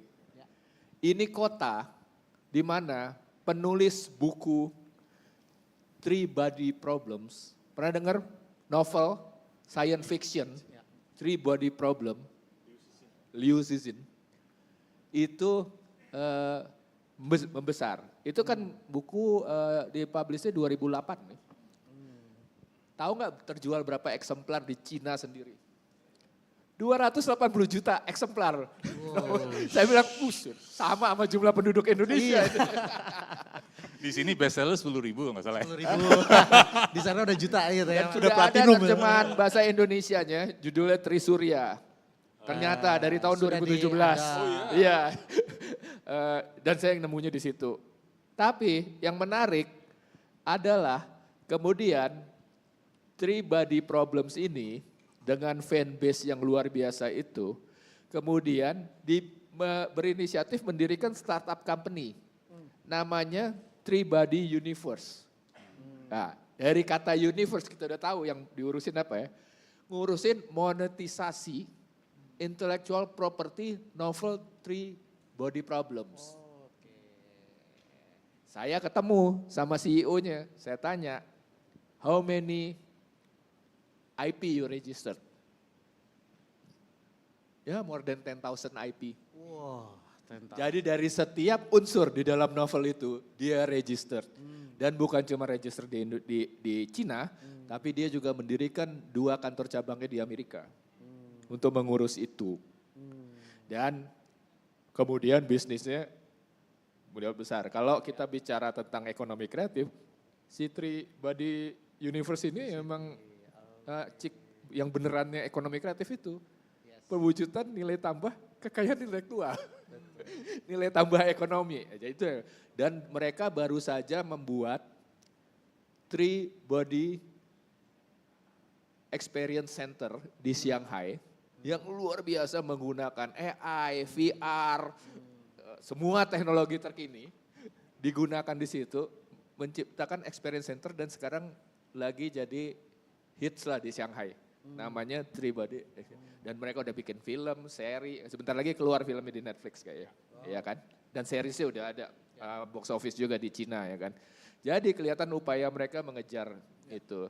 Dan yang paling gila lagi, ini yang paling gila, gara-gara buku ini juga menurut saya sih saya kira.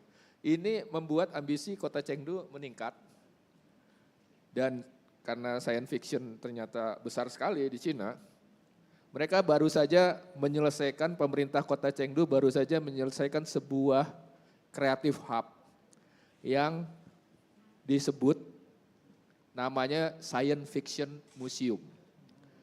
Menunjuk perusahaan arsitektur ternama dunia yang foundernya udah meninggal, tapi terkenal bikin landmark di seluruh dunia, namanya Zaha Hadid. Tapi ini perusahaannya karena Zaha Hadid itu udah meninggal. Dalam waktu 2 tahun bikin Creative Hub Science Fiction Museum yang model pesawat luar angkasa, megahnya luar biasa itu gedung gitu kan. Dan bukan waktu saya lihat, wah ini lebih hebat dari Dong Diamond Plaza yang di Seoul gitu kan. Luar biasa untuk menjadi center dari Dan kemudian mereka meng-host Science Fiction World Science Fiction Convention kemarin untuk pembukaan gedung itu. Yang sudah berlangsung 81 tahun di Amerika. Ditarik ke Cina sekarang dengan ambisi pindah ke Cina senternya. Dan untuk itu mereka bisa dorong itu. Jadi emang buset. Buset dah Cina ini. Ya, lebih buset lagi, mereka nggak punya undang-undang ekonomi kreatif, mereka nggak punya lembaga ekonomi kreatif, gitu kan. Tapi luar biasa, kan mereka sebenarnya tertinggal ya dari Jepang kalau kita bicara soal itu. Nah, tapi kelihatan upayanya ngejar itu. Mereka tertinggal dari Korea Selatan kalau ini. Tapi yang paling luar biasa memang kalau kita mau perhatikan, yang saya juga bingung nih di mana kita mau ngejar ya, dan Cina itu sudah punya bekal, dia adalah negara manufaktur kelas dunia. Dia sudah menjadi vendor merek-merek ternama di dunia. Saya lihat pameran dari pemilik IP film Wandering Earth. Ada di Netflix filmnya, Wandering Earth. Itu juga salah satu film science fiction terkenal di Cina ya. Mereka bikin tuh replika mainannya dijual sebagai IP, terus pakaian luar angkasanya segala macam dijual sebagai merchandise gitu. Terus teman saya ada yang komentar, ini kayak Star Trek ya. Yuh, jangan salah lu, Star Trek itu bikin mesin merchandise-nya ke Cina gitu kan. Ini cuma persoalan mereka nggak punya IP-nya, kalau ini IP-nya mereka sendiri gitu kan. Jadi mereka udah siap dengan itu. Dengan semua, ya Apple aja bikinnya di Cina, handphone Apple yang kita pegang itu kan made in China, ya kan, cuma desain in California aja kan, gitu. Jadi mereka udah siap betul itu.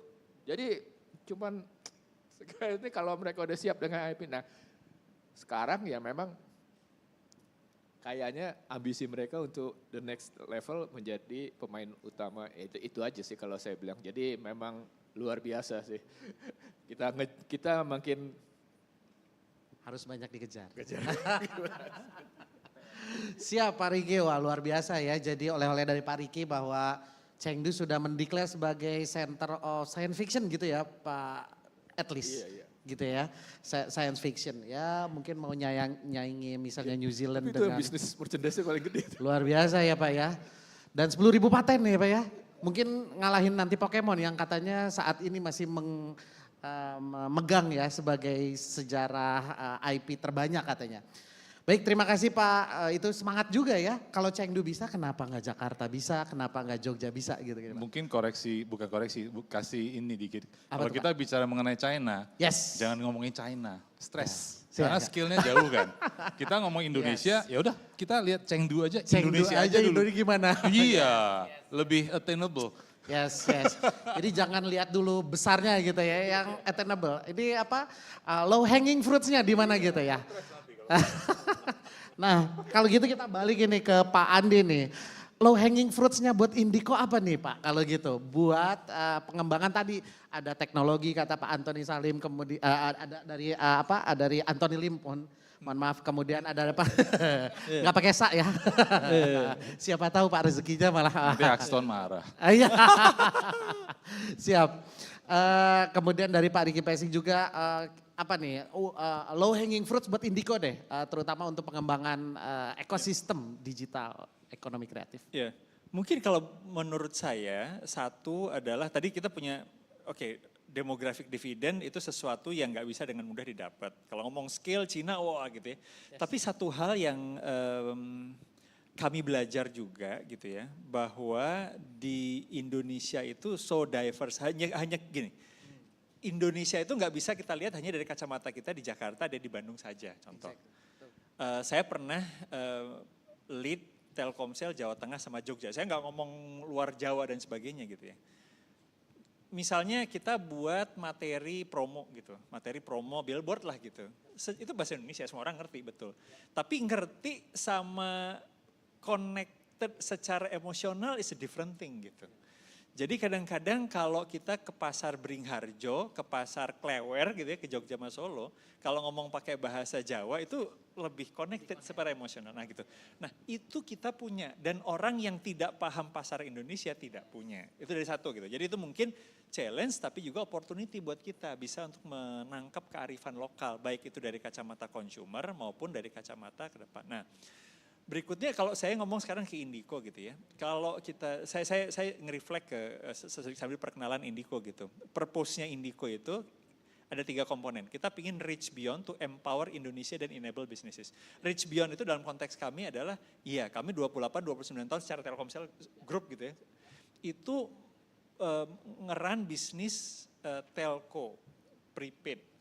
Tapi sebetulnya bukan cuma masalah telkonya gitu. Penyediaan coverage, network, menyambungkan orang dan juga jalur distribusi membuat kita jadi paham gitu.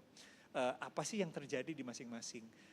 Siapa aja entrepreneur, pasarnya seperti apa dan sebagainya. Bagaimana kita bisa reach out ke pasarnya itu satu hal. Itu part dari reach beyond-nya gimana ya caranya, capability dan aset-aset yang kita punya dari telco ini bisa kita leverage. Yang kedua, empower Indonesia. Gimana caranya biar jangan cuma tadi nggak cuma jadi pasar, kita jadi prosumer tadi ya, pinjam bahasa Mas Yono, jadi prosumer, jadi produsen juga gitu ya. Sama enable businesses-nya. Nah, atau kalau saya turunkan realisasinya, itu saya tertarik sama apa yang Kang Emil, Kang Ridwan Kamil bilang. Gimana nih caranya agar kita bisa membuat orang Indonesia itu tinggal di kampung halamannya, punya rezeki kota, bisnisnya mendunia. Nah gitu, benar itu. Menurut saya gitu. Jadi gimana caranya, contoh di kita ini saya ambil contoh aja real. Di kita tuh ada, di bawahnya Indico tuh ada edutech kunci. Kita engage sama SBM ITB untuk buat mini MBA. Kampus-kampus tuh punya sebetulnya kurikulum seperti itu, tapi pasif ya, maksudnya kalau diminta ada bisnis yang minta kita tawarkan. Dengan kita sediakan platform mini MBA certified 2 bulan doang dan bentuknya digital, itu misalnya ada seorang profesional atau first jobber di Waingapu, Waikabubak, Parepare, dia nggak harus ke Jakarta untuk bisa dapat kualitas edukasi, untuk bisa dapat benchmark, untuk bisa dapat networking. Nah dari sana itu bisa kita buat itu teknologi, platform itu bisa membuat yang tadinya nggak mungkin. Yang tadi balik lagi ke tadi. Jadi kita kalau misalnya orang tua yang sukses di luar Jawa gitu ya, saya bilang di Parepare atau di Ambon, di Ternate sana, dia mampu dan pingin, semua orang tua pasti pingin mendorong anaknya untuk maju gitu. Wah ini institusi pendidikan itu yang bagus-bagus adanya di Jakarta, Bandung, Surabaya, Jogja, ya kan? Jadi gimana caranya orang tuanya nabung untuk bisa mengirim anaknya ke Jakarta, Bandung, Jogja, Surabaya. Nothing wrong with that gitu ya. Cuma biasanya nih orang sana yang udah dikirim Jakarta, Bandung jadi orang Jakarta, jadi orang Bandung kan gitu. Nah siapa nih yang nangkap opportunity yang ada di masing-masing wilayah itu untuk mereka bisa naik kelas gitu. Kan butuh anak-anak pintar berwawasan. Nah kita fasilitasi itu gitu. Nggak harus bisa 2 tahun gitu ya buat MBA di Jakarta, di Bandung. Dalam 2 bulan juga bisa. Ada yang nanya kemudian, lah itu kan Coursera Udemy juga udah ada tuh. Pakai SDA Bocconi dan sebagainya. SDA Bocconi orang yang ngerti tahu gitu, itu sekolah bisnis keren banget di Italia gitu ya. Tapi buat employer di Parepare, di Waingapu ini nggak kenal. Tapi kalau ITB, beda gitu. Mereka kenal, ada certified dari ITB, ikut 2 bulan kelas mini MBA. Dari sana dia bukan cuma dapat ilmunya, dapat networknya. Kalau saya mau nanya ini ke siapa dan sebagainya. Oh itu mahal. Jadi balik lagi ke purpose tadi ini gimana nih caranya kita bisa membuat orang-orang itu nggak harus ke kota besar. Banyak potensi di kotanya masing-masing yang bisa dia dorong. Tapi kita berikan nilai ekonomi sehingga dari sana itu kita bukakan dia bisa punya rezeki seperti orang kota dan bisnisnya bisa mendunia. Itu tadi gitu. Ekspor oriented gitu ya, nggak cuma jadi jago kandang gitu. Itu sih mungkin ya. Thank you Pak. Ya menarik ya bahwa disrupsi-disrupsi seperti itu yang dikejar oleh Indico begitu ya. Di TB sendiri Pak ini bocoran memang agak yang lain pada sirik Pak. Wah mungkin ngantri nanti ke kunci nih ya. Sip, jadi memang disrupsi di segala bidang ya. Tadi dengan ITB adalah dengan kunci adalah di edukasi tapi juga banyak sekali low hanging fruits lain di sektor-sektor lain dengan industri kreatif. Nah ini kita balik ke financier kita nih Pak Antoni Lim nih ya. Tadi banyak sekali mimpi mungkin dari Indico dan segala macam juga dari pelaku-pelaku ekonomi kreatif gitu ya. kita tahu bahwa industri kreatif kan definisinya setiap negara juga berbeda gitu ya. Tadi kita ngobrol juga di backstage. Nah kalau dari financier sendiri, Bapak mungkin bisa sharing nih. Kalau matrix apa sih atau metode apa yang bisa mungkin teman-teman pakai atau Bapak pakai sehari-hari untuk memeasure gimana sih potensial misalnya yang paling gampang return on investment gitu ya. Atau berapa visible sebuah bisnis yang kemudian bisa dilirik oleh financier gitu Pak Antoni. Kayaknya waktunya nggak cukup nih. Iya, makanya 9 menit lagi ya. Aduh. Nggak bisa. Siap. Tapi begini, jadi bahkan untuk perusahaan non kreatif saja, ya. Namanya evaluasi itu kan juga bukan sesuatu yang baku-baku banget ya. Jadi apalagi kalau kita bilang industri kreatif yang obviously dengan nama kreatif saja banyak subjektivitas yang memang membuat valuationnya lebih susah lah. Ada beberapa attempt dari belakang panggung juga Mas Riki sempat share terakhir kali attempt oleh PwC itu 2012.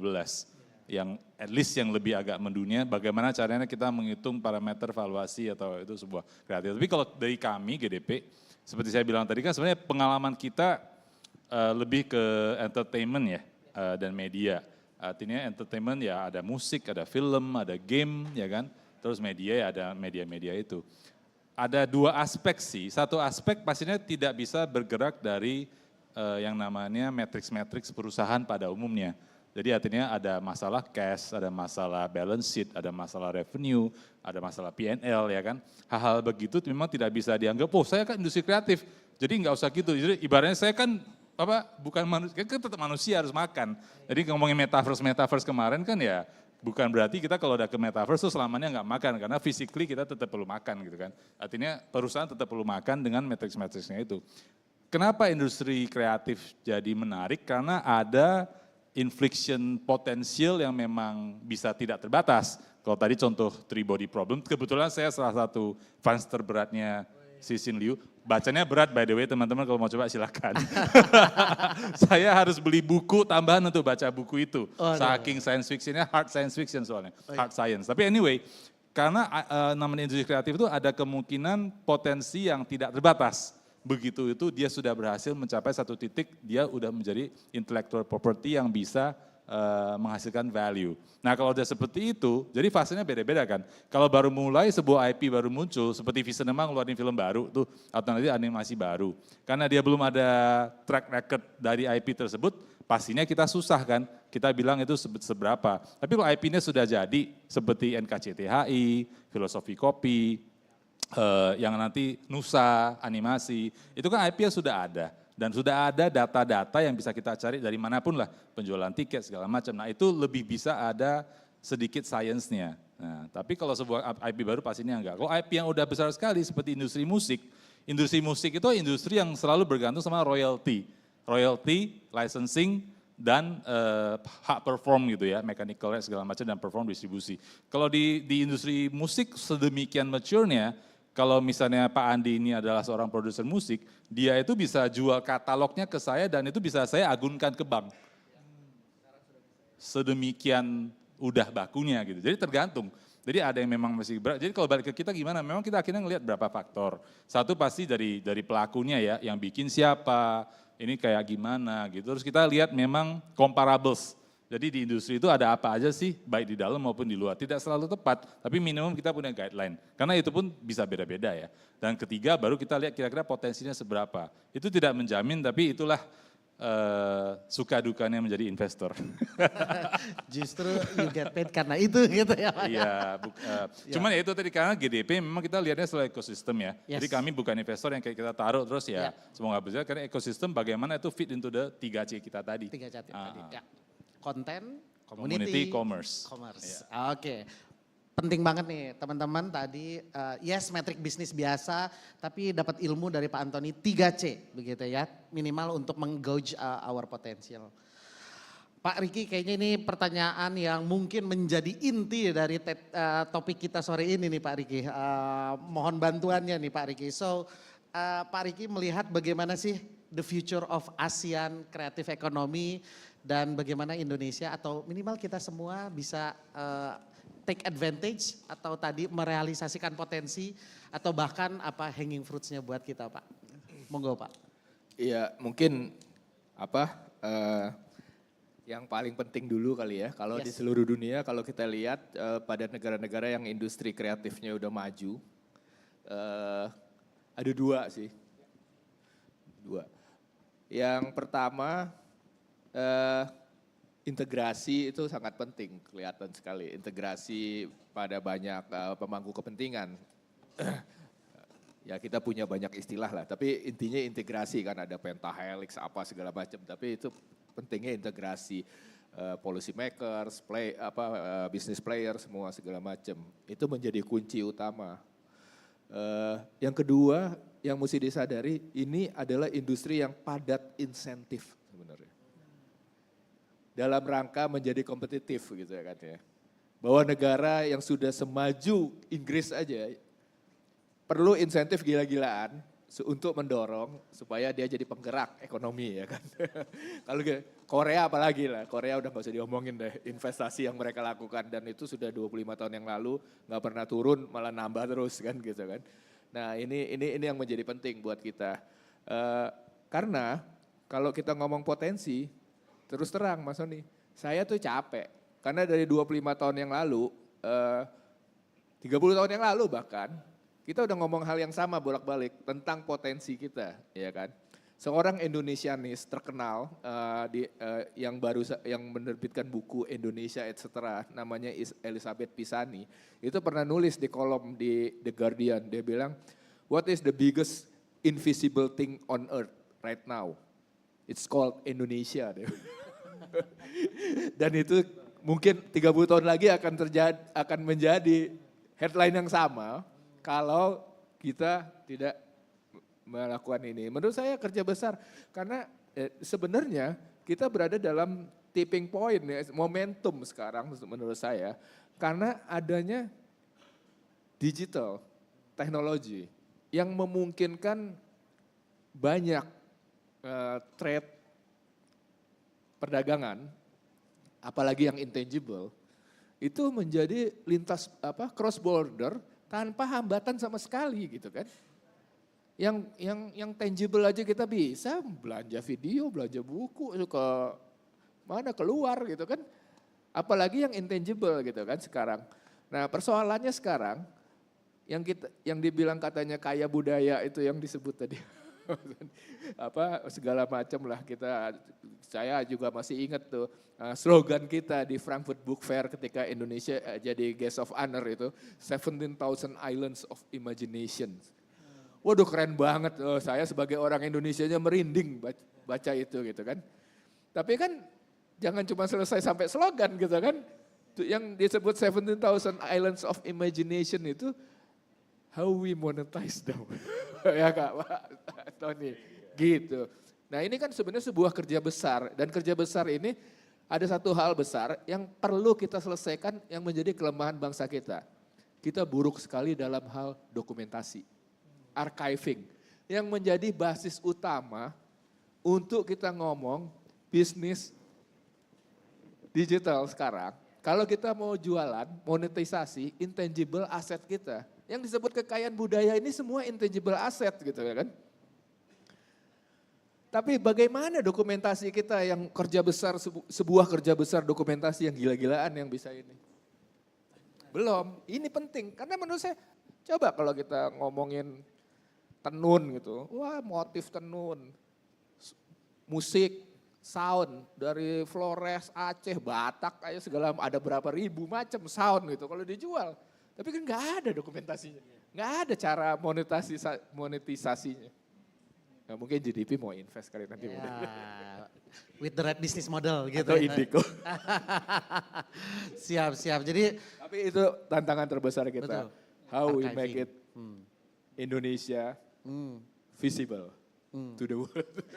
Bukan lagi imaginary atau invincible tadi ya Pak. Siap, terima kasih Pak Riki. Jadi PR kita cukup besar ya, potensialnya bonus demografi, tapi invincible tetap ya, apa yang Pak Riki tadi pesankan gitu kayak. Jadi start making your own low hanging fruits gitu ya, and then creating scaling up, creating growth, creating potentials.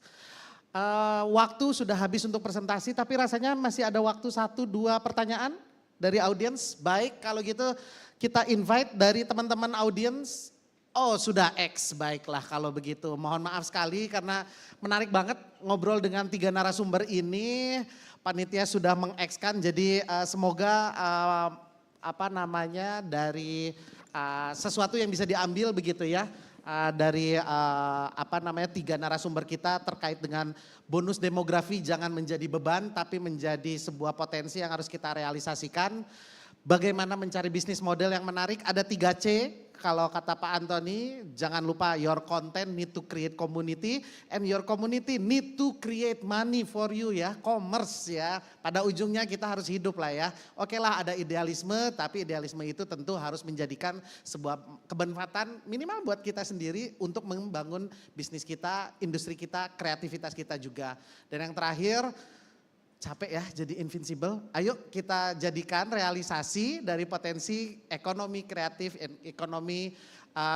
industri kreatif dan juga potensi kreatif Indonesia untuk menjadi bukan hanya tadi Bapak-bapak bilang bukan hanya menjadi konsumer tapi menjadi prosumer, bukan hanya menjadi tuan rumah di negara kita sendiri tapi juga menjadi raja di regional bahkan di global. Mungkin itu, terima kasih Bapak-bapak, kita kasih aplaus luar biasa untuk Bapak-bapak pada sore hari ini. Thank you very much for this creative talk, thank you very much for komite semua dan saya akan kembalikan kepada MC. Terima kasih, saya tutup Creative Talk nomor 8. Billahi taufiq wal hidayah, wassalamualaikum warahmatullahi wabarakatuh.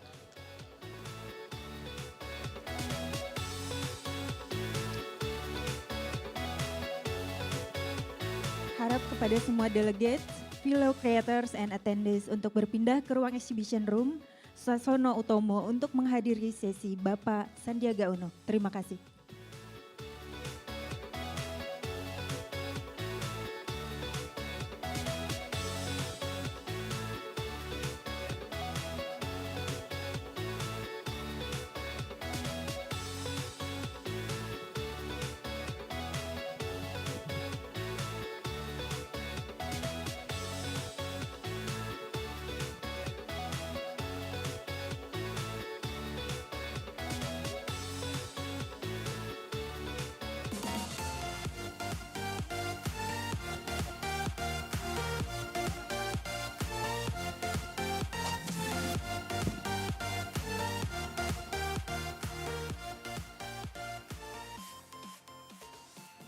For Tourism and Creative Economy from Kemenko Marves, Pak Rizal Edwin, also from Kemenko Marves, from Kemenko Perekonomian, Staf Ahli for Digital Transformations, Creativity and Human Resources.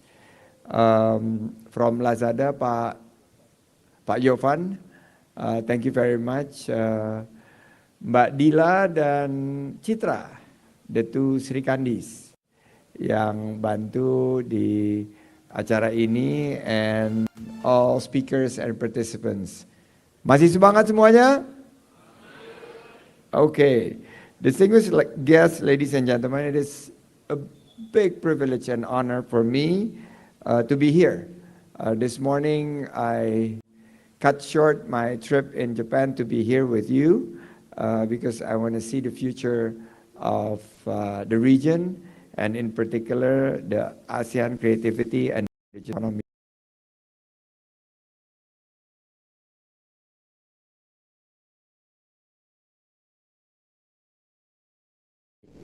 Day that is almost 100 years. 1928, the youth of Indonesia gave a pledge that they are united to support the country and its independence. So fast forward to 2023, we are at the Asian Creativity and Digital Economy Youth Summit 2023 with the hope of making Jakarta and Indonesia as the hub and the epicentrum of digital economy and creativity. As you know, we have about 90 million youth. That's humongous compared to South Korea, that is about under 10 million maybe, and Japan under 5 million. We are probably the fast rising Asian tiger in terms of the creative and digital economy ecosystem. And the growth potential of the digital economy in Asia, and I quote Google, Temasek, and Bain research, is $77 billion in 2022, and it is expected to double to $130 billion in 2025. Driven largely by e-commerce, like Pak Yovan's Lazada, but increasingly is having morphed into other parts of digital economy. For instance, games, the one that Pa Odo and I have been working on, also music, also films, animations, as we see, and a lot of other IP-related growth. Indonesia e-commerce GMV grew from $59 billion in 2022 to $95 billion in 2025. This is, if you look at this number, is staggering. So not just only e-commerce, but we look at transport and food, in particular the food delivery, online travel, the likes of Traveloka, Ticket.com, and online media. We are now getting all our news from online. So the overall digital economy, is, if you can see, is closing into about $400 billion by 2030. This is a great numbers for the youth to take part of. Don't be just spectators. I always ask, mau jadi penonton atau pemain? Penonton atau pemain? So you guys needs to be in the ecosystem, not just watching from the sidelines. So I encourage for you to actively seek partnership in this Youth Summit, and Ministry of Tourism and Creative Economy fully committed. I have Ibu Riwut here, the team with Pak Neil, to fostering collaborations within the startup ecosystem and promoting innovations for the Indonesian digital economy. These are two examples of our programs. Backup, this is basically working with startups and also the scale-up champions. We would like to work more with the likes of young generations that I saw, like Mixture, that is putting together a platform between musicians and venues so that you could have a much better productivity. In fact, Sulaiman plays darbuka, and where are you, Sulaiman? He needs a gig. He plays, and I think his team of darbuka players and percussions could use the help of Mixture, and also the venue of Nur Corner that is started by my wife to help small medium enterprises would need the help of Mixtures and other startups that along the way I meet and greet, and I see that they would be able to create a much better future for us. Give a big hand for all these startups. Ladies and gentlemen, Indonesia is experiencing a boom in the digital economy, but how about the human capital? In fact, this is basically going to be the definitions the next 5 to 10 years. How we could create and promote greater knowledge and get the young community to fuel as a digital talent. Currently, the requirement is around 600,000 digital talents each year for the next 9 years.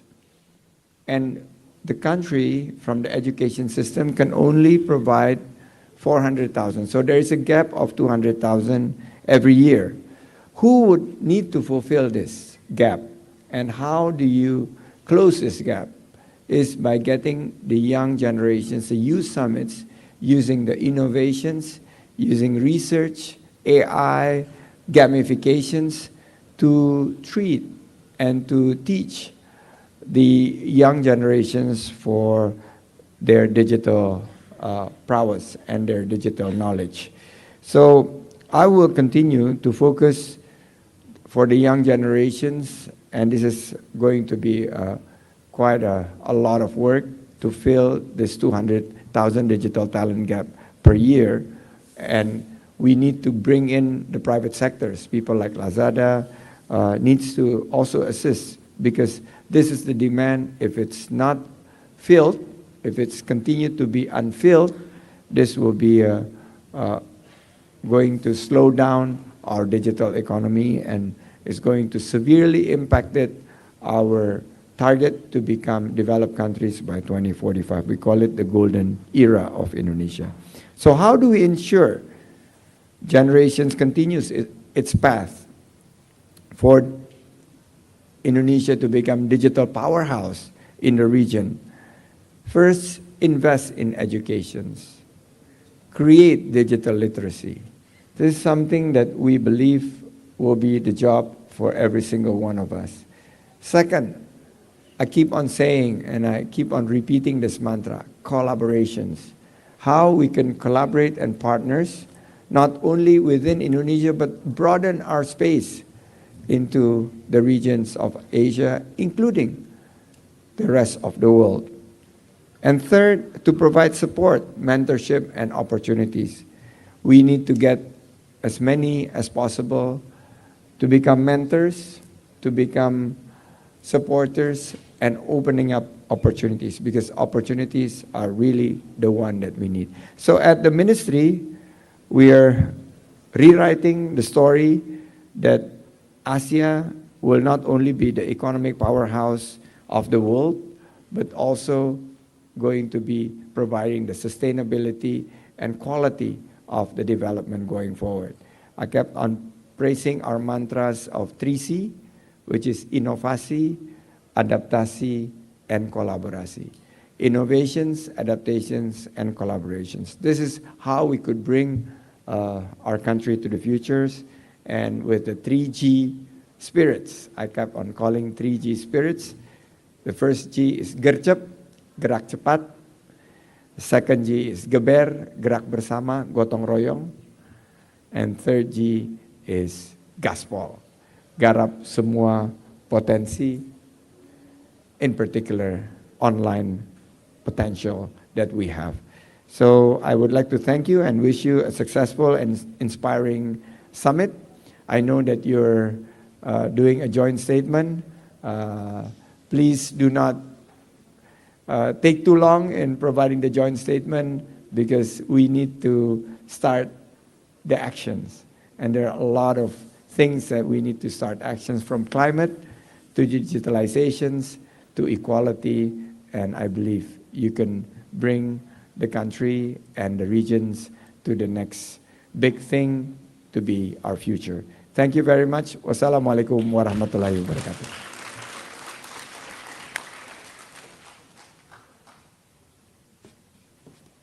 Terima kasih Bapak Sandi, kami minta kesediaannya untuk tetap di atas panggung dan berfoto bersama.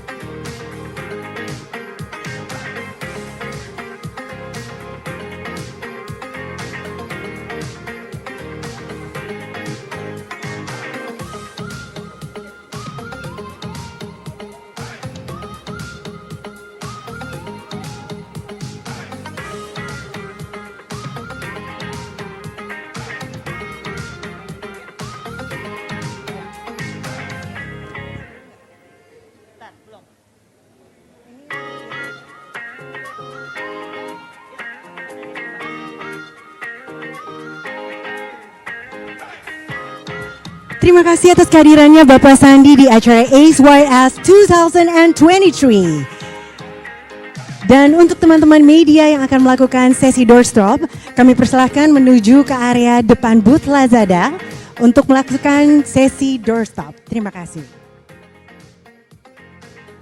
Kembali kami persilahkan kepada rekan-rekan media yang akan melakukan doorstop. Kami minta untuk berada di area depan booth Lazada untuk melanjutkan ke sesi doorstop. Terima kasih.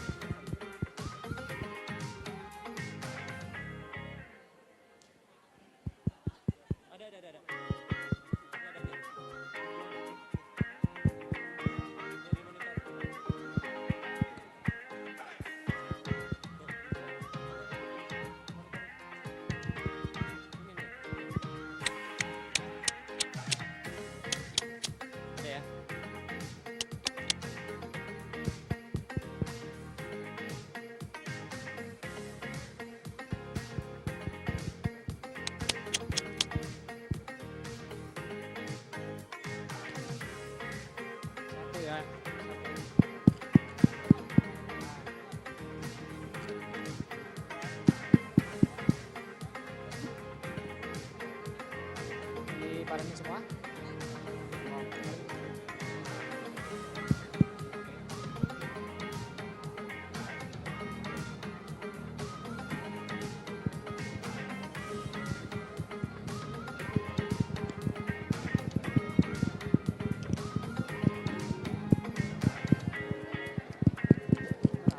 Ada 5 kecil banget tapi.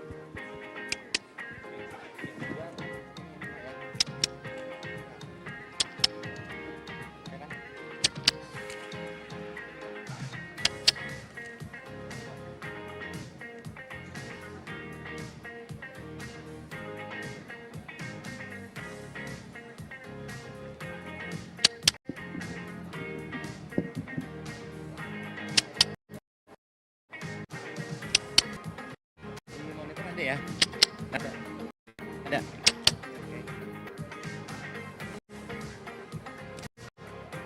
To all participants and delegates